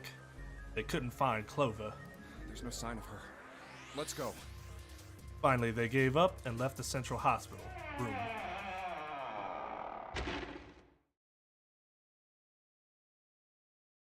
Slowly, they made their way back to the hallway. At last, they reached the stairs, and Junpei All right. spoke. I'm thinking we should probably split up. I'll head back to the stairs and take the elevator down to E deck. June, you can take the stairs up to B deck. All right, that sounds good. But, What? could you stop calling me by that code name when we're alone? Huh? Sure, right. I'll do that. There was a reason Junpei persisted in calling her June even when they were alone, although perhaps not the best reason. He was embarrassed to call her by the nickname he'd used when they were children, Connie. 9 years ago, it came naturally. After all, they were children. But now they were adults. It felt strange. Regardless of what he might hope for, to call a woman he wasn't dating by such a childish nickname felt odd to him. Of course, to call her Miss Kurashiki would be even more awkward, and simply Kurashiki would seem a little brusque. And although he couldn't put his finger on why, it felt somewhat forward to call her Akane when they hadn't seen one another for so long. In short, it was simply easier for him to call her June and leave it at that. Jumpy. No, it's nothing. Man, she's fucking calling you Jumpy. I'm pretty sure... Whatever. All right, I'm going then. Yeah, be careful, Connie. Alright, Rondelight. June, or perhaps more appropriately, Connie, blushed and You smiled. be careful too, Jumpy. Yeah, got it. Take care. Junpei looked after her for a moment as she ran up the stairs, then turned around and took off for the hallway.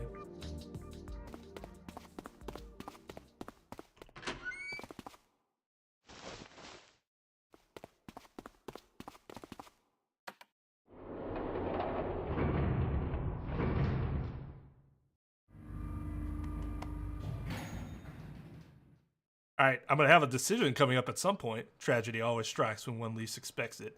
But to wait for a man to stand before striking him down seems almost crueler than dealing the fatal blow while he lies on the ground. A light in a dark place, June's smile had given him hope, both for escape and possibility, for something else. It was that hope that raised his spirits just enough that they might soon be fully dashed. He opened the elevator door, and there she was. A woman sat, slouched against the wall. Lotus. Junpei felt his blood turn to ice. Her body was limp, and her skin smooth and pale as always. Man, she lost a lot of blood very quickly. Was covered in bright red blood. Junpei felt his chest constrict. He couldn't breathe, and his legs began to shake. A slow, cold drop of sweat trickled down his back. Oh, I wonder if she chopped off her bracelet hand. He felt his stomach somersault. Junpei's mind went blank. All his thoughts replaced with endless hissing white.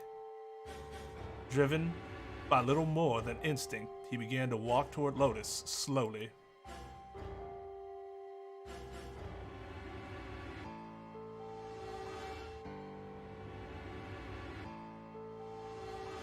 Each slow movement of his stiff limbs brought him closer to her corpse. That means if she killed Lotus and took her bracelet, she would need June's bracelet.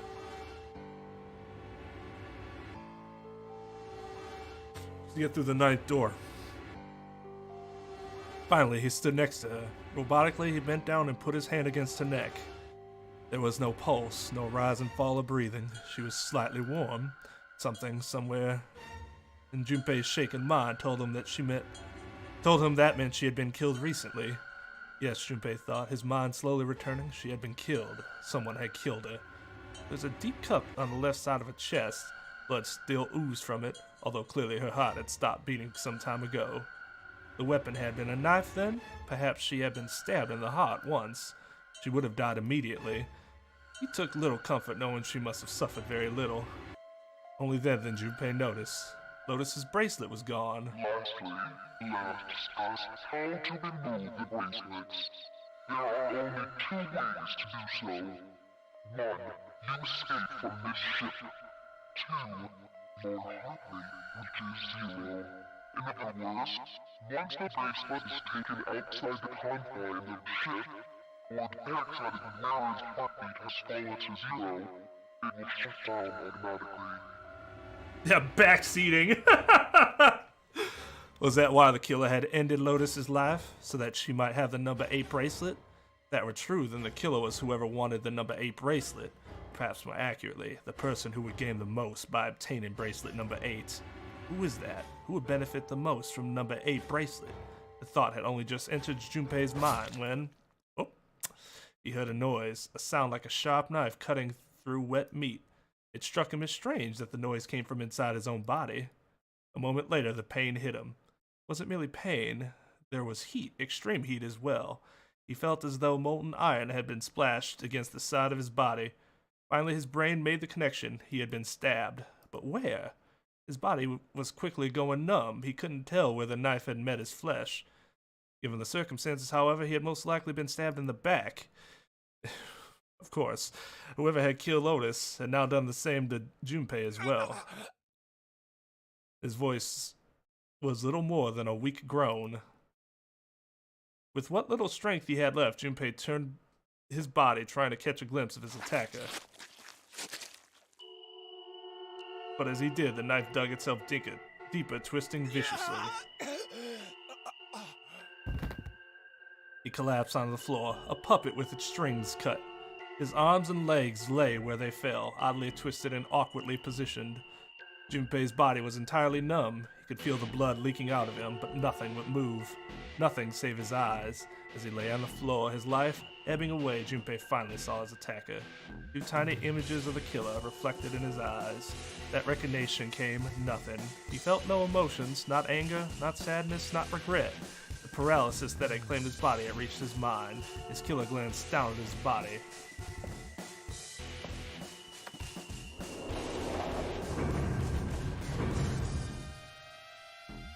Then, without a word, climbed into the elevator and was gone.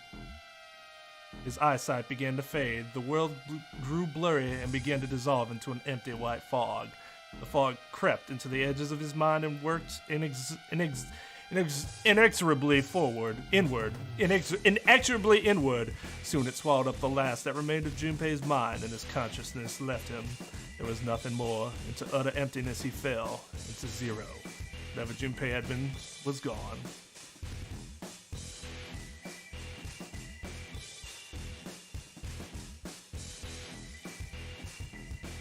No, I thought that would be a good end.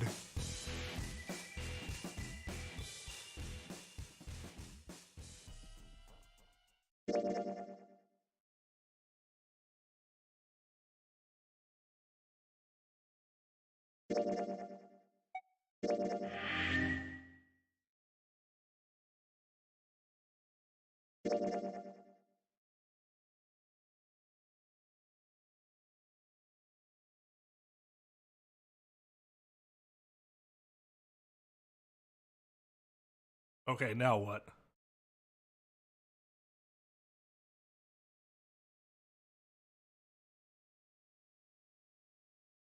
Interesting.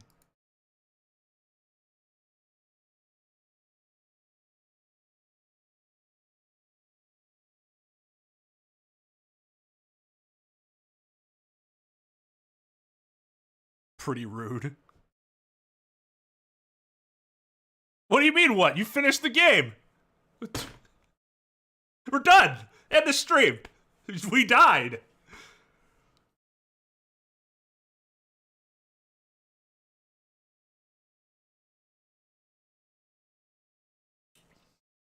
I would, yes. I assume this is the best ending, so I'd like to get here.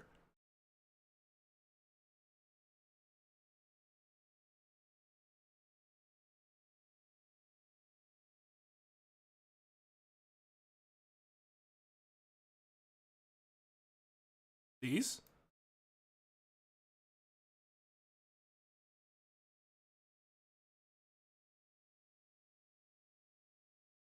Oh, the locked ones. Oh, fuck!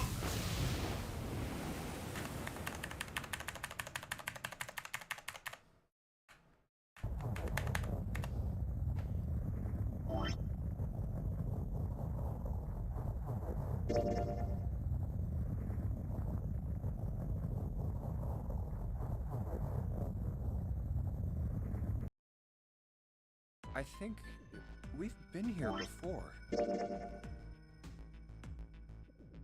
These lock keys here?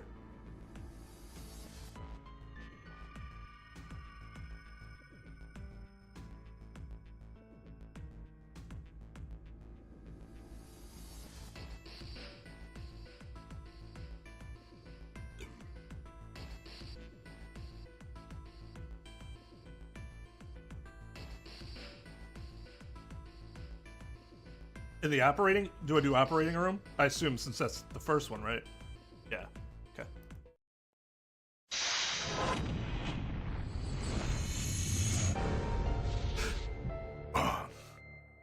Okay.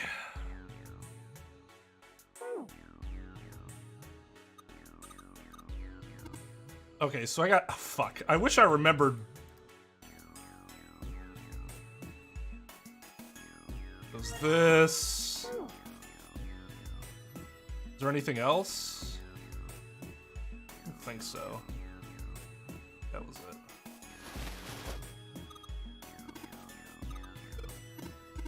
Oh, right. This is where you have to... Okay.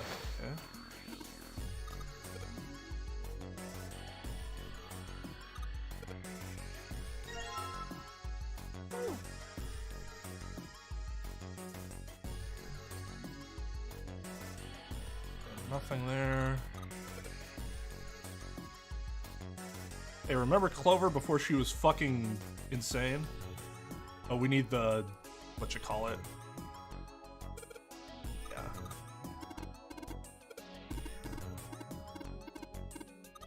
Oh my god.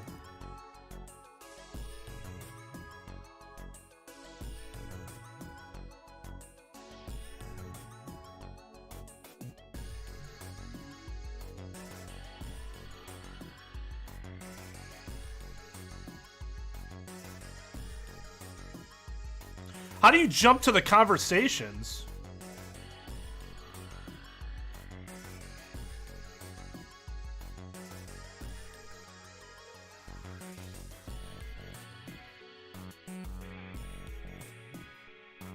I like this track a lot, by the way. I think this is a really cool track. So it's these?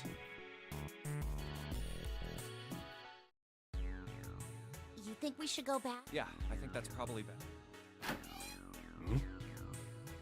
Hey, 7.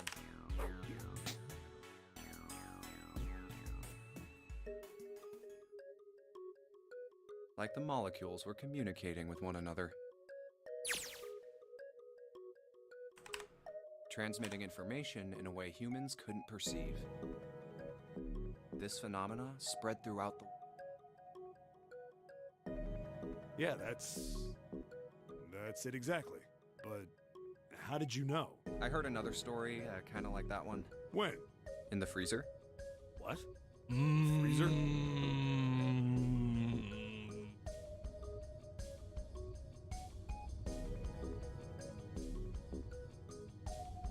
Yeah, June told me. Junpei told Seven the story he heard from June in the freezer in the kitchen. How one day glycerin began to crystallize, and the story of ice that wouldn't melt at room temperature. When Junpei was done, Seven looked thoughtfully and absent-mindedly rubbed the scar on his chin. Ice that doesn't melt at room temperature, huh? That sounds familiar? Yeah, hold up. I feel like I can remember something. It's right there. Seven squinted. His eyes stared off into space as if he were trying desperately to focus on something far away. Do you? Is there a specific one I should pick here?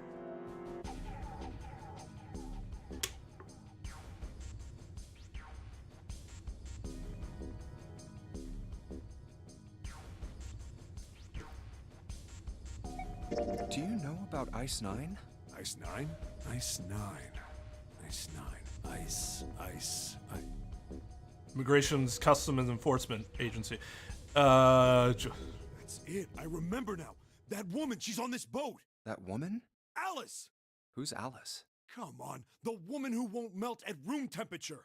Huh? It became clear to Seven that Junpei had no idea what he was talking about. He ran his hand across his face and took a deep breath. You know how the Titanic sank on April 15th, 1912, right? Yeah, more than 1,500 people died. Worst maritime accident in history. What about it? Did you hear about the boat that was sent to collect the dead bodies? I think that was the RMS Carpathia, right? It was a cruise liner, just like the Titanic. No, that was the ship that picked up the survivors. The ship that collected the dead bodies was the CS McKay Bennett. The McKay Bennett showed up on April 17th, 2 days after the accident. It set out from Halifax, a port in Canada, and recovered 306 bodies. The Atlantic that far north was really cold. It would have to be for there to be icebergs and stuff. Anyway, the bodies they pulled out of the water were frozen solid. This isn't a very nice story. So, what happened next? Well, they say the McKay Bennett recovered something more than just dead bodies. There were various bits of stuff floating around in the water. Things the drowned had carried with them, or stuff that dislodged as the ship sank. One of the things they found was a coffin. A coffin? Yeah, a wooden one. The craftsman who made it must have been pretty skilled. It wasn't just a wooden coffin. It was all wood, no nails, no reinforcements, no gaps in the wood anywhere. The thing was airtight. The crew got pretty curious about what might be inside it and opened it up. They had to get a wedge and hammer it open. It was so well made. Inside, they found a woman. Or, I guess you should say, they found the dead body of a woman. Her hair was thick and black, and her skin rich brown with no blemishes or signs of decomposition. They say that she looked gorgeous, like a goddess. She was obviously dead, but everyone who looked at her said she just looked like she was sleeping. Her skin was so lifelike, she looked like she might wake up any minute. And she didn't, though. Like the rest of the bodies they found, she was frozen solid. Eventually, the McKay Bennett finished searching and returned to Halifax. The 306 bodies were unloaded and taken ashore. However, it was warm enough that they began to thaw. They say that the stink was horrible, but there was one body that didn't thaw, and that was... The girl in the coffin! That's right. Everybody thought for sure that she'd melt and start to rot like the rest of them eventually, but weeks passed and nothing happened. Then a month passed, and another. And it was summer, and she was still frozen solid. After a while, people started to say she was some sort of miracle. Rumors about her started to spread. People came to visit Halifax from all over. After a while, people started to call her All Ice. Alice. Of course, those rumors didn't last long. Why? Well, she up and disappeared. One day Alice was there, the next day she wasn't. They say someone snuck into where they were keeping her and stole the body. With the body gone, the rumors followed pretty quickly. After a while, no one remembered her. You might be able to find something about her if you could find a newspaper from back then, but that's about it. Wait, you just said that she was on this boat. Yeah, I did. Alice has got to be somewhere on this ship. Now why the hell would you say something like that? Because I know. And just what is it you know? What happened to Alice after she was stolen? Junpei gulped. All right, tell me. What happened to Alice? Seven nodded slowly and took on the look of a man recalling something long buried. Well, around that time, the word was that there was a special black market in New York. All millionaires from all over the world. I've heard that Alice went up for auction there. The person who won the auction was Lord Dashiell Gordain. You've heard that name before, right? Gordain. That's when it bought the ship. Oh, isn't he the guy who bought the Gigantic? The Titanic's sister ship? Yeah, that's him. Although I guess he hadn't done that yet. What do you mean? Gordain bought Alice in 1912. And 4 years later, in 1916, he bought the Gigantic. And he hid Alice somewhere on the Gigantic. But nobody knows where. He died in 1931.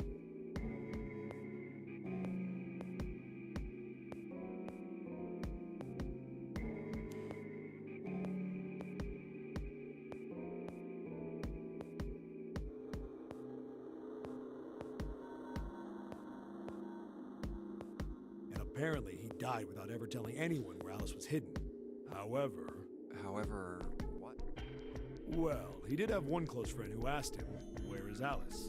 And he said, "Alice sleeps in a small chamber past the Forest of Knowledge beneath the navel of the Gigantic."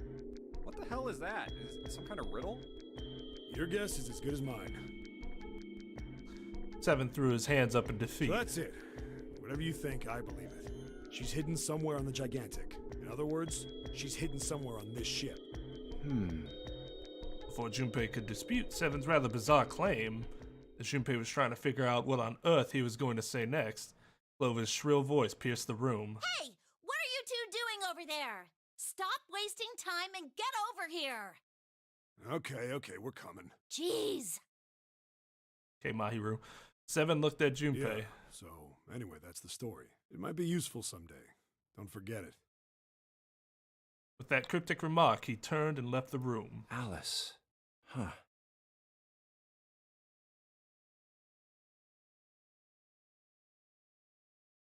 Junpei was left behind to ponder what he'd just heard. He tried to remember what June had told him earlier.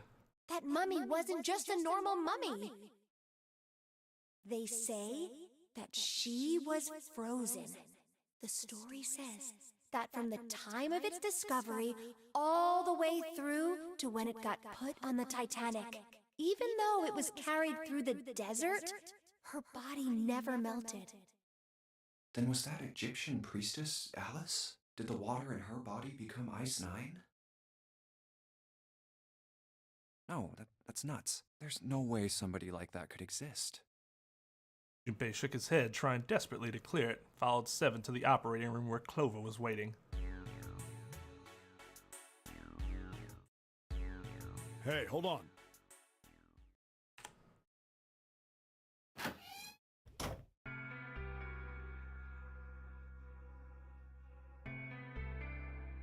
Junpei, what do you want to do? Okay, which one do I do? Give her the 4-leaf clover?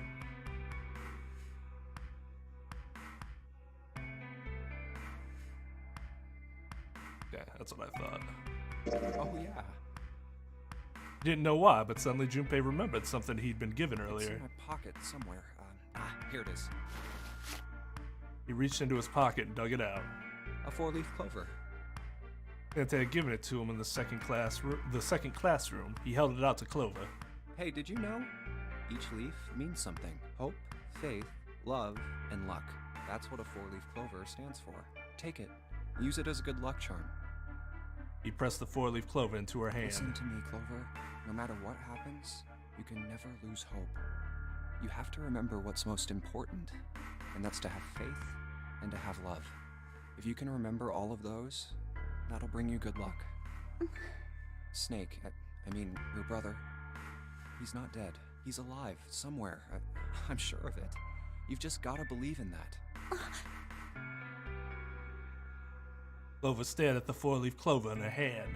He could see tears start to form at the corners of her eyes. Thank you. The voice was tiny and broken, and as she spoke, she started to cry. Man, look at Junpei! What a legend!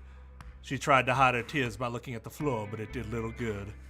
She wiped away tears with the baggy arms of her jacket, but more quickly took their place. No matter how she tried, she couldn't stop crying. Her tears made small wet circles on the floor. Who would have known that Junpei was actually... Hey, that... Whenever a friend needs a helping hand, your words could prevent an axe murder. Murders. Thank you. She said it again. Then she looked up at Junpei and seemed to choke down the last of her grief. She did her best to smile. Junpei wiped an errant tear from her cheek with his thumb and gave her the best smile he could manage. Seven's waiting for us at the exit. But still, she didn't move. Before we go, there's one thing I want to ask you. What's that? What do you think when you hear the word experiment?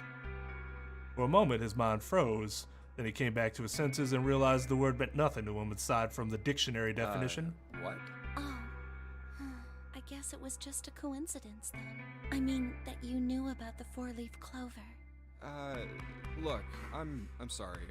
I don't want to be a jerk, but you are making less than no sense right now. Oh, no. It's nothing. Just forget about it. Oh, don't give me that. You really think I could just drop this? Also, her hands are fucking tiny. Good lord. She might be able to cover her nose, and that's it. What is this experiment we were talking about? Clover looked away. The four-leaf clover was still in her hand. She stared at it for a long moment and then finally spoke. Promise you won't tell anyone? Cross my heart. Really? Hope to die with an axe. Haha. Really? I can trust you, right? Of course you can. Clover slipped the four-leaf clover into her pocket. Her eyes still red from crying. She looked up at Junpei. Okay then, I'll tell you. I'll tell you what happened on this ship 9 years ago. Wait. On this ship? Yeah, this ship. He was entirely lost. He had 100 questions, 1,000 questions, in fact, but it was probably best, he thought, to save them until Clover had finished. It was an experiment to test some sort of psychic thing. Communicating through these fields that you can't see. Fields that you can't see? He'd heard something like this before, like an hour ago. Clover nodded. Think about this. She pointed at the operating table. On top of it was a somewhat mismatched medical mannequin whose parts had been swapped with another mannequin. This is John, right? But is he really John? Huh? All Junpei could think was, she has finally completely lost it. Isn't this like Locke's socks? Or the ship of Theseus? Junpei grew even more confused. He'd never heard of either of those things, although they sounded smart. You don't know? You haven't heard of those paradoxes? No? Junpei shook his head. Really? Clover laughed. Okay, well, pay attention then. This is how Locke's socks works. Let's say I've got a pair of socks. They're my favorite socks. One of them gets a hole in it. What would you do if that was your sock, Junpei? Do I have to pick something specific here? I wouldn't do either of these things, by the way. I'd just keep wearing it.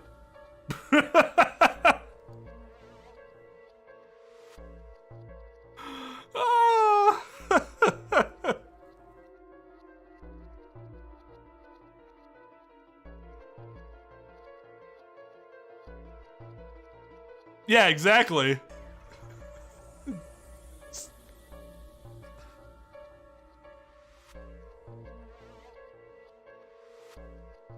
Nah, not generally. But when they get too bad, I just throw it away. Just buy new ones. Well, I'd pitch it, I guess. But it's your favorite pair of socks. Come on, who loves their socks that much? It doesn't matter. Just suppose you do love them that much. Well, I guess then I'd patch it. But what if another hole opens? I'd add another patch. What if another hole opened after Another patch, I guess? Well, let's say you just keep adding new patches. Until eventually, the original cloth of the sock is totally gone. Once you get to that point... It's not the same sock anymore. Can you really say they're the same socks you started with?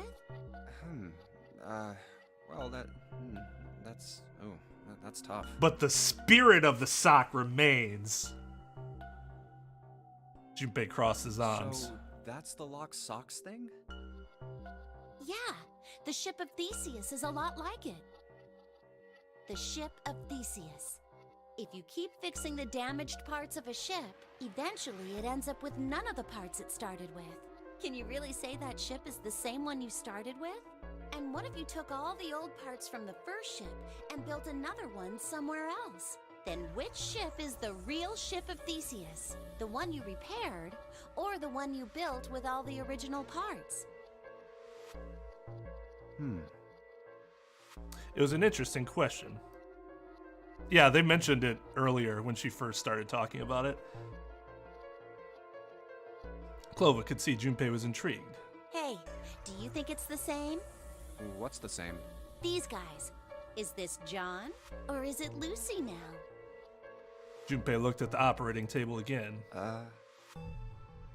Mannequin full of body parts from a different body. Clover had been right. It was just like locked socks in the ship of Theseus. Part of the body that holds a person's identity is the head. Of course, for many hundreds of years, conventional wisdom had held that a man's identity resided in his heart, or any of a number of internal organs. And here they have both. John's head and heart are both his, but apart from those, and a single arm, the rest of his body was once Lucy's. Was that mannequin really John? We're just like these mannequins. She looked at Junpei again. Think about it. The cells in our body change every day. Old ones die, and new ones are born. Maybe part of my arm is made of stuff from a fish I ate once. Or maybe part of your right side is made from a cow you ate. If you take it a little further... Well, that's how I look at it. What makes the ship of Theseus isn't the physical structure. It's Theseus.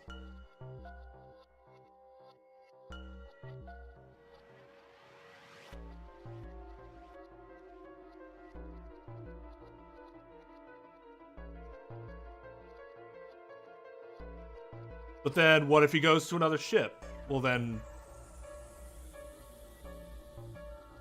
that would be the ship of Theseus.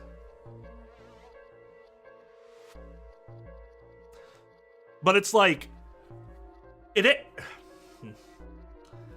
guess this is getting in too much of a meta conversation where I don't really know what I'm talking about anyways, but it's like... it's a point in existence... and that ship, even if you replace all the parts, still had the same point of existence.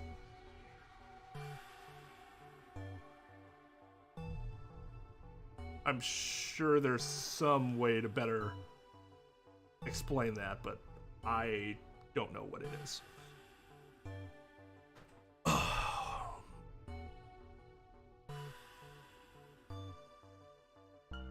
And again, spirit, etc. So the head, I think the body part thing's a little easier to explain.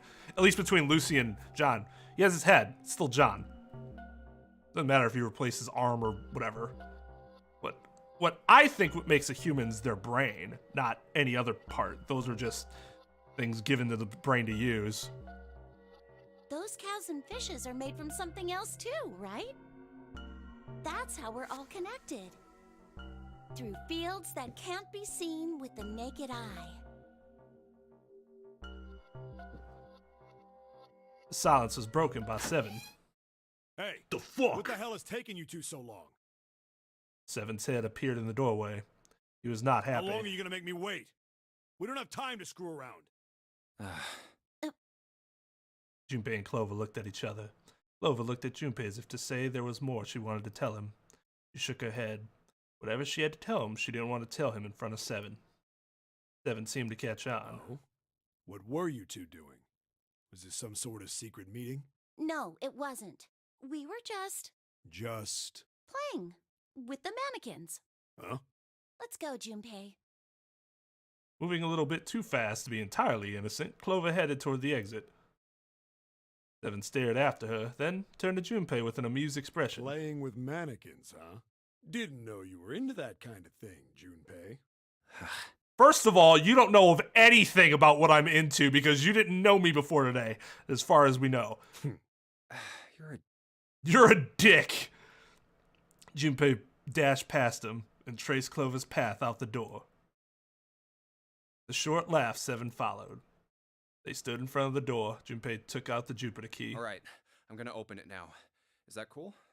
You don't need to keep asking, just do it, all right? Fine then. He slid the key into the keyhole and turned it. He felt it unlock. See, last time, though, it did it for me. Like, it just went to the flowchart again. Instead of, like, you know. So I was worried about, like, trying to exit now. The door opened with a soft, melancholy creak. Beyond it lay a simple wide hallway. There was no fanfare or confetti. Obviously, there was no one there to applaud them. Oh, yeah, that makes sense. Well, I can't fucking... All right. Let's get Hey, going. man, what's up with you? You're so serious, you know? Can't you sound more happy, you know, get a little excited? Not really. Junpei turned away from Seven, took his first step down the simple wide hallway. My brother might be dead. I'm going to be next. Clover had told him only a few minutes before that her brother was probably dead and she was likely to follow Like him. hell I can. Not after hearing something like that. Yeah, it does it for you.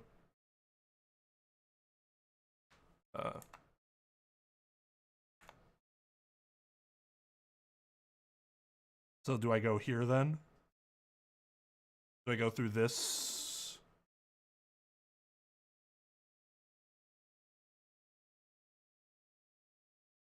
Okay. So now here's the question. Almost at 4 hours. We don't have a lot left.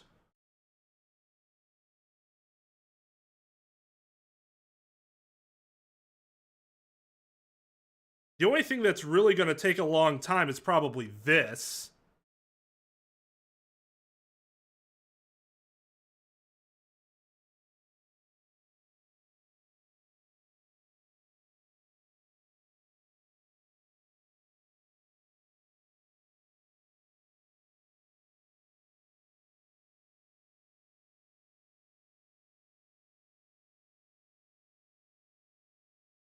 So you think, after getting the keys, this, and then this is going to fill up an entirely separate stream?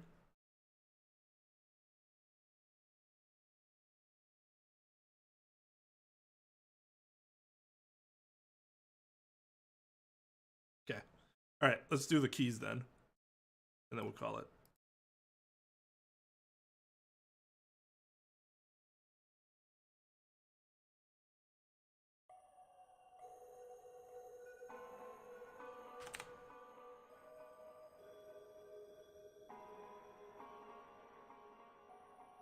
Yeah, there is.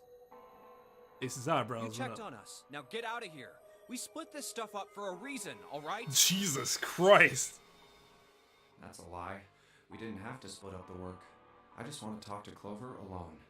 That's why I sent Ace to the wheelhouse. There's something I want to ask her, and I don't want anyone to overhear us. I'm pretty sure Clover won't talk if there's anyone else around. That's why when Ace showed up again, I got a little desperate. I had to make him leave. Ace opened his mouth, then took another look at Junpei and shut it again. A small smirk appeared on his face. Oh, I see. Of course.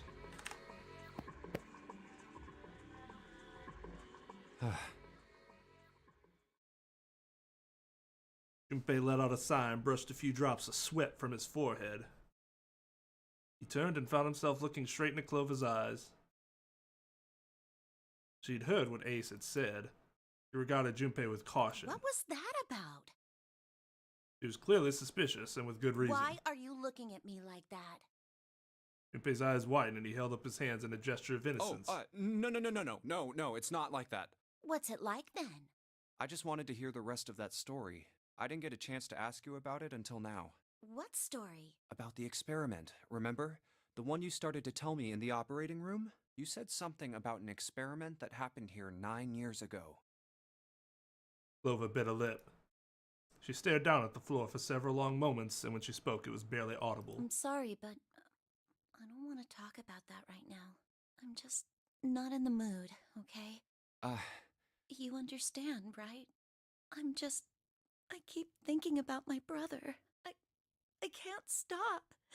I mean, who would do something like that to my brother? I can't forgive them. I'm not gonna let them get away with it. They're gonna pay for it. I promise. So... Her shoulders were shaking. Drops of blood had sprung up on her lips where she was biting them. She wiped it off and looked at Junpei, her eyes fierce and angry. Junpei, who do you think did it? The voice was cold and scarcely above a whisper. Junpei gulped. Well, if what Seven said was right, then there would have to be at least 2 of them. You need at least 3 people to open the numbered doors, and if you subtract Snake, that means there were at least 2 other people. You're right. So, what does that mean? Well, if we just look at the bracelet numbers, we should be able to figure it out. Who could have opened door 3 with Snake? Well, really, who and who, or who and who? You mean it could have been 4 people?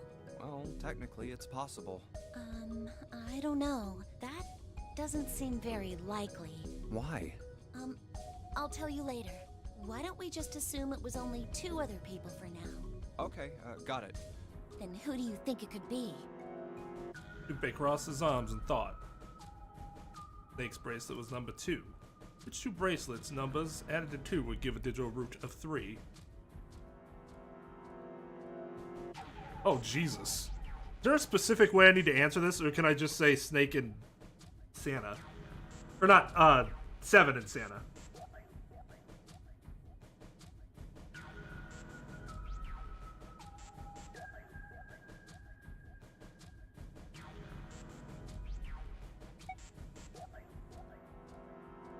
It'd be Santa and 7.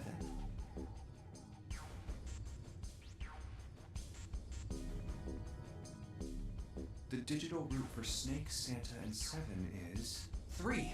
Actually, I think that's the only combination that Wait, works hold right on. now. Are Santa and 7 the killers? What's wrong? Lover looked at Junpei and he looked back at her. There was no point in hiding Well, it. I thought about it, and He told her his conclusions. That's what I thought. She looked less surprised than he'd expected. Santa and 7. If it was 2 people, then that's the only combination that works. hey, wait a minute there. Don't you think it's a little too early to be jumping to conclusions? Well, all I said is that those 2 would have been able to open door 3 with your brother. There might be other possibilities. Well, what other possibilities? He didn't have an answer. He's ready to admit defeat when Clover spoke. Are you saying you think that it was 3 or 4 people? I really don't think that's likely. Why not? Can I borrow your pen and paper? Clover put her hand out expectantly. Yeah, here. Junpei pulled out his pen and pad of paper and handed them to her. She opened the notebook and wrote down several simple addition problems.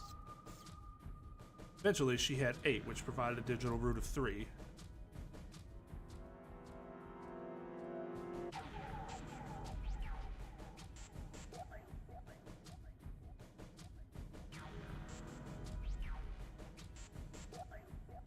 What's this? These are the combinations for 3 or 4 people. These 8 combinations are the only possible ones. Oh, I see. Junpei, Yeah? I can trust you, right? Of course. Why would you need to ask that? Really? Yeah, So then I should get rid of B, D, G, and H, right? of course. Just cross them out. And you should take off yours too. The ones with 4. So, what does that leave? A and E.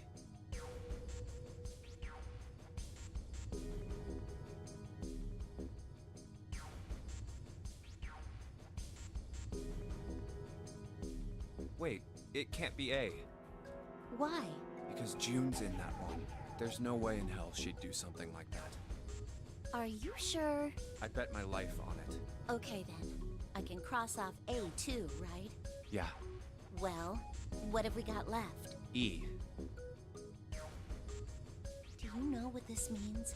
Everyone besides me, you, and June would be working together. Do you think that's likely? If there were 4 people working together, they wouldn't be very cautious. I don't think they'd try that hard to hide what they were doing if they outnumbered us, right? Well, you do have a point. And besides, if Ace and Seven are working together, they could have easily gotten rid of me when I went to the shower room with them. But they didn't. They didn't even try anything. If they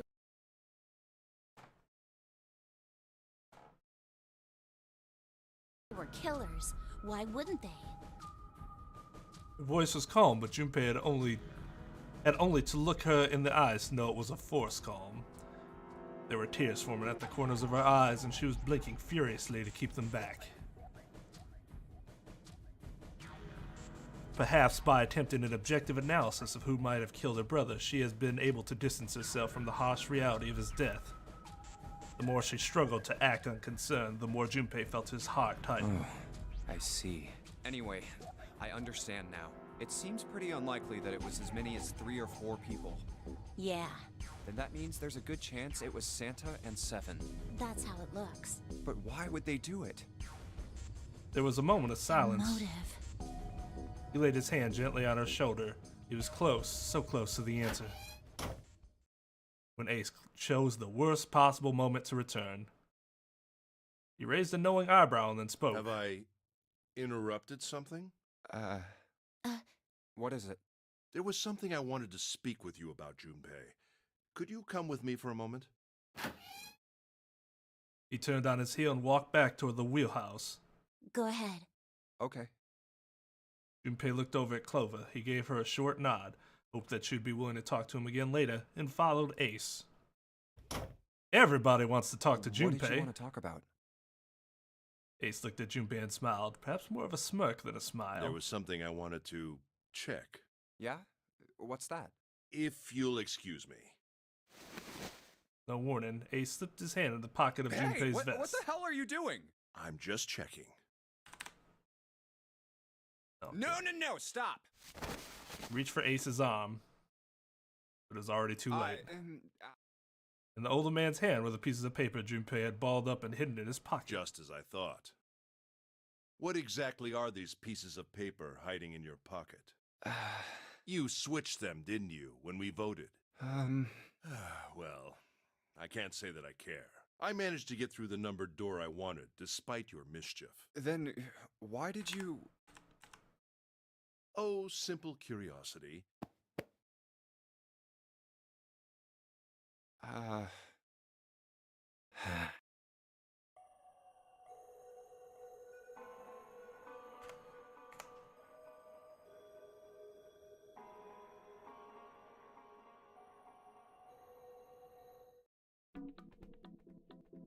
red file lit with All ice. all ice. Alice, does this mean... Junpei couldn't hold back. He had to know what was in that file. Each page was covered with strange characters. It looked like tiny drawings of birds, snakes, insects, horned animals, wings, and even kneeling humans. So it would seem. So it would seem. Bottom deck, library. Oh. Junpei remembered something he'd heard from Seven when they'd been in the chemical closet. Seven said something like... Alice sleeps in a small chamber past the forest of knowledge beneath the navel of the gigantic. Could beneath the navel mean the bottom deck, and the forest of knowledge is the library? Then could Alice be in a room somewhere beyond the library? What's wrong? Something on your mind? Junpei blinked. Only then did he notice Ace looking at him, curiosity and concern written across his face in equal parts. Yeah. I just remembered something. Is that so? What about? Well, don't laugh, okay? There was no reason for Junpei to hide his thoughts. He began to explain his theory to Ace, and he stopped. It wouldn't make any sense if Ace didn't know who Alice was supposed to be, so he told Ace everything June had told him. The Egyptian priestess, an Ice 9. Interesting. And the woman who wouldn't melt, who was recovered from the Titanic disaster, they called her All Ice, which eventually turned into Alice. And she was purchased by an English millionaire who called himself Lord Gordain. According to Seven, this ship is where he hid Alice. And you think that he hid her in a small room, beyond the library on the bottom deck? Yeah, Well, I mean, it is just a theory. Ace started off into the distance. Ace stared off into the distance, his hand slowly and absent-mindedly stroking his beard, like I'm doing right now. After a few moments, his hand stopped. He turned slowly to look at Junpei, and his brows drew together. Junpei, have you ever heard of the term CAS? Court of Arbitration for Sport. Of course I've heard of CAS before. CAS? It stands for Cells Alive System. It is an advanced technology for freezing and preserving organic matter. Well, shit, that's not the same CAS that I know. Put simply, it is a technique that allows one to freeze things without the formation of ice crystals. Normally, if you freeze something fresh, water within its cells expands as it crystallizes, damaging the cell membrane. CAS, however, works differently. The object to be frozen is supercooled using magnetic fields, and then frozen instantly and uniformly, giving ice crystals no time to form. I love that we all have a different, like, immediate response to CAS. Everyone's is different. It was originally developed for the preservation of food, as an alternative to the normal freezing process. Now, however, there are rumors that it can be used for other things. What do you mean, other things? Well, there are obvious medical uses, but perhaps also space travel. Space travel? Oh, are you serious? Here we go. Prequel to Star Trek. It was a prequel to Star Trek the whole time. Surely you've heard of suspended animation. Cryogenic freezing? It's a fairly common idea in science fiction books and films. People are sometimes frozen for especially lengthy journeys through space.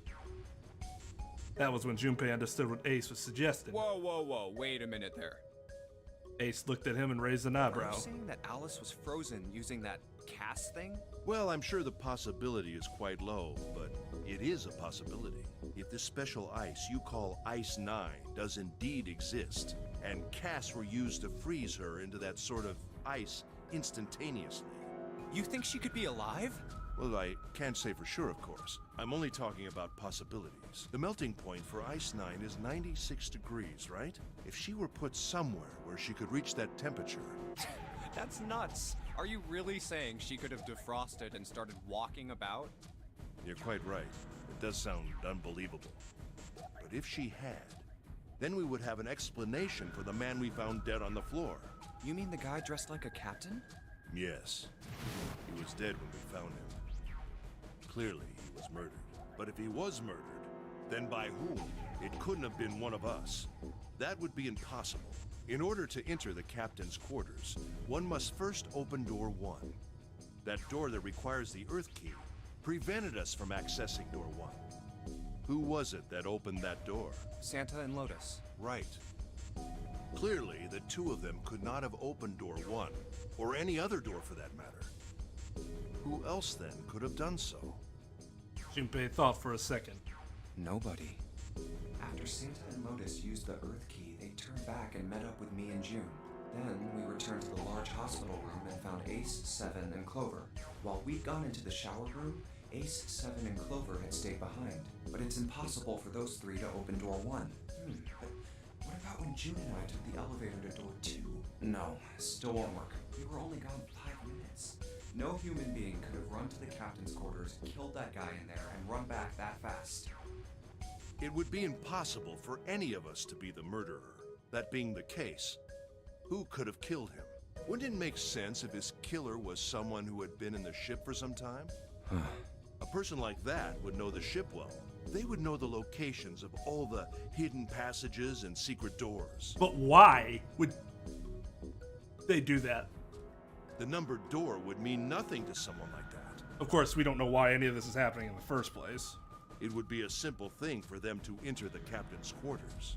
Then you're saying the killer was Alice? It was Junpei's turn to raise an eyebrow. Ace drew his thumb across his lips thoughtfully. Well, this is all only one possible theory. All ice. Alice, is she really somewhere on the ship? But the captain doesn't have a bracelet number. Oh no, wait, he had 0. But She would have to know about the game.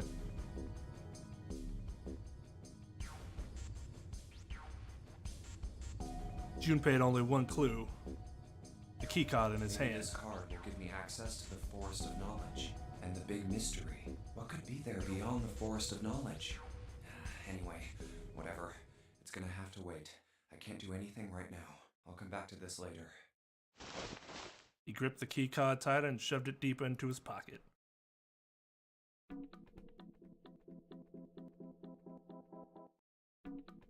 Huh.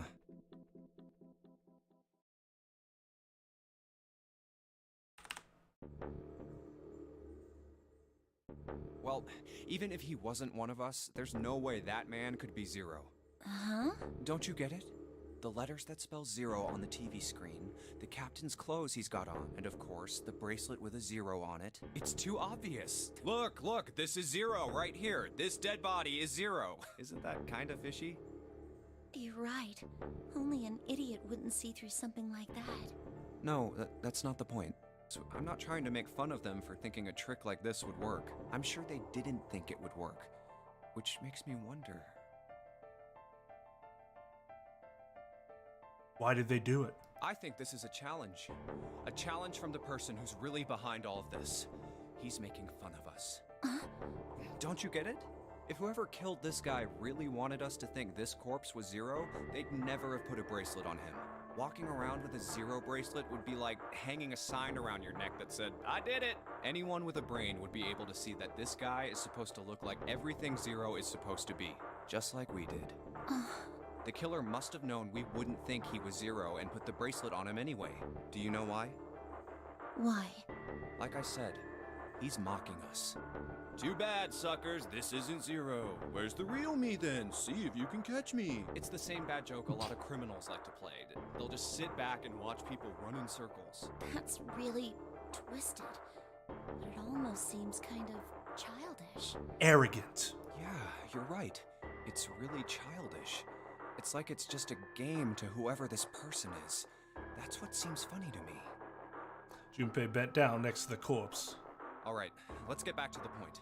Who killed this man? I don't know. And what's this guy's deal? How would I know that? If I knew anything, I would have told you.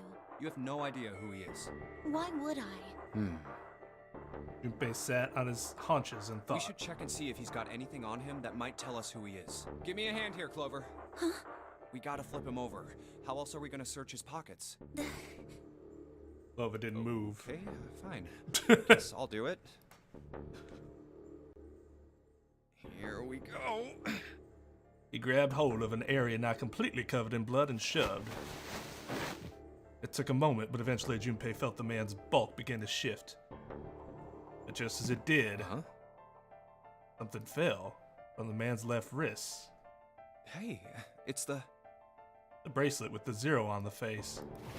Lastly, let us discuss how God. Yeah. Oh God. Junpei stared at the bracelet. This man, he's dead, isn't he?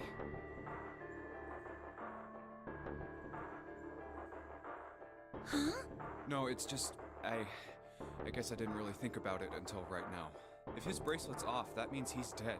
Well, it's pretty obvious that he's dead. You don't really need to look at his bracelet to figure out that he's dead. Yeah. I guess you're right. It is pretty obvious. Well, he looks a lot better than the other bodies we've seen, though. You know? I mean, if there wasn't all this blood, he'd almost look like he was still alive. I mean, I know it's kind of a messed up thing to say, but he kind of has it better, you know? Dying from a bomb going off inside of you, I mean, that's just... Some of Snake's bones went right through his skin. I think the explosion must have thrown him against a wall or something. Why would he be saying this to her? There was a broken bone just sticking out of his left arm.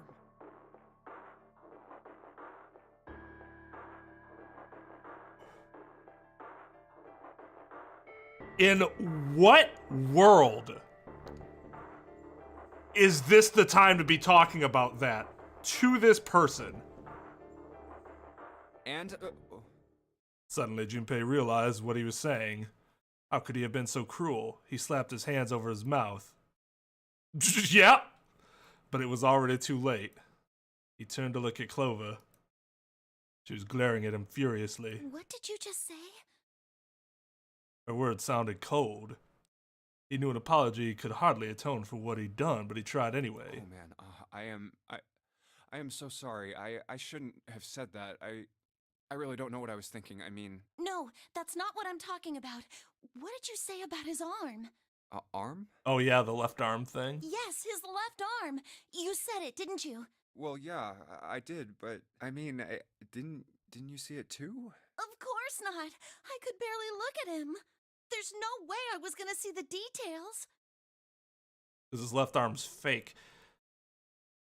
Clover took a quick, deep breath. Are you sure it was his left arm? Junpei thought back. Yeah, I'm pretty sure it was. And he had a broken bone, right? What the hell are you getting at here? Just shut up and answer me! She shoved her face closer to his. He could see the fire in her eyes. Junpei winced and swallowed. Yeah, he did. It was pretty bad, too. The bone was sticking out of the arm. Who would have thought that his absolute stupidity would actually help out in this situation? Yeah, that's something we were talking about, like, didn't we mention that at the end, like, 2 streams ago? No sooner were the words out of his mouth that Clover's expression changed. Clover? What's wrong? Look, I'm sorry if I said anything. Suddenly she was crying. Junpei wasn't sure what to do. Thank you. It was close to the last thing he had expected to hear. Huh? What are you... Junpei had no idea what had just happened. He didn't think he'd done anything worthy of thanks, and he couldn't understand why she would have chosen that moment to begin crying. So he simply stood there, confused. Thank you so much, Junpei. He thanked him again, and then something even stranger happened. Clover threw herself into Junpei's surprised arms. Hey, what's going on with you? I'm sorry, it's just... I'm so happy. Why? The body in the shower room, it isn't his. It isn't my brother. Huh? It's not Snake. Why on earth would you think that? Because his left arm is... She stopped I'm herself. sorry.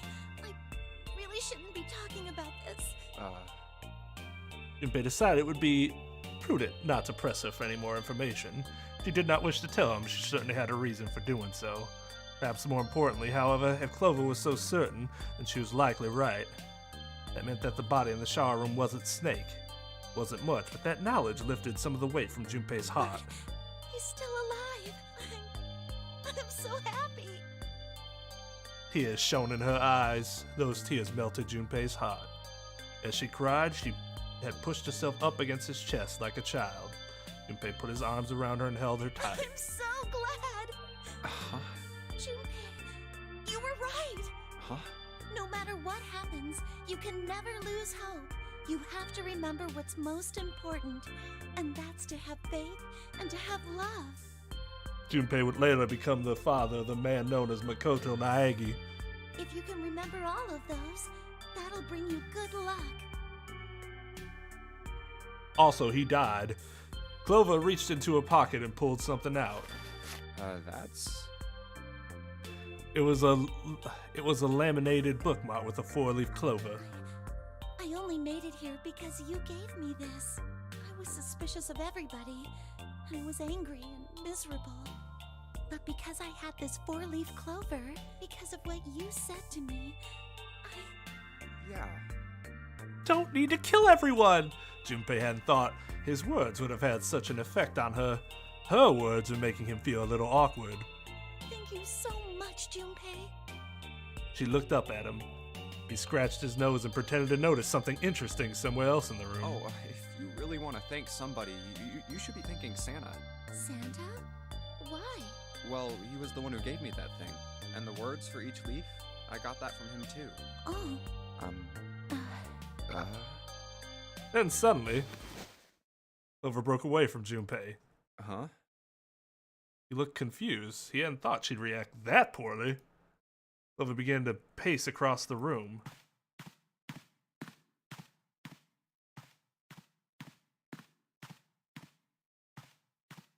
Six steps to the left, 6 steps to the right, another 6 to the left, and then she stopped. Did Santa really tell you those things? Her eyes were serious, but not angry. Yeah, he did. Did I say something wrong? Oh no, not at all. In fact, this could be really good news. I think. You think? Santa knew about the words and the clover. So he was a part of it too? The only people who should know about that are the other subjects. Or her sister? Is his sister the only one that died? Because wasn't there one person that died, according to 7? Subjects. The other people who were in the experiment 9 years ago, with my brother and me. But he's blind, and I was part of the Nevada test group. So neither of us would be able to recognize the faces of the people who were on this boat.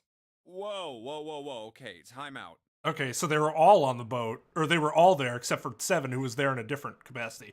And Ace, I wouldn't think would be, they're still kids.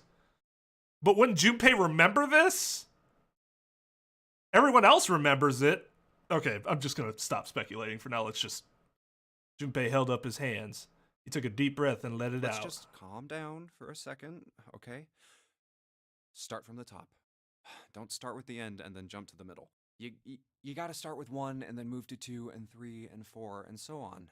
If you don't tell me stuff in the right order, I'm never gonna be able to figure it out. Okay. Never watch a Quentin Tarantino flick then, Junpei. Clover nodded. All right. Let's start with this experiment. What happened on this boat 9 years ago? Do you know about morphogenetic fields? Morphogenetic fields. He did, and the realization sent chills down Junpei's spine. All right. How about the theory of... I think... Junpei recounted what Lotus had told him earlier. Clover nodded. Telepathy, huh? Well, that's not really it, but I suppose it's similar. So they were testing telepathy on this ship? Yeah, I guess so. So, what exactly did they have you guys do? The same thing that we're doing now. Exactly the same thing. What? The Nonary game. 9 people were put on this boat, and 9 others were put in the building in Nevada, and the game started. I thought there was only 16 people that went missing. Junpei grabbed the sides of his head. Look, I'm sorry, but I don't get it. Congratulations! Game and some telepathy experiment have to do with each other.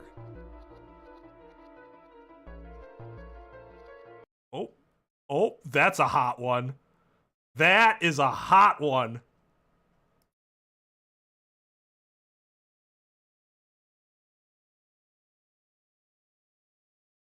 One second. Yes, the second.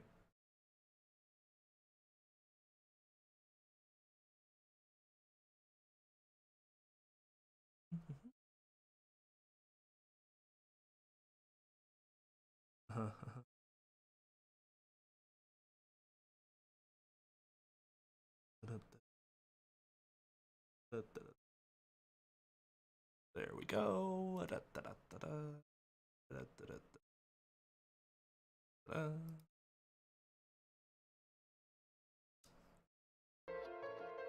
Am I missing something here? Clover bit her lip. She blinked back sudden tears. What had happened to her in Nevada? The ability to access a morphogenetic field is affected by a couple of things. The first is epiphany, and the other is danger. You know how sometimes when you're up against a really tough problem, and then the answer just kind of pops in your head? That's an epiphany, and what you learn from the epiphany can be transmitted with telepathy. When you add danger to that equation, then it gets easier to transmit that information over telepathy. So you're saying the Nonary game was supposed to introduce that element of danger? Yeah, but it couldn't be just any old danger. It had to be life and death. And someone did actually die. A girl. That's probably Santa's sister. Wait, but then how would he know about the Clover thing? Unless he was there too? Telepathy? Junpei suddenly felt grip of despair on his heart. Junpei felt the sudden grip of despair on his heart.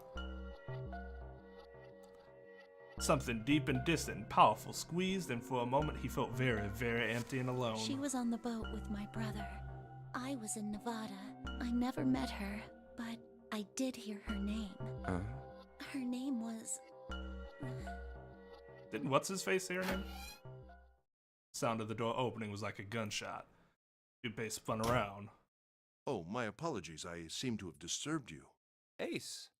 You have literally the worst timing I have ever met of any person I have ever met. You two must have strong stomachs. I can't imagine how you could stay in this room for so long. Ace glanced down at the floor.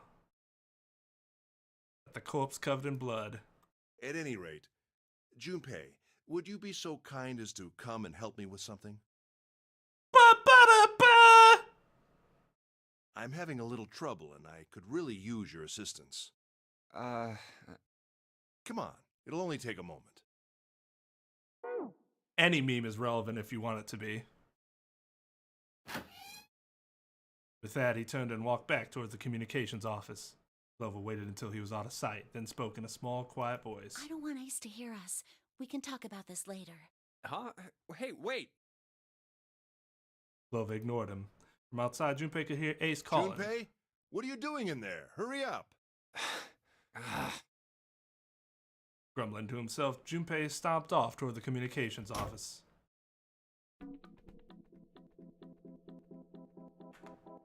And there we have it. We have all the keys.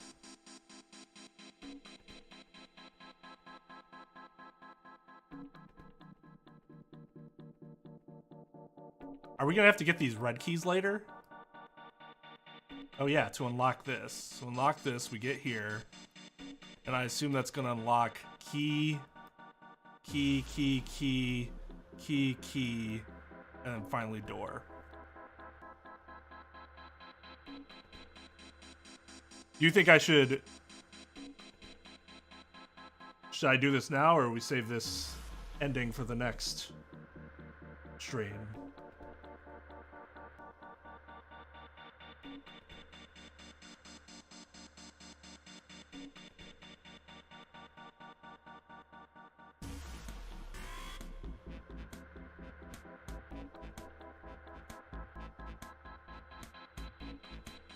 I'm curious.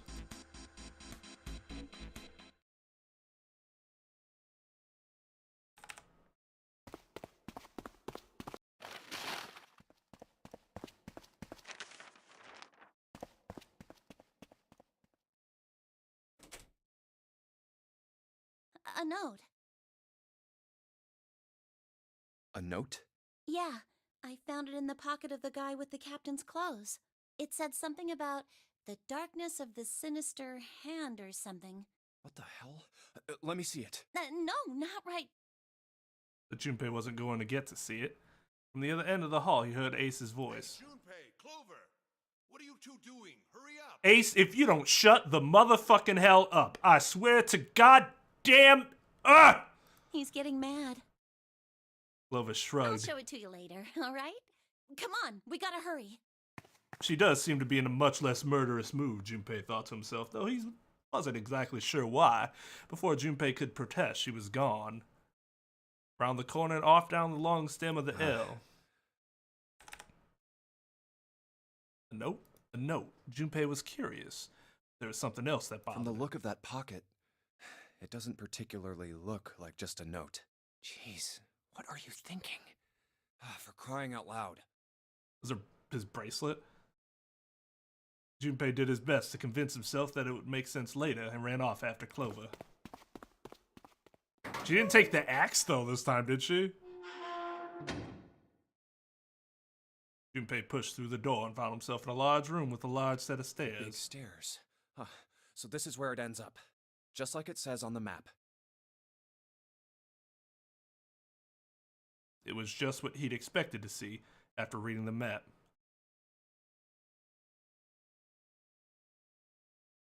His I see after reading the map himself meant that Ace had probably realized the same thing. Ace. They reached B deck at the same time. Jumpy! Clover! June's face was excited. Something had happened that much Junpei could tell by simply looking at her. What's up? Given their situation, he was not inclined to be excited about sudden developments. June, however, couldn't contain herself. We found it! Found what? We found it! What did you find?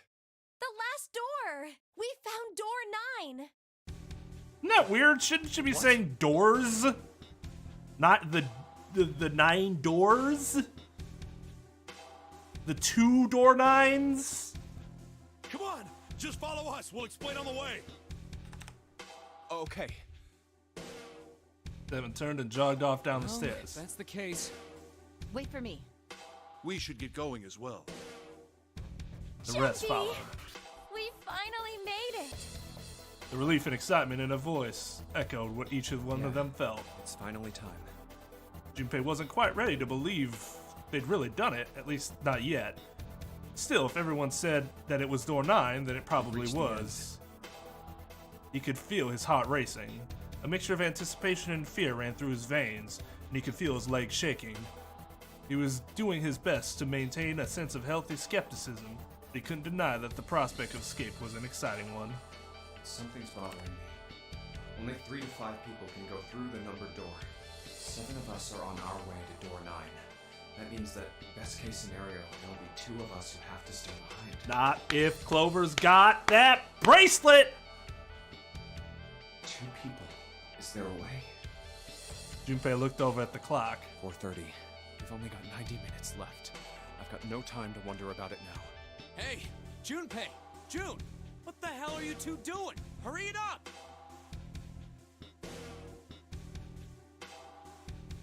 Santa's voice jolted Junpei out of his reverie. Let's go, Jumpy! June took off down the stairs, jogging as quickly as she could. Yeah.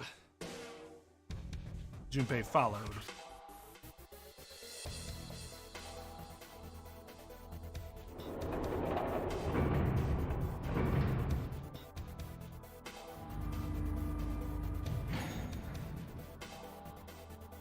As a group, they piled onto the elevator and rode impatiently down to E-Deck. It looked familiar. There was a metal grate between the 2 elevators. Seven grabbed hold of it and began to talk. I know I told you I'd explain it earlier, but honestly, there ain't much to explain. After we split off from you guys, the 4 of us got into the elevator on the left, and that took us to the other side of the grate. After that, we headed down another hallway. It took us toward the bow, and eventually to the number 6 thing. We opened it and kept going. Yeah. There was another locked door behind it, like usual. But this time, once we were through that door, there was another hallway that went the other direction. So, on your way, you found the elevator. That's right.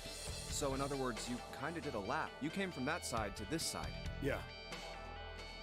With that settled, Junpei looked around. So, where's the number 9 door? Over here. Seven began walking down the hallway that led toward the stern. Junpei and the others broke into a jog to keep up with them. By the way, They had been walking for a while, June in silent step with Junpei when she spoke. you know, it's because of Santa that we're all here right now. Huh? That all 7 of us are going to door 9. What? You don't get it? Santa, 7, and Lotus, what's their digital route? 9. It's 9. That's right. They could have just left me behind and kept going if they'd wanted to. But they didn't. Yes, because Santa wouldn't let them. He said, we can't leave June and the others behind. Wow, Seven and Lotus are dicks. That's why we went looking for you guys. And then you got on the elevator and went back to the central staircase. That's right. Well, I wouldn't have called that one. That Santa would be the one to stick up for you. Junpei felt his eyebrows knit as he considered that. Oh, don't get me wrong. Perhaps June had assessed Junpei's concern. I don't mean that 7 and Lotus said they wanted to leave me behind. We were just talking about it, and Santa objected to it first. Is that so? Junpei was about to respond when Seven suddenly stopped. here. In front of them So, stood a door. Is this...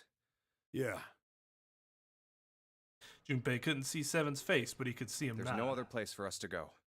Nope. Just look around. There's a big old iron wall at the end of the hallway. The other hallways on the left and right are blocked by metal grates. I see. Looked as though Seven was right. The door in front of them was their only All choice. right, let's get moving. He pulled open the door and walked in. Junpei took a deep breath and followed. It appeared they'd been telling the truth. No way. First thing Junpei saw as he entered the room was the number 9. Like all the others, it was a rough thing made of red paint. The door decorated sat on the back wall of a rectangular room. Junpei ran up to it. The 9 door. It was a large double door with powerful styling. Something about it was almost majestic, and it made the red paint look especially garish. We're finally here. Junpei grabbed the handle and shook. Didn't budge, but then he hadn't really expected it to. The red was bolted to the wall next to the door. Its display read No vacant. doubt about it. This is door 9. Oh, finally! This is the last. Junpei felt a flood of emotion wash over him. Felt a chill down his back and his chest tightened even as his blood began to boil. There was a moment of complete silence. Look behind you. He turned around. What? Junpei could scarcely believe what he saw. Why? A door and a 9. There's another one? Hey, what the hell? What the hell is going on here? His words came slowly and his brain struggled to understand what he'd seen. On shaky legs, he made his way to the second 9. It was a small door set parallel to the door they'd come through, but in the other corner of the room. 9. There was no mistaking the number, and if any more proof was needed, a red was bolted to the wall near the door. There's a red there too. That means... And of course it won't open. He grabbed the handle and shook the door, not because he expected it to open, but because he had to make sure it was real. Why? Why the hell are there 2 doors? It was Ace who spoke first. Do you think perhaps one is the right door and the other is the wrong one? Lotus was skeptical. I don't know about that. It seems unlikely. What makes you say so? Well, think about all the rooms we've been through so far. They're full of puzzles, but there are always hints about how to solve them. I'm pretty sure there aren't any rooms where we just had to go with our best guess and leave it to instinct to solve the puzzle. Do you really think that at the very end of the game, Zero's going to suddenly throw in something that depends entirely on luck? Then you're saying there's some sort of hint in this room. No, I don't think there's a hint anywhere in here. I searched it very well when I was in here before. I didn't find anything that might have been a hint, though. Well then, that means... Yeah, both of these are the right door. I mean, if you think about it, Zero never actually said there was only one door with a 9 on it. It is hidden, but an secret. Junpei began to mutter to So if there are himself. 2 number 9 doors, if we split it up right, That's not gonna work. Junpei blinked and looked up at Clover. She held out her You've got a hand. notebook and a pen, right? Can I borrow them? yeah, here. Slightly confused, he pulled them out and handed them to her. Look at this. Clover opened the notebook to a blank page and set it down on the desk. Everyone else gathered around her and watched as she wrote down a series of numbers. You get it? The numbers on the top are all the combinations with digital roots of 9. The numbers on the bottom are the people who don't fit. There's only 8 possibilities if we split up into 2 groups of 3 or 4 people. So... If 3 people go through the door, then 4 are left behind. If 4 go through, then 3 are left behind, right? yeah. Clover nodded, almost as if she was pleased with herself for solving a difficult math problem. No way.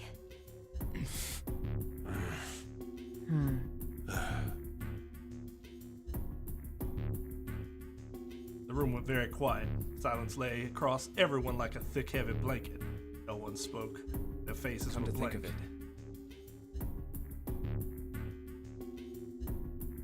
Desperate for something else to look at, Junpei turned his eyes to the room what around is him. this room? Okay, so Junpei's done a lot of good things here so far. I think the worst mistake he's made in terms of like, why wouldn't you do that? I would have took Zero's bracelet. A heartbeat. You got an extra bracelet. Apparently it still works. So we might be able to use it to get out.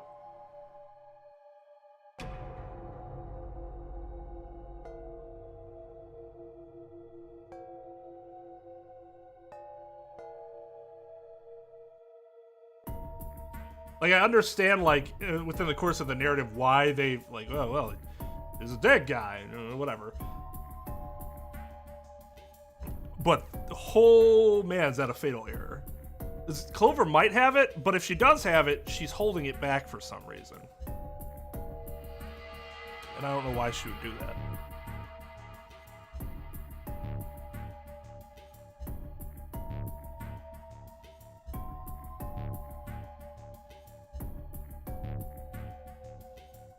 Is there no combination of 5 people, then?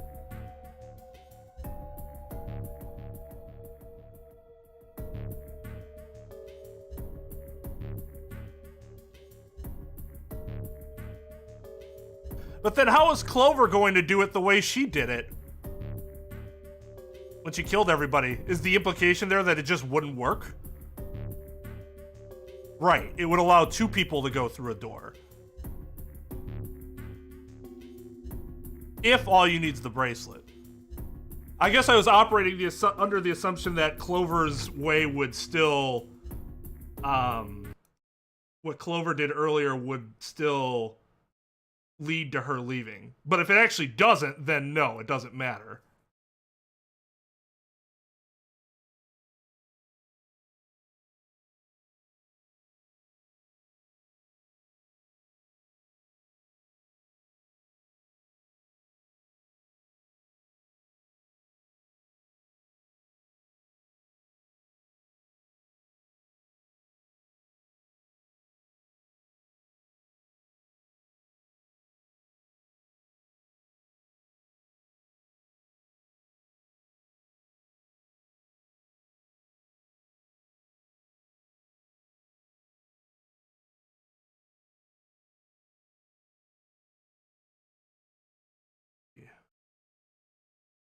Could be 3 and 6. But in any case, that's 9. 9.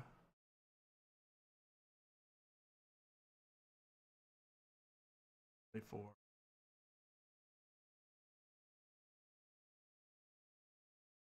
25.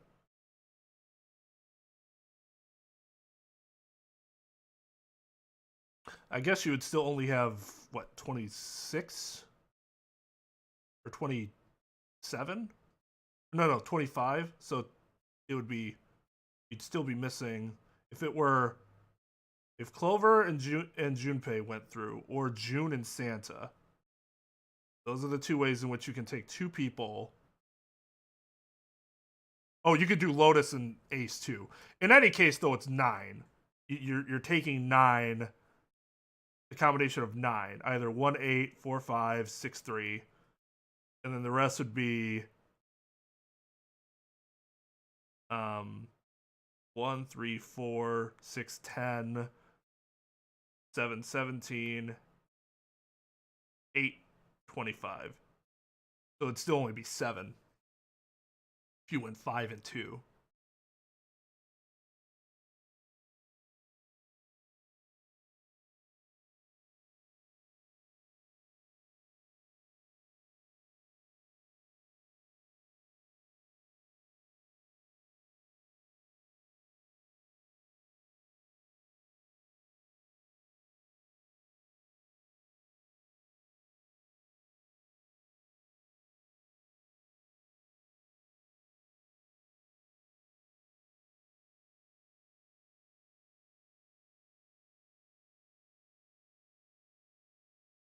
No, I don't. It wasn't shut down, though. It was still on. He said the only way to remove the bracelet. He didn't say that the bracelet shuts down.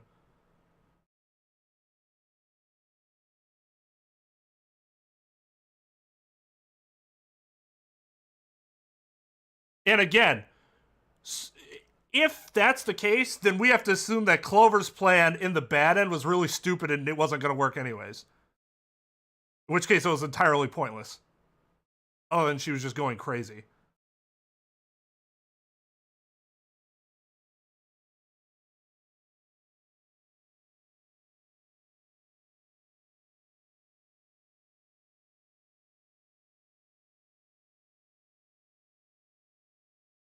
Also, I'm not asking you guys about math, so don't backseat with the math. That's why I'm trying to figure it out on my own. Few of you are getting a little too liberal.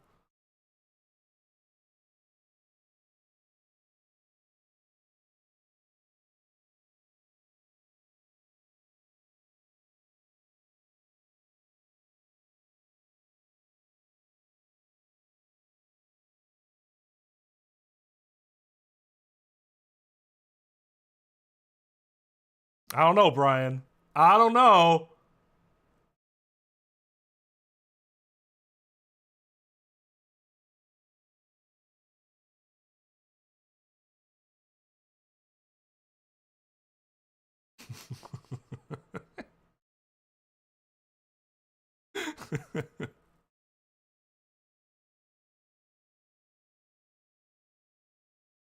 I didn't say you did it. I'm just saying I don't know. Maybe you did, maybe you didn't. Is being unsure slander? I guess when the possibility is actually nil, then yes, it could still be slander.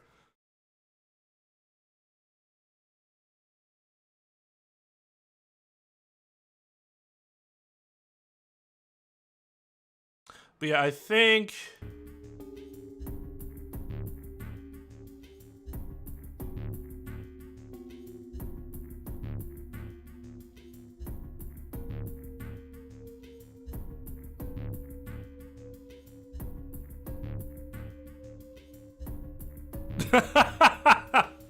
God, I hope I'm not a part of that. I would lose.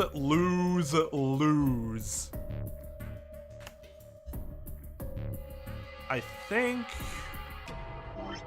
I want to stop there. This is going on a little longer than I thought it would.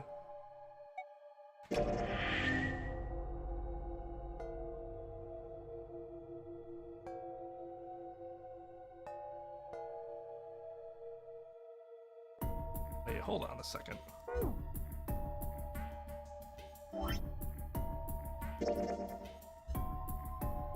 Interesting. They actually don't show you one of the endings on the flowchart.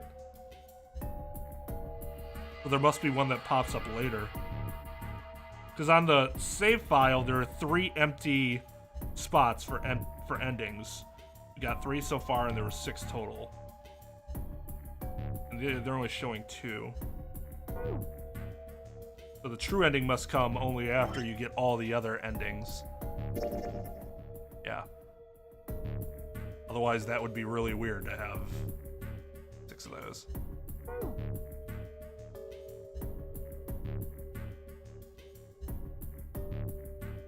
I'd sit in the corner, foaming at the mouth.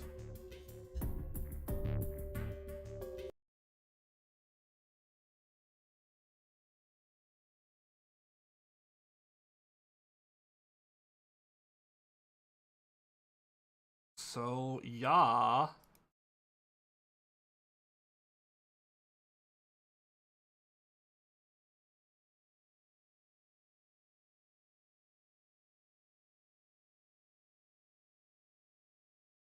So if we get done with this Monday, I'm guessing we probably will. If I have to go a little extra, I probably would. Because I want to leave like an hour stream for Tuesday. If that's the case, I don't know what we do on Tuesday. I guess I could start Final Fantasy II earlier, or I could start Ace Attorney earlier. I could do either one.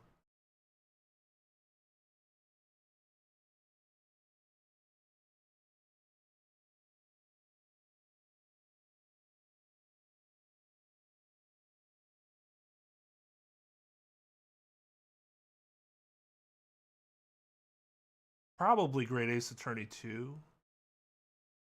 Because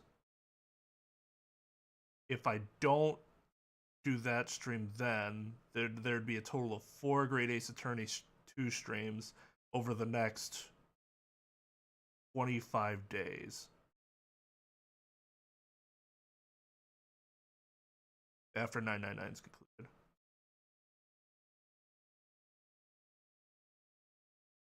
That makes sense. Yeah. Yeah, that probably makes sense.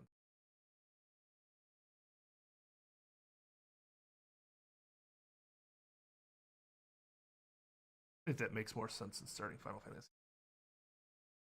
Even though that'll be the standard day for Final Fantasy, or would be Tuesdays. But this next week's gonna be kind of weird, anyways.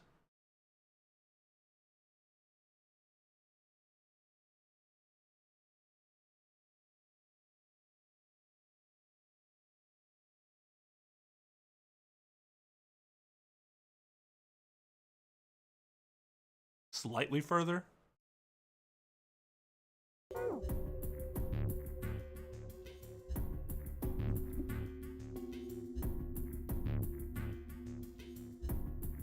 Correct. When we actually have standard weeks. This month's very different in that regard. As you can see, there is, as Trep would point out, there is like no symmetry. Well, what's slightly? Because I don't want to go another 15 minutes or something like that. I'm hungry and really want to eat.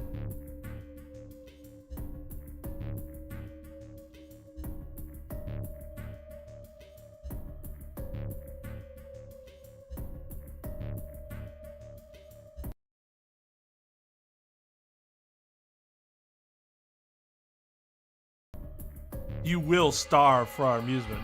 Hey, if CJ wants to give me another $5 to eat another thing of candy, that'll tide me over for an extra 10 minutes. I'm curious. How has this been recently?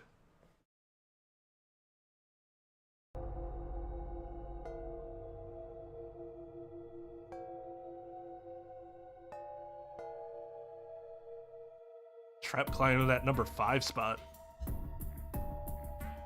I will at $50.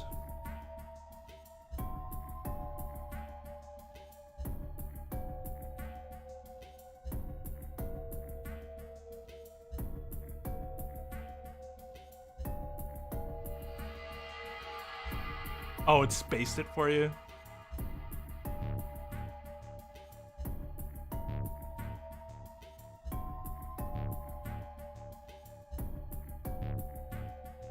$10 minutes? Nah. I don't want to go another 10 minutes. I want to eat. Hungry.